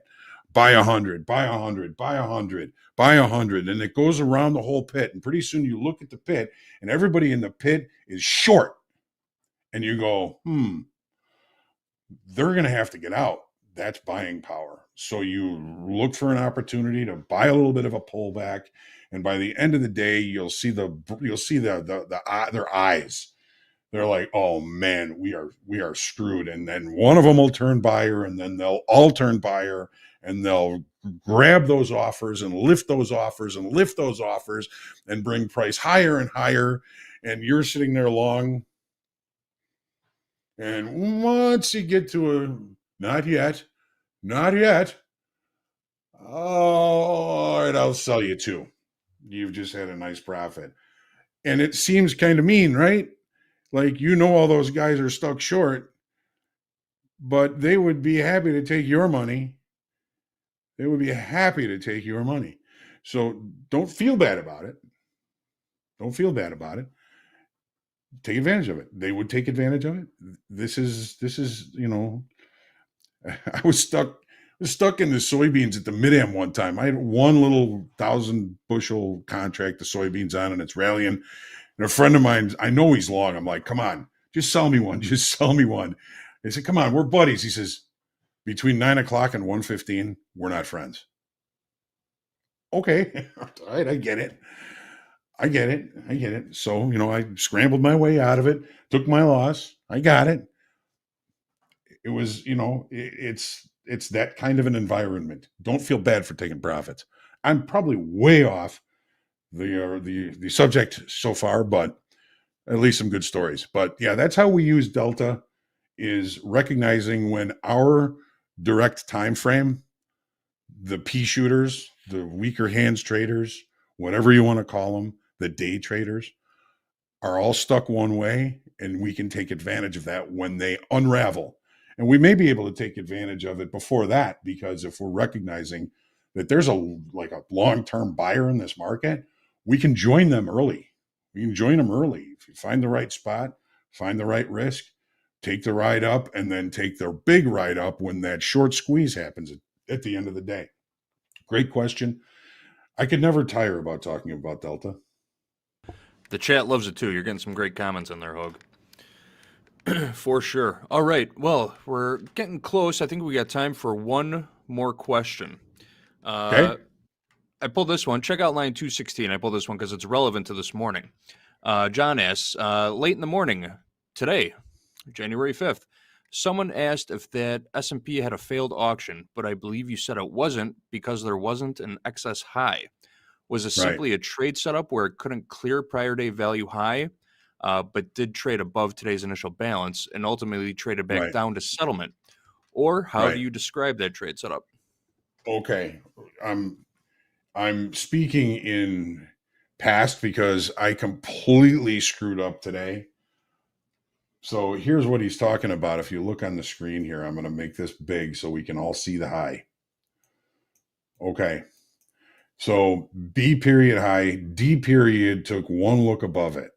This is a weak high. It's an unfinished upside auction. There's no excess up here. So that makes it a weak high instead of a failed auction. A failed auction is what we actually ended up having in the NASDAQ today.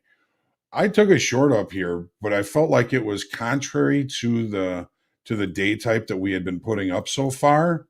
And I made a little bit on it. I screwed everything else up today, but I did sell it there. Sometimes a weak high is just buyers ran out. It wasn't necessarily sellers rejecting price quickly. Buyers just ran out of buying. And then we had this turnaround. Now, there was more to this turnaround than I think we're looking at. What we do now have is a failed auction at the bottom period. This came down here and sellers backed off. Buyers took over. Now we have an excess low. Here's the failed auction in the NASDAQ at the high. It went up once, went up again, and then failed to continue, leaving the selling tail up here. This was a eventual failed auction, and then we see the market return lower. The NASDAQ, which has been weaker for a couple of weeks now, is now presenting as the stronger. Another failed auction at the bottom here. So with both markets trading outside of the initial balance on both ends, it's more likely that this is going to be a range-bound day for the rest of the day. Unfortunately, for those of us that might be down, that makes the day a lot more complicated to try and make money back.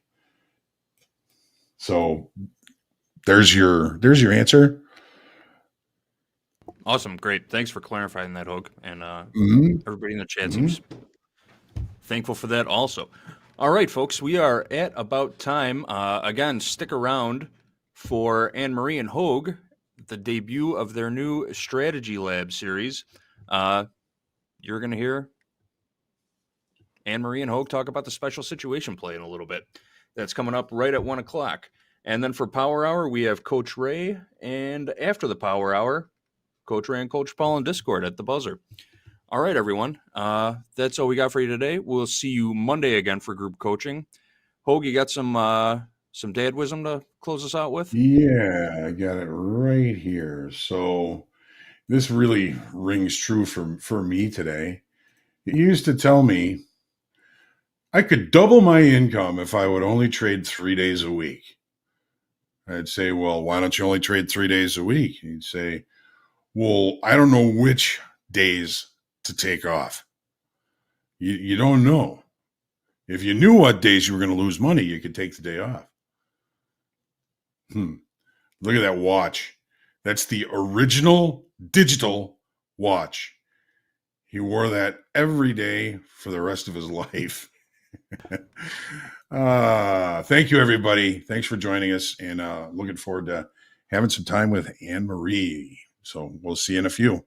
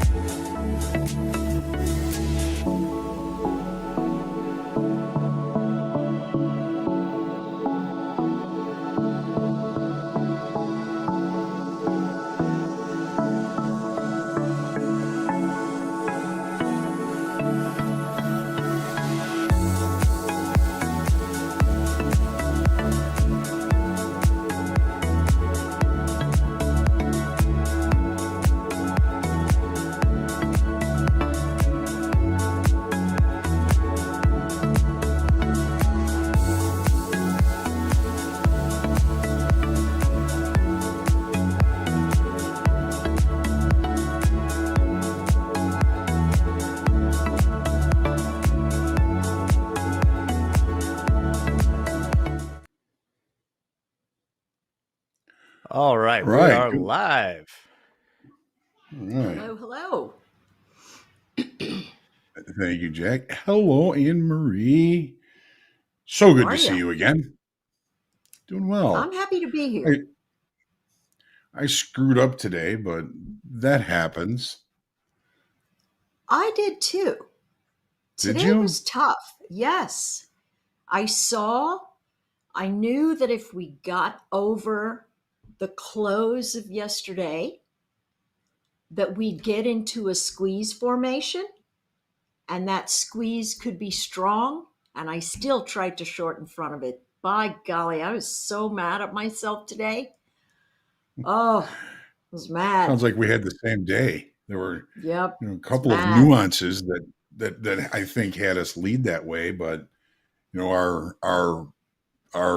tip of the week is adaptability, and I failed to adapt. Yeah. It's very interesting. At the end of the day, we can do all the analysis in the world, but at the point of execution, we have to make a decision.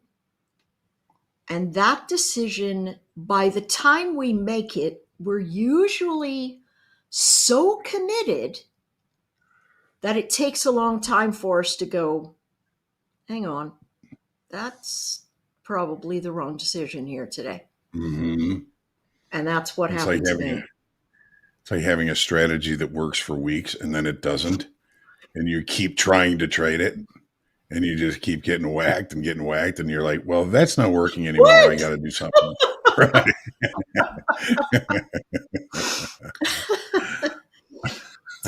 I am very excited to go over the special decisions and breaking things out. So, and I think today is going to be a good day to show that up. It certainly is, because have we done the late spike yet? No, that's what we were going to do, and then you said, "Hey, let's do this. Let's do this one instead. Do you want to do the late spike quickly and then move to the next, or what's your thought?"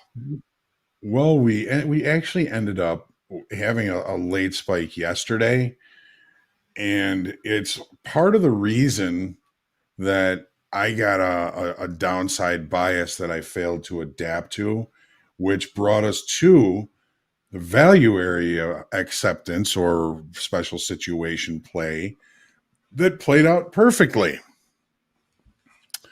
So so why do we call it a special situations play? What is the special situation? The special situation play is something that comes right out of Jim Dalton's book, Mind Over Markets. You know, there were specific situations based off of the profile. There were indications of acceptance of price outside of previous range and acceptance of price back inside previous value or balance.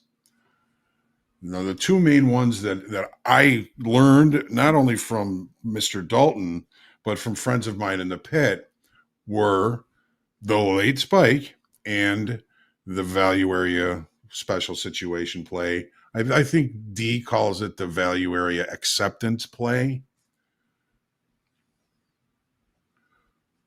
So we actually ended up having both today. Excellent. Now, the one thing about, you know what I'm going to do? I'm going to put up the TPO charts. Now, for those of you that aren't familiar with TPO charts, I'm going to split these so that they are more like a 30-minute chart, right? So yesterday we opened and we set the range, and we came all the way to the low of the range, which was basically weekly kickoff low, 47.30. It wasn't until right at the end of the day, before we started extending the range, and rather substantially closed. We closed down there. The settlement price, to be precise, was 47.29.50. So right here is where the market closed, and that's where settlement was. So what that means is the market left value and then closed before it had the opportunity over time to show acceptance of lower pricing. And so once again, because the words give me trouble sometimes, acceptance comes from continued auctioning at these prices. Correct. So if I were to unsplit these profiles, let's go unsplit. So the value area is basically from here to here. That's where 70% of the time in price was spent there. That is value. Here's the volume value on TPO. Correct. Yes. This is the volume profile, volume value, relatively close to TPO value, right? So we're in range here. We're in balance. We're in value here. Right at the end of the day, we left value in search of new business, in search of trade facilitation, which is the market's job, right? The market's job is to facilitate trade. It's to find the level that buyers and sellers are comfortable conducting business. The market didn't give us enough time by the close yesterday to show if it was going to accept or reject as a failed auction. So the next day we opened in the late spike. Now there's three different things that can mean. Well, if we open below the late spike, outright below the late spike, and create a gap, that's the highest probability of acceptance of lower pricing. Right. So the gap down would continue lower. Correct. If that, okay. Right. With probability, nothing is for sure. Yes. Right? Yes. Of course. Of Right? course. Right. Yeah. So if we open in the late spike, it's still a possibility of acceptance of lower pricing, but a lower probability than opening outright below it. Today we opened in the late spike, which had me thinking, all right, well, I mean, the probabilities are we might accept lower pricing, we might turn lower. So the opening range didn't work. The base of the late spike didn't work. Usually the base of the late spike, if the market is going to accept lower pricing, would indicate a good opportunity for a short. Well, I took the short. Opening range didn't work. The short didn't work. Okay. What now? Well, the market went inside of the value area and then went back outside of it. I looked at that as a rejection of value from yesterday, right? Here's what it looks like if I split the profiles. So here's that first 30 minutes traded inside value and then left. Right. So that says, all right, well, maybe we're going to reject value. There's another opportunity for a short. We opened, and in the next 30 minutes, we finished the value area special situation play. Okay. Say that sentence one more time. The very last sentence of the conclusion of, or just say what you said again. I just went zone. My brain just went sideways. I was like, oh my gosh, I have a trade on. And then I'm with you. Totally. All right. So say it one more time. I'm with you. Okay. So the first 30 minutes went inside value from the previous session, but it left. It seemed to be rejecting value. Now, this may have been a little bit of preemptive of a short, but because we opened in the late spike, I still believed it to be a valid opportunity. So, but in the very next 30-minute bar, guess what happens? The market races through the value area from yesterday and then some, right? Yeah. So now the thing about the value area special situation play is you're looking for acceptance before the market really starts to accelerate to the other extreme. Right. Now, okay. First learning this, we would be looking for 2 30-minute bars to close back inside the previous day's area of value before really kind of saying, okay, it's accepting value. And the basic rule of it says at some point during this session, price will return and visit the other extreme of value, which is up here and up here. But it happened real fast today. Okay, so let me ask this question. When we talk about these 30-minute bars that say, hey, I'm going to accept value and come back into this area, we really are looking for price participation that doesn't dip lower. Essentially, that's what I'm seeing in the TPO. Excuse me. It's. I mean to choke you up there. I mean, if it were that simple, Anne Marie, we could nail this every time. Unfortunately, the perception of acceptance in previous value is extremely subjective. That's what makes it a tough trade to take. Okay, so if we're trying to dissect, we saw the observations that said, hey, listen, we could have more downside. And then we enter the trade, but it doesn't turn out that way. It reverses. That happens, right? I mean, we can study all we want. We can look at observations. You know, if you're here in Florida, you can look outside and go, oh, it's perfectly sunny. And if you leave for 15 minutes and come back, you're going to have, sideways rain. It just happens. So right. I do understand that. The question is, let's say we put that trade on. How do we say to ourselves, all right, that's my trade. Where's my stop? Where's my target? Let's just manage the risk from that perspective. Yeah. Okay. And that's what makes this so difficult.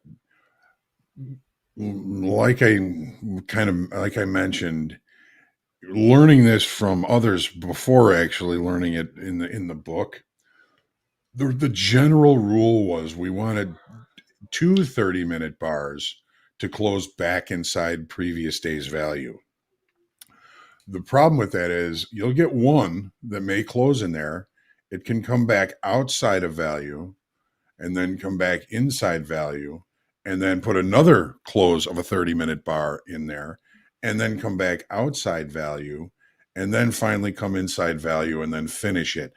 The rule is at some point during that session, price is likely to revisit the other extreme of the previous day's value. So what happened today was by the time we had even one 30-minute bar close inside value, the play was pretty much over. We were more than we were 2/3 of the way there. Yep. I see that.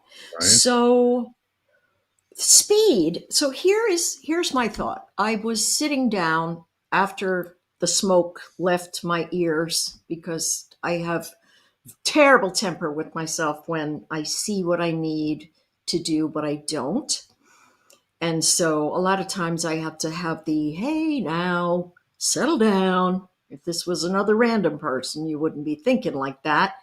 You'd be talking them through it. So I sat down this morning and I said, all right, what did you miss? One, my cognitive bias was very skewed to, hey, listen, I'm going to have more downside pressure. But also, I failed to set that special incidence that says, hey, people have been short for days and days. Mm-hmm. If this turns around, they're going to be running for the fire escapes. Right. And whenever that happens, things always move further and faster than you realize. And so my thought was, you've got on those days where news comes out and you can see prior days of building negative pressure, you have to expect that things are going to run farther and faster than you anticipate. So it's better to put the trades that you're looking for at these wider levels rather than, oh, well, this makes sense because this will be an orderly move down, which is what I did today. I said to myself, well, this makes sense. This is what's going to happen. And of course, when does the market ever make sense for more than a second?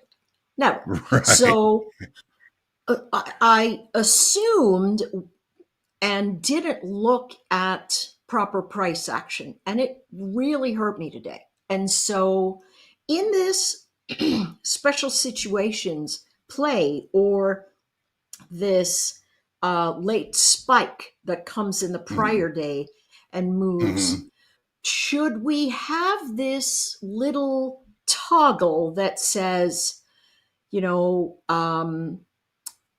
if you've got news coming, you better think about this being much faster than you might normally think, and then put it in a special pile?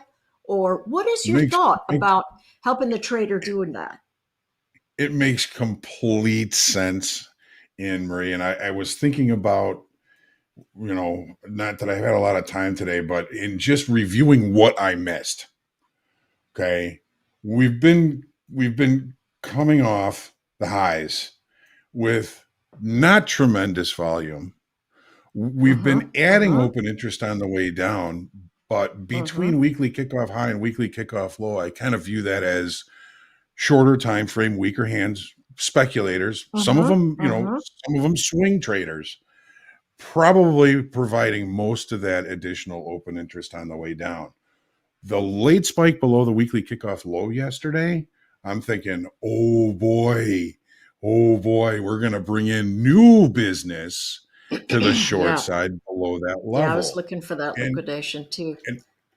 And one thing that you put in the chat yesterday, as this was going on, before it really kind of picked up the volume at the low, you were like, yeah, but it's low volume. And I'm like, I thought about that after today, and I'm like, initially it was low volume. It did stack some up. It was decent volume for the 30-minute bar, but overall, the volume wasn't all that tremendous from yesterday. It was 3.7 billion shares on the New York Stock Exchange. That doesn't indicate a big change in positioning or direction. Yeah. So in kind of looking back at what we did today, I'm thinking, all right, what are the things I missed? And that's a big part of them. Yeah, it's funny, this game that we play, and some people get offended. We call it a game. I love it, so I'm always going to call it a game because it's fun. Even when I have a day like today that gives me information, but my ability to say, pump the brakes, you've got a bias that's coloring this, it just fades. And so the fact of the matter is, it happens. It's going to happen again. And so the question is, what do I do about it? And I am usually like you in the sense that I go, 3 strikes, you're out. That's all you get at the plate. If it's 3 trades and you still are not getting a winning trade, you are not looking at the market properly.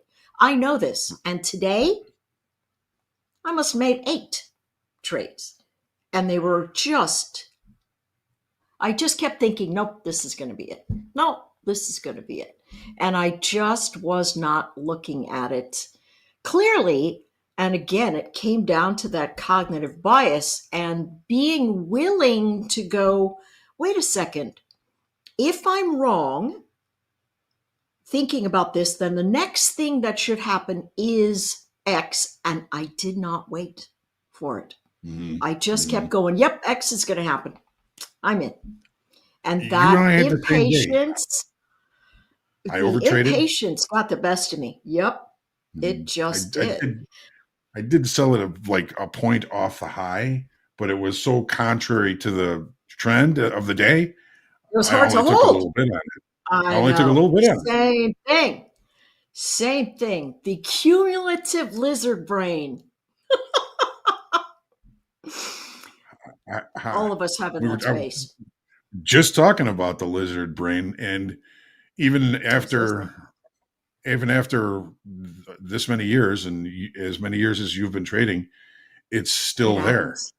Yeah, it's going to be, it is. It's going to be every single day. So sorry about that digression right there, just venting a little. And it's great to be able to, vent and go, that's what you did. That's why it's great to talk to people about your trades. It's why, that's why Trading Buddy on the Discord works, where you get in there, but you have to be willing to go, hey, you know what? I messed up right here. I was going to say something that was not very, I have whole military family on my background, right? Navy, Marine Corps, and the euphemisms are sometimes yes, not for prime time. So I was thinking of, right. but you really, when you mess up, you have to be open and say, you know what, I did this wrong, and be comfortable at looking at the fact that you made a mistake and then being vocal about it, because you're going to break down your ego. Yesterday or the day before, you were talking about great books. And I got to tell you, The Ego is the Enemy by Ryan Holiday is one of the best books that I've ever read. The Ego is the Enemy. It's very, very good. And, he's a Stoic, and I don't prescribe to Stoicism per se, but I do believe that laying the ego aside and being transparent and going, you know what? I did that really badly. I could have done X, Y, or Z and come out a lot better. But I think a lot of times we expect people to be perfect when they're doing stuff like this. And if we spend the time watching them on YouTube, sometimes we want them to be perfect so we can go, oh, all right, that's how you do it. Right. But the fact of the matter is, it is every single day is a learning experience for the trader. And if you don't take the time to learn the experience, you're wasting your education. It's going to take you much, much longer to get your training wheels off and get your groove in. And so, if we take a look at this and we, like you said, hey, if we had tried to wait for this to complete and take the ordinary rules out of this special situation play, right, it would have been very hard to mechanize. And that, would we say that that's because of the speed of the market? So maybe we say, hey, listen, special situation plays, we don't want to take them on the late spike. We don't want to take them when news has just come out and the market is reacting in some way or some other way. Or do we say, hey, if the market's reacting and you look and you see special situation plays, or you see the late day spike, you have to realize that might be a scalp trade and you want to get out very quickly. How do you think we ought to color this when I put it up in the strategy lab in the Discord room? Okay. I know that's hard. I'm sorry. When the market opens outside of the previous day's range for a late spike trade, I find that there's a better probability of them actually working. Today we opened in the late spike. Oh. So was it the reversal of because we started the day way below that. Before the news came out, it spiked down and then it moved back in, and then we opened. So when we look at something like that, it puts us in the framework of the trade, and you think, hey, normally this works, irrespective of whether it's news generated or not. Is that what you're saying? Or did I miss the bubble? I'm a bowl of cottage cheese this afternoon. I don't think so. When we look at the overnight activity from last night, the market never even traded back above the base of the late I spike. know. Right? It was heavy. Yep. So, when that happened, I'm like, okay, now the number cake comes out. There's a knee jerk. Yeah. And then the market comes up and opens back inside the late spike, which still is, a possible indication of acceptance of lower pricing.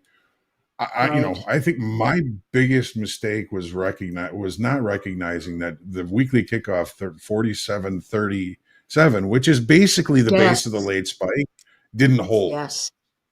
Didn't hold. But I'm thinking, let's see if it tests into value, and then it's moving too fast. It's gonna roll over. Yeah. Right. Right. So I'm looking for kind of an example of like a breakaway opening range trade after. Where would the stop have been? Where would the stop have been if we had, if we had taken this and said, hey, this is a late day spike and we would have to wait anyway, wouldn't we? If this is a late day spike and we opened up inside of the prior day's spike, we would have to wait. Right. So initially the opening range trade broke to the downside, got me short, but it only traded one tick below it. Then it took me out on top. So, okay, the opening range trade didn't work. Let's try the base of the late spike and the weekly kickoff low. Well, that didn't work. All right. It rejected initially inside value. Here's value low right here. It rejected initially, but when the bar opened and couldn't look below weekly kickoff low and the base of the late spike, I should have said, I'm crazy trying to get short. And it's so, it's so easy in hindsight to look at that. Exactly. But with that bias in my head, I'm like, all right, well, and that was 3 strikes. So I didn't do anything until I took that short way up here and only took a little bit of it because, this is what we're looking at that point. Big greens, it looks like it's going to go to the moon, but no. Yeah. It's super interesting. Another, cognitive event. There is a fantastic neuroscience researcher by the name of David Eagleman. And he's at Rice University. He does a bunch of stuff, David Eagleman. But he talks about where it is when your brain goes, hey, where are my keys? You ever look for something and you go, where is that? Where are they? And you turn back around and they're sitting right in front of you. Yeah, or even in your hand. Have you ever had that happen? Yeah. Oh, yeah. The fridge or the freezer is where I'll find my keys normally. Yeah. So where's my pen? Where is that? You look and then there it is. It'll be sitting right in front of you. He says that our brains fill in what's actually not what's actually there, but what we think ought to be there. And so when we take a snapshot and we close our eyes and I go, hey, tell me what you think is in the top left hand of this picture that you just saw, your brain is going to fill in the blanks. It's not going to leave it blank. And days like today is what happens to us.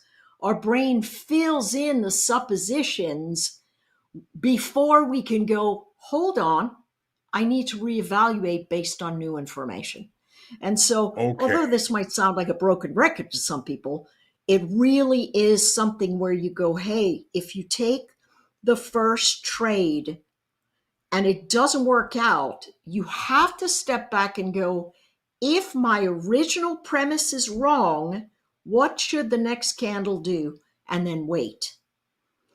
So important, because for me, I believe, hey, if you take a trade and it doesn't work out, that doesn't mean that the trade's bad. It just means that your timing is off. Right. And so you have to discern, wait, is my timing actually off, or am I wrong about what this trade might actually do? And that is self-control. That is impulse control. And I just didn't have it today. does David Eagleman talk in that book about the brain's ability to discount information that it disagrees with? Oh, all the time. He's got actually a YouTube channel. I think he did. He's done a bunch of stuff for like National Geographic, and I mean, he's a really he's been around for a while. I just noticed his hair starting to go gray, but he's been around for a bit. But he's excellent at clarity of what you're seeing, so that you can understand how your brain processes information, and it fills in the blanks all the time. All the time. You cannot trust your mind to go, yeah. And some people have eidetic memories, as some people call that. What's the word people use? Photographic. Photographic, right? yeah. It's really eidetic is what the real word is. And some people have those, but they're like 3%. 3% of people, maybe. The rest of us fill in the blanks. We just see sort of, it's sort of like, remember that thing they did, and they said, follow the guy, follow the ball. And they had like 10, they had 2 teams on a basketball court, and the goal of the person watching it was to count how many times the ball was passed. And a gorilla walked straight through the court, the basketball court, and 60% of the people never saw him. Wow. Yeah. Let me see if I can find that. Yeah.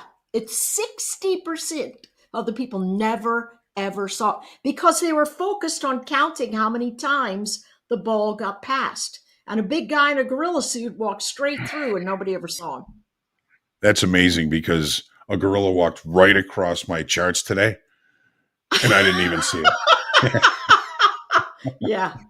Yeah. A guy carrying a chainsaw walked across my charts today. Ego is the enemy. What's the name of that author again? Ryan Holiday. Ryan Holiday. Yes. I think he spells it with 2 L's. Okay. Sounds like a beach band leader. Hi, I'm Ryan Holiday. I know, it's a strange name. He takes himself very it's a seriously. good name. Yeah. Yeah, I mean, I'm sure it's a very serious book. It is a serious book. But it's really, I loved it. I loved every single minute of it, because I'm all about the learning and getting from, step 1 to step 2, as far as just getting better as an individual. So I enjoyed it very much. He's got like 4 or 5 of them, but Ego is the Enemy is my favorite. Do you have any New Year's resolutions? Oh, I don't do those. I have New Day resolutions. If I say to myself, you're not doing that anymore, I will not wait to go, hey, you'll start in the new year. I go, you're starting right now. Right now. It's sort of like, let me tell you this. I was a chain smoker for I don't know how many years. Oh, I know. It's terrible. Like I said, I'd be dead in a ditch if it wasn't for Jesus. I'm still fighting it. So yeah. So let me tell you what I was doing. So I started smoking in high school. It was cool, kids were doing it, And so I started smoking in high school and smoked all the way through we went to high school college. Together. And I started saying, you know what, I'm going to get really fit. And I started doing some bodybuilding work, and I just got way into full exercise, just 6 hours a day. Terrible. I'm an obsessive compulsive character. I'm all in or all out. It's never halfway for me. And so I said, all right, I'm going to do it. And I would still be smoking in the evenings and throwing up blood when I'm running. I do 5 miles a day. and then go to the gym. I'm still, I'm puking up blood. And then one day I went, what are you doing? You're smoking, and then you're doing all this other stuff with your body. You're going to quit smoking. And I quit cold turkey, never smoked again. And so the way that I did it was just by substitution. I was like, oh man, I really want to smoke. I'm going to chew some gum, or I'm going to go work out, or I'm going to go whatever. And so, I just said, I'm done. But I got to tell you this. Whenever I walk by a good cigarette, I still take an extra breath, because I feel that urge of whatever. On the flip side, if it is an oral fixation, chew gum, but you could always try Zyn, Right. Have you tried Zyn? ZY.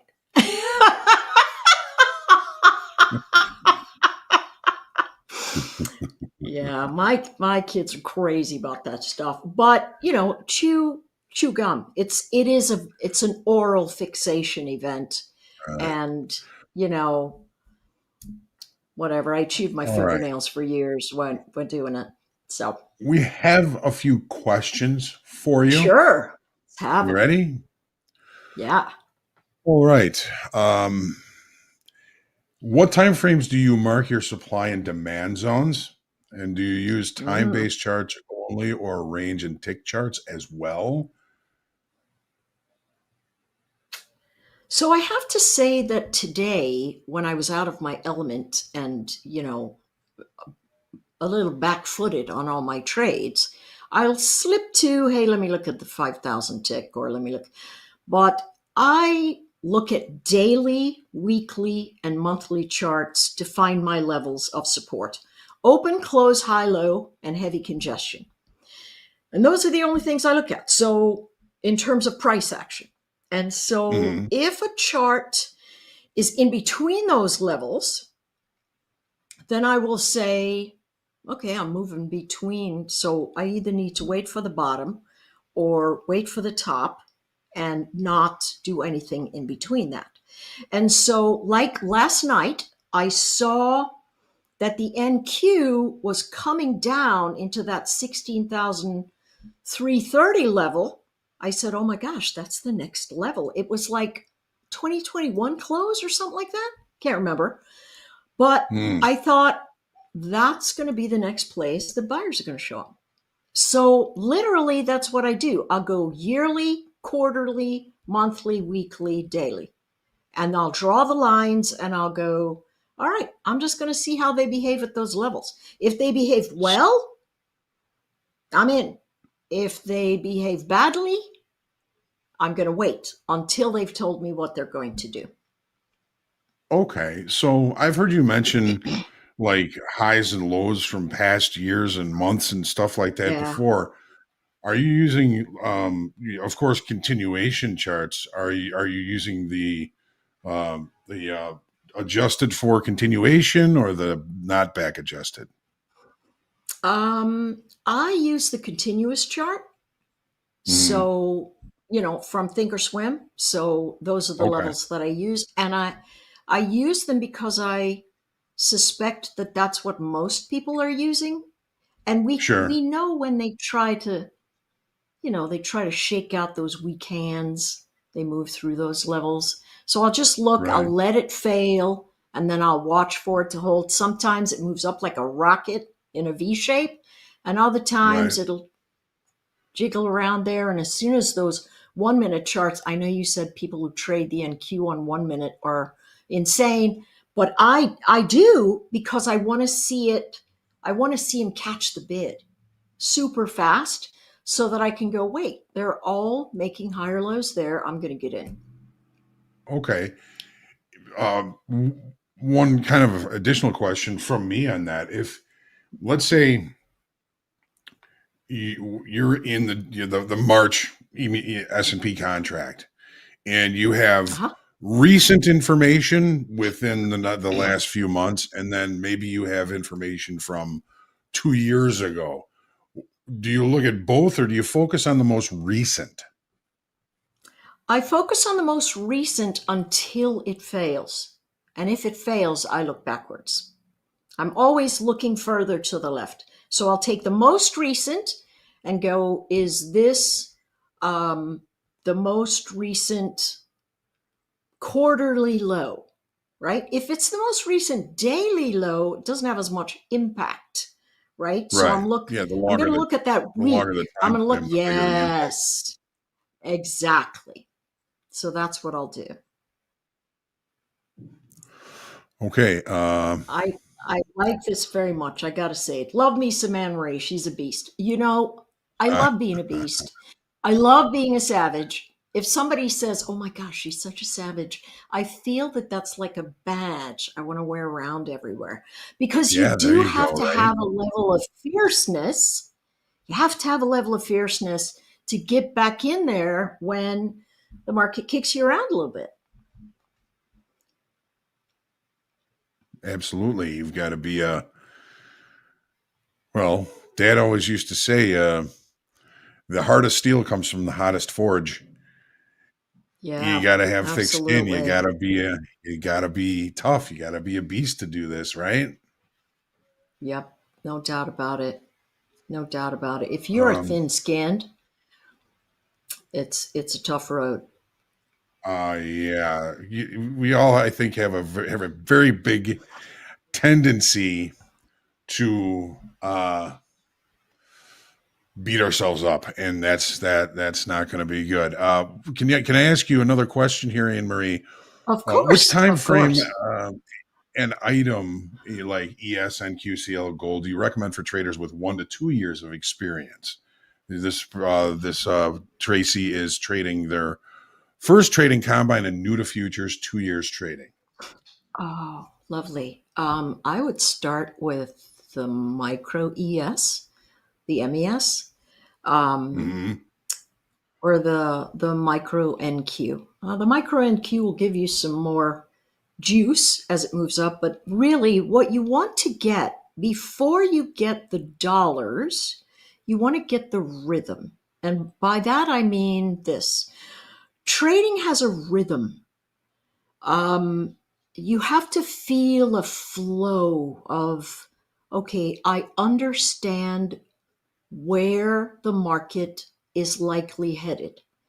And the way to do that without fear, like in coaching today, someone was saying, hey, listen,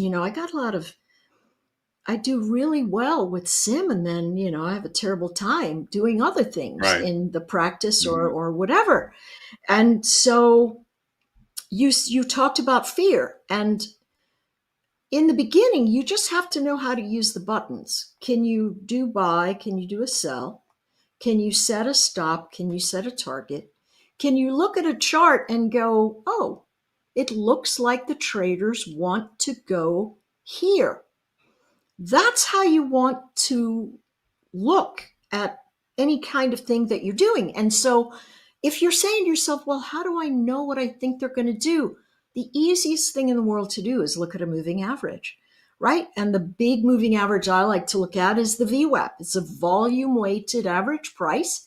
It tells you, regardless of what time frame you're looking at, it tells you whether many of the traders are long or short. So right now the VWAP's about flat. So we know that everybody's a little bit long and a little bit short, and likely nobody's making any money. Right? And so that's what I would do. Get into the rhythm of, can you do a buy? Can you do a sell? So that the fear of execution, just the rhythm of go, stop, you've got, and then you can go, all right, if I take this trade from here to here, can I hold an MES, a micro, into my target? And if it doesn't come into my target, can I write down and go, that didn't come to my target. Did I estimate the wrong target? Or is it going to come to that target later? And so it's just, I love to cook. but I love making my own recipes of things. And sometimes when you fix something, you're like, well, no, okay, that did not rise well enough. That I did not beat the eggs hard enough. I did, because you're experimenting, and a lot of trading comes with experimentation. Jim Dalton did not just come in and go, oh, that's how the volume profile works. It's just right. I'm going to throw it out. It took Years a long and time. years. Exactly. And a lot of that is going to be experimentation. Well, this looks like this. And so let's see if this happens next. This is what I estimate. Oh, it doesn't. So what I need to do is, if I do that, I need to estimate my risk. And really, if you're doing that, don't fret about, I got to see money right now. Get the rhythm right. It's like learning to ride a unicycle or learning to ski, right? You're going to take a bunny slope. You're not going to go, I'm going to go down this black diamond. I just put these skis on 3 days ago. With a 15 line. Right? I mean, it's going to be hair. Yeah, it's going to be hair, teeth, and eyeballs. So what you want to do is go slow, get the rhythm, learn to execute properly time after time, and then always keep your head in the space, right? And literally, journaling isn't, I loved Dee's Dear Diary thing. It was so hilarious. But it's not the Dear Diary thing. It's long XYZ, target XYZ, didn't go reason. Blah, blah, blah, blah, blah. And learn to slow it down and go, all right, this is what you're not doing. But most of us are like the kid or the teenager that's looking in the window at an awesome party, and you're outside and you're like, I got to get in there. I got to do it. I'm going. Right. It doesn't even matter if the cops are coming around the corner. It's just, you just feel, I've got to be in a trade. And I have to tell you, impulse control is one of the most difficult things that we have to address as an individual, and then cycle back into, hold on, do I move too much too fast simply because that's what I think I'm supposed to do? Sure. And one thing that I might add to that would be, Tracy, don't overcomplicate things. I like Anne Marie's idea about, focusing on simple moving averages, VWAP. Learn how the market moves around those things, and take your time. You put too many things, too many time frames, too many indicators, too much of that stuff on your charts. It's just going to go to confuse you. And, like Anne Marie said, just take your time. Take your time. There's no rush. Markets are going to be here for a long time. Definitely. All right. Absolutely. There are a couple of questions about like TPO charts and stuff. I mean, those would probably be more towards me. All right. Bad Tuna Salad is asking, would you consider this concept of acceptance to be subjective? Anne Marie, acceptance is not necessarily something that you're kind of looking at. I mean, you could call acceptance congestion. And is it subjective? Yes. I don't think so. Now, how many candlesticks, if you're looking at it and you're seeing a bunch of 30-second candlesticks all together, you can go, right, well, that's relative congestion to a 30-minute chart. But if you're seeing 2 months of candlesticks in a range, everybody's going to look at that and go, okay, that's heavy congestion. Oh, that's congestion. And so, right, that's acceptance. Exactly. Yeah, exactly. So I don't think it's subjective, but I do think it's relative. Not splitting frog hairs there between those words, but relative means that other things come into play, and subjective means an individual opinion. And so I believe that congestion is relative to whatever else is going on in the chart. Okay. There's a couple Speaking of of questions which, here that I what? not really quite. Go Yes, ahead. go ahead. There were a couple of I questions was I'm just not saying. quite sure how to read, but go ahead. I was going to say, a lot of people talking about the markets pulling back. All we're doing is moving one standard deviation away from the VWAP. That's all that's happening right now. And we're running into the low that we had at 10:30, right? Now we're trying to break it. And my thought is, because we are in a profit-taking space right now, and because this morning's run-up was fueled by a short squeeze, we're going to give all of this back. And that's my theory, which is it's working out at the end of the day. I was just impatient at the beginning of the day, and it cost me a poo ton. Right. And saying that kind of reminds me that because the market opens inside the late spike or below, it doesn't mean it has to go directly lower. Exactly. So what I'd love to do next week is really pick this up again and sort of parse it out in terms of if it's why we want to learn this, where we want to put our little light bulb that goes, ooh, this just happened, and how we can put it in our toolbox. It's not a primary trading event, but it's a significant event within the volume profile arena. Would we agree on that? Yes. So I think it's worth another one where we just sort of dig a little bit deeper and say, you know what, let's define this in a space where we go, all right, if somebody wants to memorize it, this is what needs to happen. Okay. There's a question here, and I was kind of wondering if everybody got this. When you said, what do you mean give it all back? Do you mean more downside in the S&Ps? Yes. NASDAQ? Yes. More downside.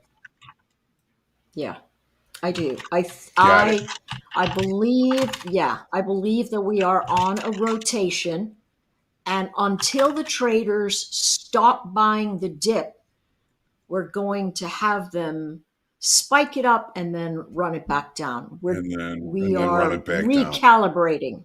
Yeah, we're recalibrating. You got it, fat shrimp. All right. Yeah. Lots of folks thinking, let's take out the overnight lows. And, that's what I was looking for earlier. And I've taken myself out of the game so far today. So I'm going to just watch and learn and see what happens. Right. Even if we're not participating, there is a lot to learn. I think I know talking to Anne Marie today, got to think a lot of things through that I missed today. I love the idea of the ego is the enemy. I love that book. And you were going to check out David Eagleman too. And one of my decisions to try and improve myself this year was to read more books. So, and I've read most of the trading books I have a couple of times. And going to be looking at some new stuff. So thank you very much for that, Anne Marie. Welcome. And for those of you who don't know Anne Marie, I saw a couple of people asking, do you want to talk a little bit about yourself? And I'll show them the book. Okay, so I've been trading about 2 decades, and I've written a couple of books, and I trade to eat. And I've just been around a long time. I used to coach, but I'm finished, and now I just want to be part of this great team that's just constantly sharing information with new traders and developing traders to open up a layer of transparency and having us lock arms together and go, you know what? Let's just forge forward and make good habits and repeat them over and over again. So, yeah, you can find me on Twitter at Anne-Marie Trades. I have a number of imposters, so if all of a sudden you see a DM from me, it's probably not me because I'm a bit of an introvert and I rarely DM anyone, even my family. Well, you can pick your friends, but you can't pick your family. There you go. There you go. For all of those that are sending Anne-Marie your love and noticing that she's a beast, I have tremendous respect and love for Anne-Marie myself. So, Anne-Marie, thank you very much for joining us today. It's always a pleasure. Looking forward to seeing you have a nice weekend and coming back next week and having more time with you. So, blessings to Absolutely. you, blessings to you and Thank your you. family, Same and to you. have a great weekend. And we'll see you soon, ladies and gentlemen. Stick around for the Power Hour coming up here in just a few minutes. See you later, All Anne-Marie. right. And thank you. stick around, folks. Thanks.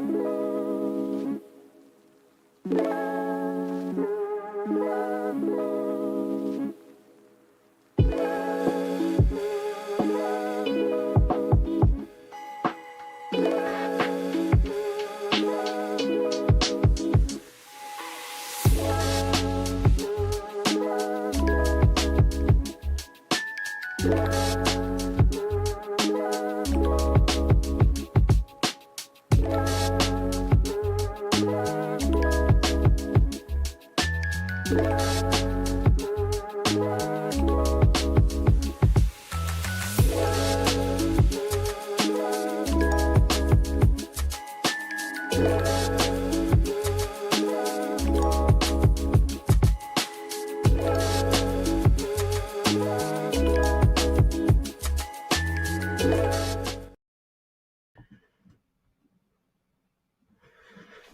I can't hear. Welcome to Power Hour. Let's do it, boys. Hey. Hey, guys. Hey. What's happening? What's happening? Sorry, Amazon guys at my door. Going crazy. Yeah, I'm trying to do this comeback. Saw some people in the chat wondering where I'm at. Still down 175. Holding off on the trades. Going to wait to try to do it in this power hour. So let's see what happens. And no comeback for me. I put myself on the bench. There you go. That's okay too. You got a good week. I had a relatively good day today, and I'm going to be very, very, very particular if I do anything at all. Okay. Right on. We're joined by Coach Ray today. Ray, how's it been? It's been good. I had a very good day today. Day's been well. I'm excited to be with you guys. Ray, We're excited to have you. You trade ES, right? I'm mainly a crude oil gold trader. I'm a recovering NASDAQ trader.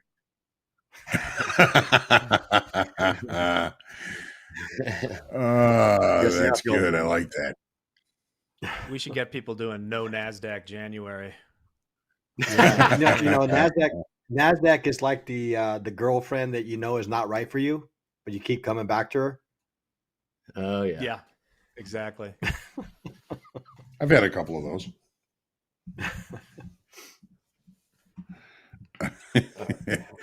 Anybody drinking? Not yet. We'll see how the session goes. Just water. Yeah. Got a cold thing of water with some apple cider vinegar. Oh, okay. Oh, we're doing the cleanse. Yeah, with me on the wagon. Per se. All right, let's see how we can do this one. Anything there, Delta there, John? Anything to take a look at? Delta is minus 400 right now. Okay. It's like having tilt at 50-50. Okay. Right? Nothing. You know what the tilt's at right now? 50-50. 50-50. NASDAQ, however, is negative 5,000, but that is congruent with direction. Wow. It's not gonna be talking to us about really much of anything here. So we do have barking, as was mentioned in the chat. Vito Ciccio says reacceleration at this point seems less likely. Okay. I have no problem toggling rates to more normal levels as you build confidence that inflation is falling.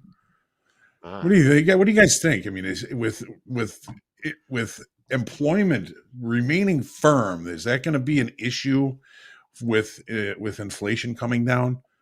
More people working, more people have money, more buying stuff. Might be an issue there. Well, it's an issue if they don't have jobs too. Yeah. That is true. I mean, it's kind of one of those damned if you do, damned if you don't. But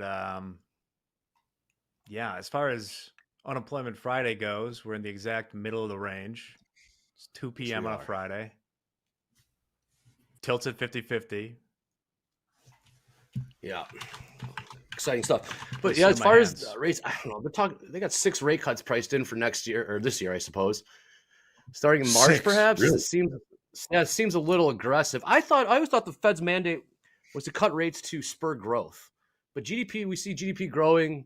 We don't have to get deep into this macroeconomics discussion. We see GDP fine, unemployment low. So they're just going to cut rates just for the sake of it. I didn't think that was their mandate, so to speak. Well, they have the dual mandate of 2% long run inflation. Am I less quiet now? Someone was saying I was quiet in there. And then, full employment. I mean, are we gonna, okay? Yeah, we got to get to 2% inflation first, right? Does anybody know what Barkin is talking about when he says he expects there will be more labor hoarding now than in prior cycles? Yes. I do not know what that means. So I know it in the sense of big tech companies that had layoffs. Is the idea of labor hoarding is just what it says: hoarding labor, just buying up everyone and keeping them around. So competitors can't get them. So they just keep them around so nobody else can have them. Yeah, kind of. It worked for a long time with Facebook and Google and stuff, and until last year or the year before when they started laying people off. Yeah, I think they're laying people off for the anticipated recession that never came in 2023. I got a question here in the YouTube chat from Donald asking, what matters more for the market, inflation or company earnings? What matters Good question. More? What does matter more? Good question. Well, lately it's been, I'd say the last 2 years, inflation's been the big headline. I mean, obviously, it's quarterly earnings are very important. Right? I would think it's inflation. Yeah, the dollar. Yeah. Inflation, I'd say. Muhammad I mean, the literal definition of inflation is devaluing the dollar, right? I mean, yep. NVIDIA says, "Hold my beer." Yeah, they carry everything, don't they? We just put new all-time highs in the stock market last week. Is anything affecting the markets? That's the real answer. Nothing really matters. Well, here's something I just found. Rising costs and uncertain revenue growth can take a toll on corporate profit margins. Yeah. So I guess it goes hand in hand.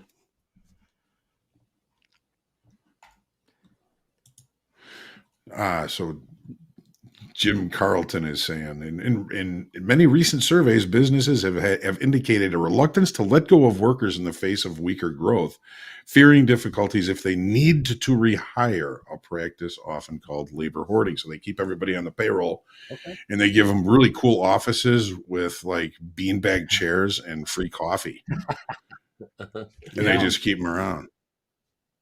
And pizza on Fridays. We had one of those, John. Yeah. Yeah, we did. Yeah, we did. All right, so looks like we got some support here in the S&Ps around this area. Yeah, it's visited there like 3 times and hasn't been able to continue lower. So maybe, if it knocks on the door one more time, look out below. If I wasn't on the bench, I probably would be looking to do something here, but it's got to be cheap. Yeah. That short that I took earlier was so good and so cheap. I should have married that thing. Yeah, you nailed that. What price did you sell, John? It wasn't 60s, was it? It was just under there? Yeah, it was like 58 halves. Just right under the low there, and took a little profit on it, but here's what I was looking at. It was straight up to there. Yeah. All green bars trending to the upside. How many times have I said and heard myself say, yeah, don't sell into a directional market? But it was so cheap, I had to do it, and it turned out to be pretty much the dead high. Yeah, that was the trade of the day.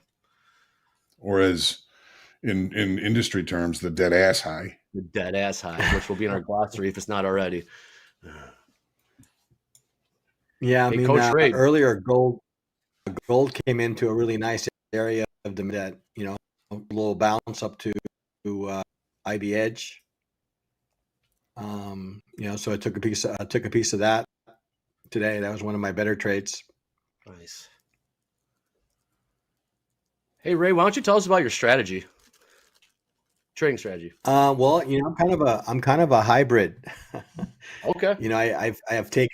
I've taken a little bit of Hoag, a little bit of D, and kind of made it my own. Do a little bit of volume profile, supply and demand, order flow, price action. I don't have much in the way of indicators on my charts. I really look at price action and supply and demand levels and levels that are created from volume profile. That's kind of what I base my decisions. So Ray, you're like a very patient lion. waiting behind some brush for Yes, the yes. three-legged wildebeest to limp by. Absolutely. I love Absolutely. that. I love that about Love you. love me some three-legged wildebeest for sure. How about it, huh? Yeah. So I don't know if we maybe take a peek at the chart here. I can kind of talk through that trade if that's interesting, or Sure. Yeah. that'll maybe Go. help you Yeah, guys understand are you sharing? my way of trading a little bit. No, I don't think I have my chart up just yet. I think they're working on it. Oh, okay. Good. Well, in the meantime, Vito Ciccio is asking, do I factor in MOC imbalances?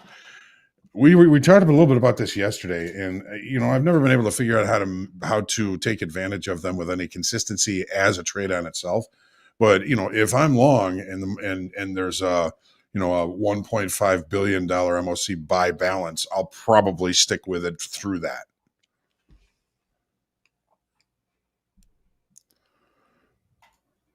All right, Kelvin. Yeah, you saw me hit the dead ass high, so why am I flat now? Can we learn from that? Of course we can. But I was looking at the current market state, which had rejected the spike lower. We finished the value area special situation trade, which was one of the reasons I liked that trade. But I just was looking for a contrary trade against the trend for the day. At least the trend for the day so far. So it wasn't something that I was trying to lay into. It was something I was trying to just take some quick profits on. That little did I know, that was going to be the dead ass high. Good question, though. Good question. Thank you. Kelvin. Is that right, Kelvin 00 from the chat years ago? Kelvin 00. All right, go ahead, Ray. I'm sorry. So what did I do? Just say is I a volume per prior day session, and I have while here on the left hand side, my yellow my value area, my lines are my value area high, value area low. My red is my point of control, and then I draw apply in demand zones. And really, what I often coin the phrase Bigfoot. I'm looking for evidence of Bigfoot. And that's really evidence of big money, right? Candles that don't have much in the way of wicks. So in this particular case, I saw big money come in, maybe as a result of some of the news that we had this morning, and they came in with all guns ablazing, okay, and they shot the market up, and so I went ahead and kind of like you mentioned, Hoag, I kind of say my how you say my parameters are where I like to participate in the market. You see this, I see this consolidation area here on the left. There's the bush, and I see these. Yeah, here I am in the bush, right? And so I basically waited for okay, as it was approaching this area, that whoever these people were, okay, that brought that market back up, we're back, and sure enough, I start to see this. I start to see these little candles. We're not making lows, and it's up against these areas. So, so what I generally do is I wait for a 15-minute bar right here, and I wait for that bar. I demand of the market that they give me at least one candlestick that's green, okay, against a reference level. And then once I have that, then I drop down to a 2-minute chart, right? And then basically wait for my opportunity. I wait for that break, and see here, I got my break right here. You see the break outside of the bearish channel. Well, I got my break, but then I had to sit on my hands, right? I had a lot of price action working against me, but my stop this demand level here, okay, somewhere down below. So I waited, and finally got my break. I probably was sitting in this trade for a good, I don't know, half hour, 45 minutes, just waiting patiently. And sure enough, I started to get the movement. Yeah, this is a 2-minute chart. I'm a big fan of the channels. I'm a big fan of the channels. I have was the supply zone up above, or this is I think IB edge, right? And I basically said, okay, my rule says that I stay in the trade as long as I'm in the channel, right? So I rode this trade all the way up till I got this close right here. Nice. And that's pretty much how I do my thing. So I wait for price to come into these areas where I see evidence of Bigfoot. I coin Bigfoot for the positive side, and I coin Bigfoot evil sister on the sell side. Right on. I like that. Yeah. and that's kind of what I do, right? So as I get within 10% of my target, I plop these puppies up on the chart, and I wait for a close. And once I get that close, I exit the trade. So yeah, so that was a good I don't know, 45 maybe 50 tick move in gold. Nice move. Very nice. Yeah, I was quite happy. I was quite happy with the trade. So, but I don't take a whole lot of trades. I take anywhere from one to three trades per instrument. And sometimes the market just doesn't present any opportunities, and I have to be okay with that, right? So I bounce around between gold and crude, and I usually find some opportunities in either, and I'm good with that. And then if I'm feeling really frisky, then I go into NASDAQ. But I'm usually occupied. I'm usually occupied with either crude oil or gold, so I'm good to go. So yeah, that gives you Andre. That gives you kind of a little bit of a taste, I guess, of how I do my thing, right? It's definitely a hybrid, yes. Yeah. So. But you said you're a recovering NASDAQ trader. Sounds like he hasn't completely. Yeah, well, when I first started with you, Hoag, I was very much like everyone. I think for whatever reason, the equities seems to be the market that people start with. Whether it's YM, ES, or NASDAQ, and I was one of those, right? And I was one of those. I was kind of enticed by the way NASDAQ moved, but just as much as it feeds you, it takes away. Yeah. So right. So I started out with NASDAQ, but then I in my journey I met Diana, and I was telling her how I was having these kind of up and down kind of situation going on with NASDAQ, and she really encouraged me to look at CL and GC. Fell in love with CL. Just be careful because the boss is listening. Oh, I know. I have both of you to thank. I have both of you guys to thank, to be honest. So, but yeah, I mean, once I met Diana, she got me, enthused by CL and GC, and I never looked back. I think I passed the combine within, I don't know, 3 or 4 weeks within working with her, and I don't think she even knew that I had passed.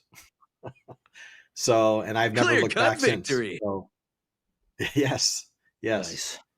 So yeah, so I tell people that I work with all the time, it's just as much as arriving at a process, you also need to find an instrument that resonates with your mind. Right. Agree. So CL and GC just resonate. And I don't get these nasty NASDAQ movements that they try to, kind of like trying to buck you off a horse that you get consistently. So. Is that what Patak calls woozy woos? Yeah, you get the woozy woos. Yeah, on the horse. Woozy woos. Yeah, I mean, definitely NASDAQ definitely challenges your conviction in the trade for sure. All right, Jack, you trading it up on this close or what? I say I won't now, but who knows? 10 minutes from now. Love it. Well, we had a poll here in YouTube. Are you still taking trades? Well, our community here, 56% say yay, 43% say nay. So we still got some traders here. Andre's in. Yep. Sold too. I'm thinking you're short. I am. Going for it. It's a weak low there. Yes, it is. But there's also a weak high in this market. I should have never traded today. I had a very hectic morning. Yes, Well, we we did. have a didn't we, nice Joe? demand level there at 16,400. I'm trading ES. So, oh, you trade ES? Yeah. Hey, Ray, Marianne's got a question here. Sure. When you're waiting, are you watching the chart the whole time, or do you set alerts and walk away? I do a little both. If I'm around, I like to look at the charts, but if I'm not, then yeah, I set alerts at various levels that volume profile generates. Value area high, value area low, IB edges. So yeah, if I'm away, if I pulled away from the charts for whatever reason, yeah, I set those alerts and then come back when I get within 5% or whatever it is that set the alert to. So I do a little bit of both depending on what I'm doing that day. Thank you, Ray. Sure.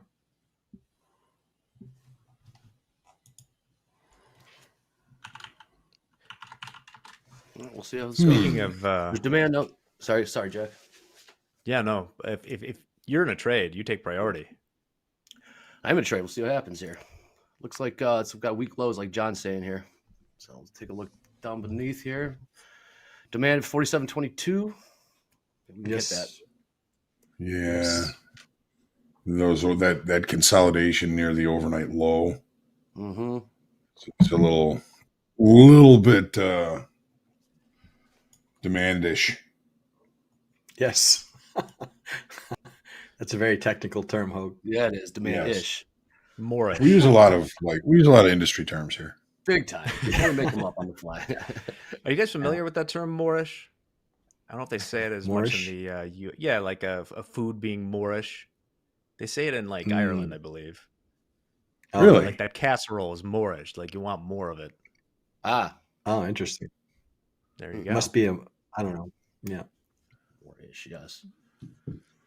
There you go, Dre. There you go. Almost. Oh, I should have never said anything. Almost. Almost. Yeah. Looks like I'm off to go. Coming into the teeth of some buyers here. Out. Did it. Boom. Oh, excellent. Way Very to go, good. Dre. It's probably some follow through too. Nice. But I just want to get positive. There you go. There's the comeback, guys. Excellent. Up $75 on the day. Nice recovery. Earlier. Counted G'd up $75. How about it? I'll take it. Nice. I'm not recovery. done. 2:30. Well, let's celebrate that with some JD news. JD, you got some Yeah. Topstep news for us? I'm not entirely sure JD's in here. I thought you were offering us some JB. Yeah. February 1st. Celebrate. Just send it to my mouth. There you go. Well, Not we got me, the news yeah. coming up here shortly. The JD will be in suspense here. is killing me. nice comeback, Andre. Fucking A, man. Thanks. No. No, That little extension at the bottom there against that support on the overnight level. Buyers. Scary. Yeah. It is. It is scary. There's the also that average daily range that D talks about. D. Uh-huh. Yeah. Where's that? I have it at 47.13. That's kind of through that range, but right. Yeah. 47.10, 47.12, 47.12, 47.13, somewhere in that range. Buyers. Damn. Buyers, Well, yes. we've This got- is Buyers. Interesting. I mean, this is Now what, probably John? the biggest initial balance that we've seen in a month in the S&Ps. It's going to take a lot of energy to extend very far outside either end of it. correct. Wonder if we have that energy here at the end of the day here on Friday. Something's going to pop here in this next 30 minutes. So you're just looking to sell, Andre? Not anymore. I'm flat. I don't know. Yesterday got me spooked the way they kept hammering into the lows and kept selling into the lows and making new lows. I wonder if that's going to continue today. We're down 6 points in S&Ps. It doesn't look like sellers keep coming in, buyers keep coming. I don't know. We'll find out. Chasing my tail. Hey, hey, this is just coming over the wire here, guys. Starsky and Hutch. Some of us remember that. Some of us don't. I remember. David Soul, who did have a #1 hit also, who played Don't Kenny Give Up on Hutch Us, Baby. Hutchinson. Don't give up on us. He passed Yeah. away. Sad day here. Oh, no way, really? No yes. way. Wow. Yeah. Was that Starsky or Hutch? That was Hutch. Hutch. Okay. Kenny Hutch. Kenny Hutch. Gotcha. Do you guys notice, by the way, in this new software platform we're in right now, is MP Frozen still there from the morning for you guys? Yes. I don't know how he did that. It was Anne-Marie. Don't describe it. I took a screenshot of it and sent it to James. We got to show this at some point because it's terrifying me every time I look at that part of the screen. It's staring. Yeah. I know. I have Anne-Marie. I have Anne-Marie in the bottom right. Oh, yeah. She's still there, too, but it's a more dignified picture. I've got a poster of Michael right next to my Farrah Fawcett poster in my bedroom. Oh, wow. I've been covering that up, Jack, with another browser page. Yeah. James told me about it. Oh my! There it is. My! He looks scary there, doesn't he? What's he doing? Man? This is, I'd love to know. Yep. This has been frozen, staring us in the face the whole day. Hours.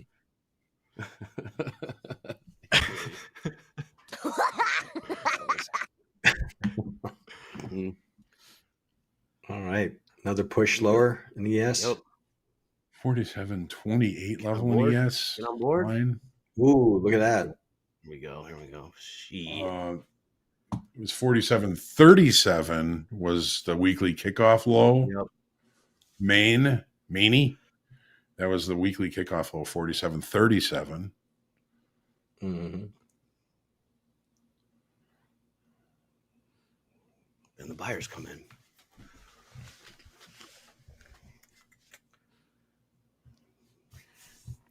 Well, how about some good news, guys? We did have our friends in Japan having that nasty earthquake. They're pulling some survivors. More survivors are being rescued 72 hours after that quake. So that's something put a smile on your face. Yeah. That's tough way to start the year over there. Beautiful country, too. Oh, yeah, ravaged. No doubt. No doubt. I don't know, John. Every time it looks like we want to go, buyers come in. Yeah. Well, there is that, that overnight demand zone. That's where the buyers really started to come in. Mm-hmm. Yeah. But we do keep extending the range to the downside just a little bit at a time. How is it doing? We got, negative 1700 in Delta. There's nothing really to write about there. If we were long Delta down here, I'd be selling it. For sure. We really see long Delta lately, right? No, we've been seeing a lot of negative Delta. Right. We haven't been seeing a lot of long, is what I'm saying. Yeah. Yeah. So 1, 2, 3, 4. Today, yesterday, Tuesday, Wednesday, Tuesday, and Friday were all negative Delta.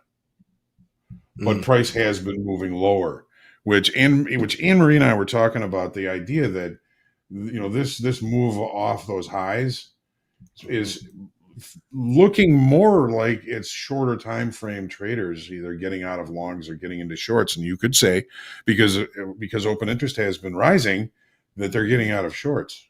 That they're getting into that they're getting into shorts because open interest has been rising. But who are the buyers? Who are they selling it to? Mm-hmm. Long term? That's the question. And we're not getting any real decision making here in the S&Ps, at least by the weekly kickoff level here. I got a lot of research to do after the close today to figure out next week's weekly kickoff levels. This is going to be this is going to be interesting and fun and hopefully helpful. I know a lot of folks made some dough, at least some off of the weekly kickoff low here in the S&Ps this week. But man, it's going to be. I'm really going to have to search for the levels this week. Go ahead, Ray. No, I was going to say that we haven't really made a new low. I mean, we peaked below, but never made a new low. Nothing closing below any of these candles. So buyers might be kind of nibbling down here. I'm not sure. Yeah. Like bluegills. Maybe not piranhas. Nice. No, not piranhas. Guys, speaking of fish, police in Alabama say a man crashed his car outside a Bass Pro Shop in Alabama. Of course. Stripped down to his birthday suit and then cannonballed, plunged into the giant bass aquarium. Ladies and gentlemen, can I please have your attention? Wow. I've just been handed an urgent and horrifying news story. And I need all of you to stop what you're doing and listen. Cannonball! Yes, he cannonballed into the bass tank. Jeez, interesting. Only in Alabama. You say Bama? Only in Yeah. Alabama. Only in Alabama. Until he jumped into the fountain, that was kind of par for the course for an Alabama Bass Pro Shop. Hard sentence to say. Anyone in the chat here in Alabama? Say hi. Yes. Love Alabama. Yes. Love It Alabama. says here he caught a 5-pound bass on his pork rind. Roll Tide. Roll damn Tide. Ooh.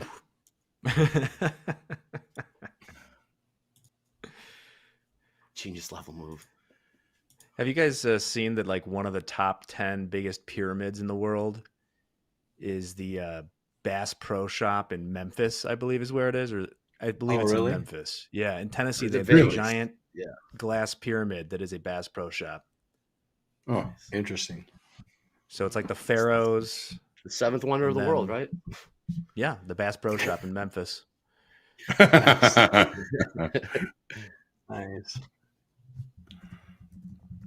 All right. Yes, is trading a little bit of a demand zone on the 2-minute. On the 2? Yeah. I don't know if I can get it 2. Here's a 1.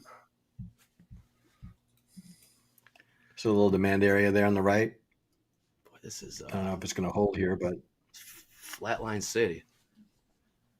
There we go. No, it's Memphis. There we go. There's some buyers.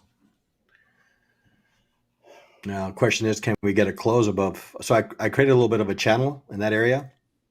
Mm-hmm. Can we get a close above that channel? Mm-hmm. So I'm thinking your channel is here. Yes. That'd be it. Now, the question is, can we get a This close is a above 1 it? minute chart. So All right. Yeah. Short squeeze today. Maybe we'll see Vito. They're not really that short. Robert put out Can it hold above that line? Can it hold above that line is the question. Okay. it's sitting right on it. Mm-hmm. Not over That's- yet. We got about 20 minutes here till top of the hour. There was a poll that was put out here. Will the ES close above or below 47.10? 47.10. That's down below the demand. Yeah, well, we've got 33% says yeah. Really? 66 says above. Buy some puts. Yeah. Oh, there you go. Making another attempt here. They are. What minute chart are you looking at, Ray? Yeah, this is. I'm looking at a 2-minute chart. I'm looking at a 2-minute chart. We're looking at the Ray's same looking thing. at 2. Okay. Yeah. Let me see here. Maybe I can. Hey, John, does looking at a 30-minute chart in this final half hour, does that do you much good?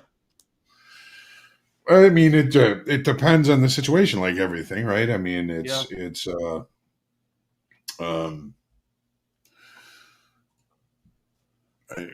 my preferred chart because it lines up with the profiles. Right. Okay. I see. And I've never been very, very big on shorter time frame charts This is something that I'm learning, probably again for the 50 millionth time, is sometimes they can be useful. Yeah, short-term trade, short-term charts. Because I think as long as you set expectations as to the the length of the move, I think it's perfectly fine. Just the shorter time frame charts tend to give me heart palpitations, but a lot of now noise. you got your breakout here. Yeah, if it can close here, it could come back to VWAP.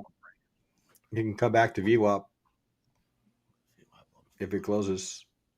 Which is, I have it at 47.35, 25, something like that. Yeah, I gotta expand 47.35.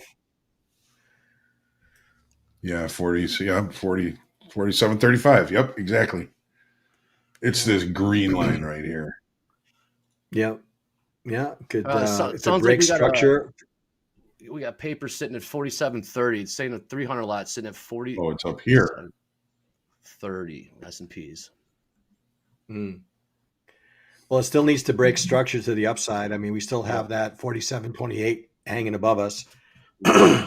So let's come on. If we can get above that, I think we're off to the races. Well, now you got your 2-minute close above that line. Yeah, no, this would be. I was in the mind of participating. That meets my criteria. So here we go. We're gonna try to do it. Let's see what happens. Coming up to settle. Yeah, and then basically the stop would be below the demand that was just created here. Would be my right. That little vacuum area where there's no candle bodies on the right. You had that to the right of that. Here. This is kind of it's almost looking like a double bottom too. You got it. So we'll see. Can we break? The key here is can we break 47.28? If we can break 47.28, feeling better about 35's next. Yes. Agreed. Here we go. Let's go. Get it above. You long? Getting ready. No, I'm not. I'm on the bench. Yes. Don't want to spoil a good day. I'm cheering on you guys. I'm cheering for you guys. There's the 300 lot. There it is. The little my channels on the screen now. Like my 2-minute chart. If we can get a close above 47.28, off to 47.35 we 35. go. Yep. Okay, we get that close. Well, we're peaking above it. We got another 2 seconds. No. Yeah, did it close above? Looks like it closed right on it. That was close. Wow. Inside shit. Didn't quite do it. Damn it. It was a tick below. God bless it. They always got to complicate things that way. I know. God bless it. It closed right on 28. Right on it. Oh, really? 30s are going to trade now. This son of a b. Before we get to 250. Oh, if you something about that, Hope, go on, please. Oh, no, I was just going to show Ray. You remember the whole moving averages? Yes. Here's the crossover. Okay. And off they go. Oh, there you go. Yeah, that was one of the early. That was my pre-channel days. Yeah. Damn it! Look at that. Unreal. Booyah. On effing real. Were you in that? Andre? No, I was not. I was not because okay. that would have made for a really nice day. Ding dong. Let me get somebody at the door. Some more Nice call, Amazon guys. for you, Andre. Let him in. Avon calling. Yeah. There's no one there. We've been ding dong ditched. Ding dong ditched. I used to be there back in the day. It's just a bag that's on fire. JD. Time to put it out. Yeah. Wasn't that a great game? The old ding dong ditch. Oh hell yeah! Well, I'm here with some I'm here with some old news for you. Nice. Whenever you're ready. How ironic. Send it. Right. Here we go. Microsoft adding an AI button to keyboards on PCs and laptops, everyone. New Microsoft PCs and laptops will soon come out with a new keyboard button to access AI-powered Windows Copilot. That's from an announcement from the company on Thursday. Okay. All right. It's going to be built into Windows 11. The new Copilot key will launch the Windows Copilot artificial intelligence engine and will offer a chat GPT-like bot that answers questions, among other actions inside Windows. That will be available later this month. Oh, AI. my God. The future is now. Guys, we're not gonna need to think anymore. No. I can't wait. The brainless society. It's a TikTok world. Yes. Oh my God. I'm so scared of that.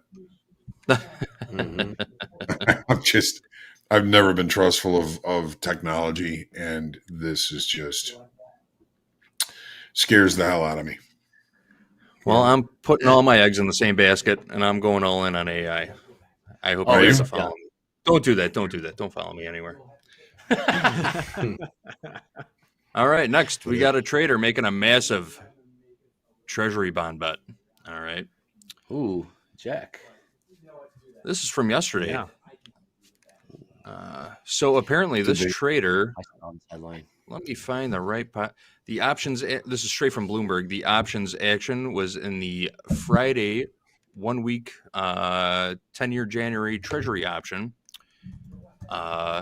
The buying scene on Thursday was notably aggressive, with a position building of around 20,000 options for a premium of roughly $625,000.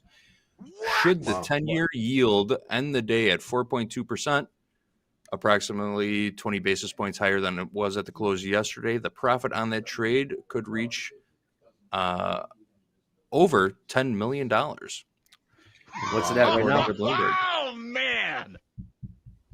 So we'll see. 10-year right now. Yeah, I think it's at about 4. I think it peaked at 4.1% today. It might be around right around 4.05% at the moment. 4.05. He's got work to do at 250. Oh, he's short. He's got to do it. It's got to be by the end of today. End of today. Uh-oh. Okay. Option expires today. Weekly option. Ouch. Well, good. Hey, can't win if you don't play, right? You got to shoot your shot. Right. So sometimes you just got to put $625,000 into options expiring tomorrow. Amazing. Why not? Jeez. That's intestinal fortitude. Yes. Next, we got a nice Florida man story coming at you. Awesome. Let's go. At a Dunkin' Donuts, an exploding toilet at a Dunkin' store left a customer filthy and injured in a lawsuit. Paul Kerouac, we have not confirmed if he is a direct relation or direct descendant of the Jack. Kerouac. Okay. But he is seeking more than $100,000 in a lawsuit filed on Wednesday in state court in Orlando, claiming he suffered severe and long-term injuries following the explosion of a toilet in the men's room of a Dunkin'. Not only physical, but mental. Oh, yeah. Yes. How would you feel if you just ate a bunch of donuts and then had a toilet explode on you? Yeah, not to mention the PTSD. Yeah, just a stank too. Right. Go ahead and cancel that high colonic for next month or whatever you were planning. But all right. Look at that. Was that a poor joke? Yeah, I like MOC. No, coming it was up. in the line. We got MOC coming up right about. All right. 460 million to the buy side. JD shutting the door. Have a good weekend, everyone. Later, See you, JD. All right, JD. Later, JD. Have a good one, buddy. Man. Right on top of the supply area, right next to VWAP. And there's VWAP. Yeah. Buying those 28s was the play. Yeah. There it is. Look at that. We made it. We did make it. Unreal. Nice call there, Ray. Oh, you're welcome. Yeah, I should have taken it. What would it tell you if it closed above weekly kickoff low? Was it 37s? Yeah, somebody's asking. Bulls are back. It would mark, potential rejection. But after today, with the unemployment numbers that came out and everything, what I would be looking for would be a move away from weekly kickoff level. But it's more magnetic because it was visited 1, 2, 3, 4, maybe 5 times today. Right. So it's not, while it was supportive at one point and over here and then broke and then became resistant, now it's magnetic. Now it's just ranging on both sides of it. So it's lost its luster. I don't know. It's hard for me to say until I start doing my research for the weekly kickoff levels for next week. It's a good question, though. Yes, it is. 1 billion buy side. 1 billion. All right. Here we go. 1 billion, not big. Well, VWAP is serving as a reference level for people. I don't know if that's a little profit taking or sellers are, I would imagine anybody that was long and short time frame targeted that. Yep. Yeah.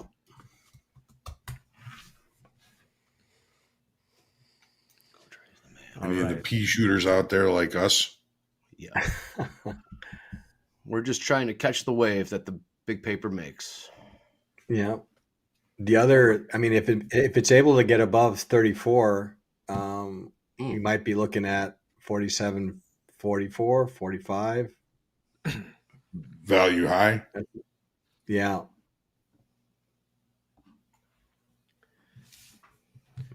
So real quick, I have been instructed as well. We do have a communication from the guy who's staring at us from the platform. Where's he at? Well, I think it'll be answered in this video. I have not seen this video. Prepare to be astonished.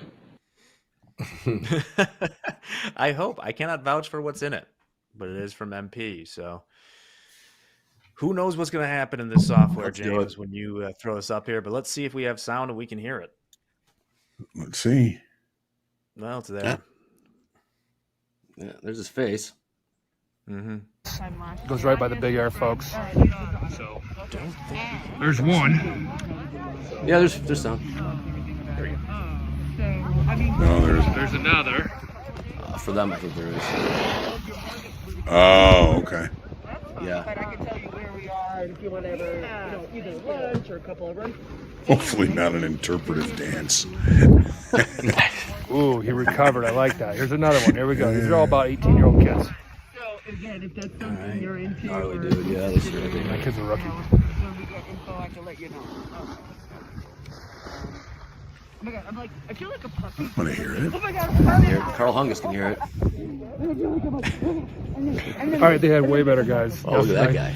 But I'll keep you guys up to date on who and what is catching big air here in Snowmass. Yeah, can we get a close above VWAP? There we go. 28s, man. Andre's still.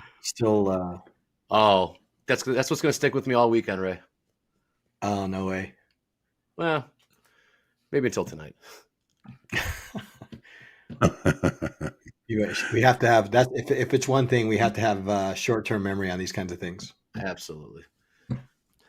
Can't dwell. So someone. All right, who said let it go? Let it go. Let it go. What did MP say? Something nice? Because I was saying if it was silent, we would just have to do like audio captions, just in real time, talk over it, pretending that we were MP. Oh, look at that! Look at the push. Push. Oh, Coach Jay to Coach Ray, great call. Yeah. Yeah. No, the AYs have it.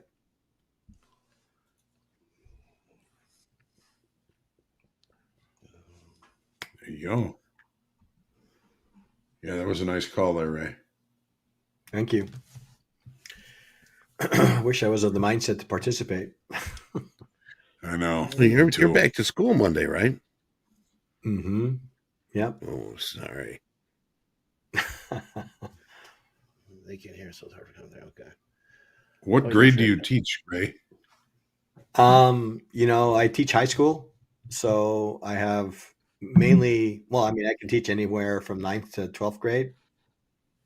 I mainly have juniors. I teach juniors, which can be tough sometimes. Yeah. And where is this?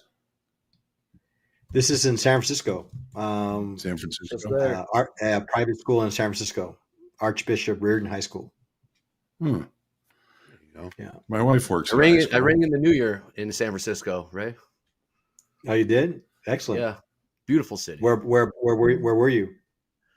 I was downtown, and then we were down by the Bay Bridge to watch the fireworks. Oh, over okay. by the what is it? Fisherman's over Wharf? by the pier? Yep. By the pier? Sure. Yep. Oh, Yep. Excellent.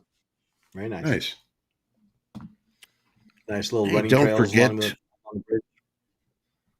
I was going to say, don't forget 3:00. We're going to shut it down here, but in our Discord channel, Coach Jay and Coach Paul will be doing their segment called At the Buzzer. Nice. Excellent. Nice. Buzzer beaters. And 8:00 tonight, 8:00 p.m. Central, Coach Dakota will be talking about slow markets. Like we are now. Yeah. Right. It was the move too. What are you gonna do? That was still a pretty good move from 28. It was. That was it really good. was. Yeah, that was decent. Friday on farm, long week. Guess maybe fatigue got the best. Well, of us really on that quick, I promised I would show the top quiz winners. Oh yeah. That's my commitment for the new year. So James, when you get a chance, you can throw those up. Once again, I haven't scanned these for any inappropriate names, so. Well, it's Friday. You're good. I'm reminding myself to do it. It's Friday. Let's get weird. Yep. Final minutes. Cat rat. There they are. Oh, 49ers. Oh. Everything looks pretty PG. Yeah. We got the J Trader.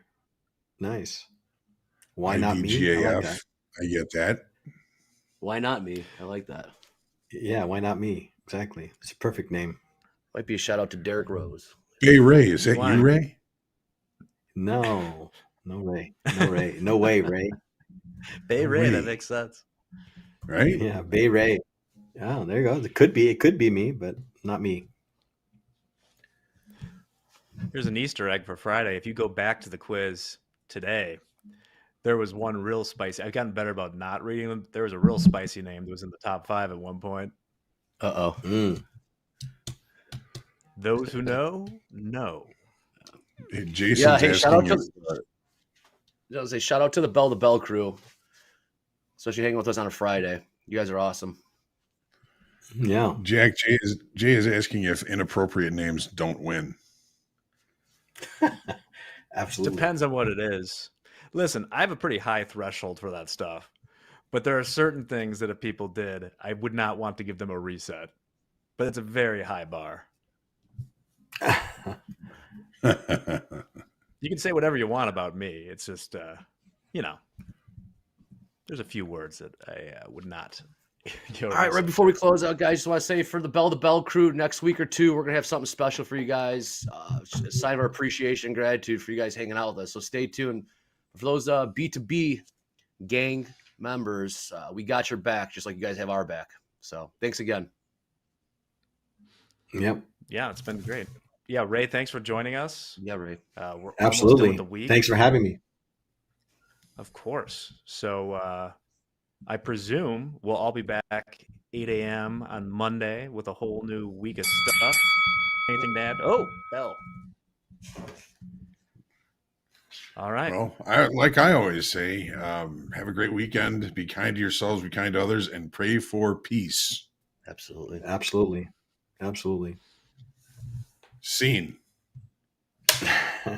It's Friday. Let's go.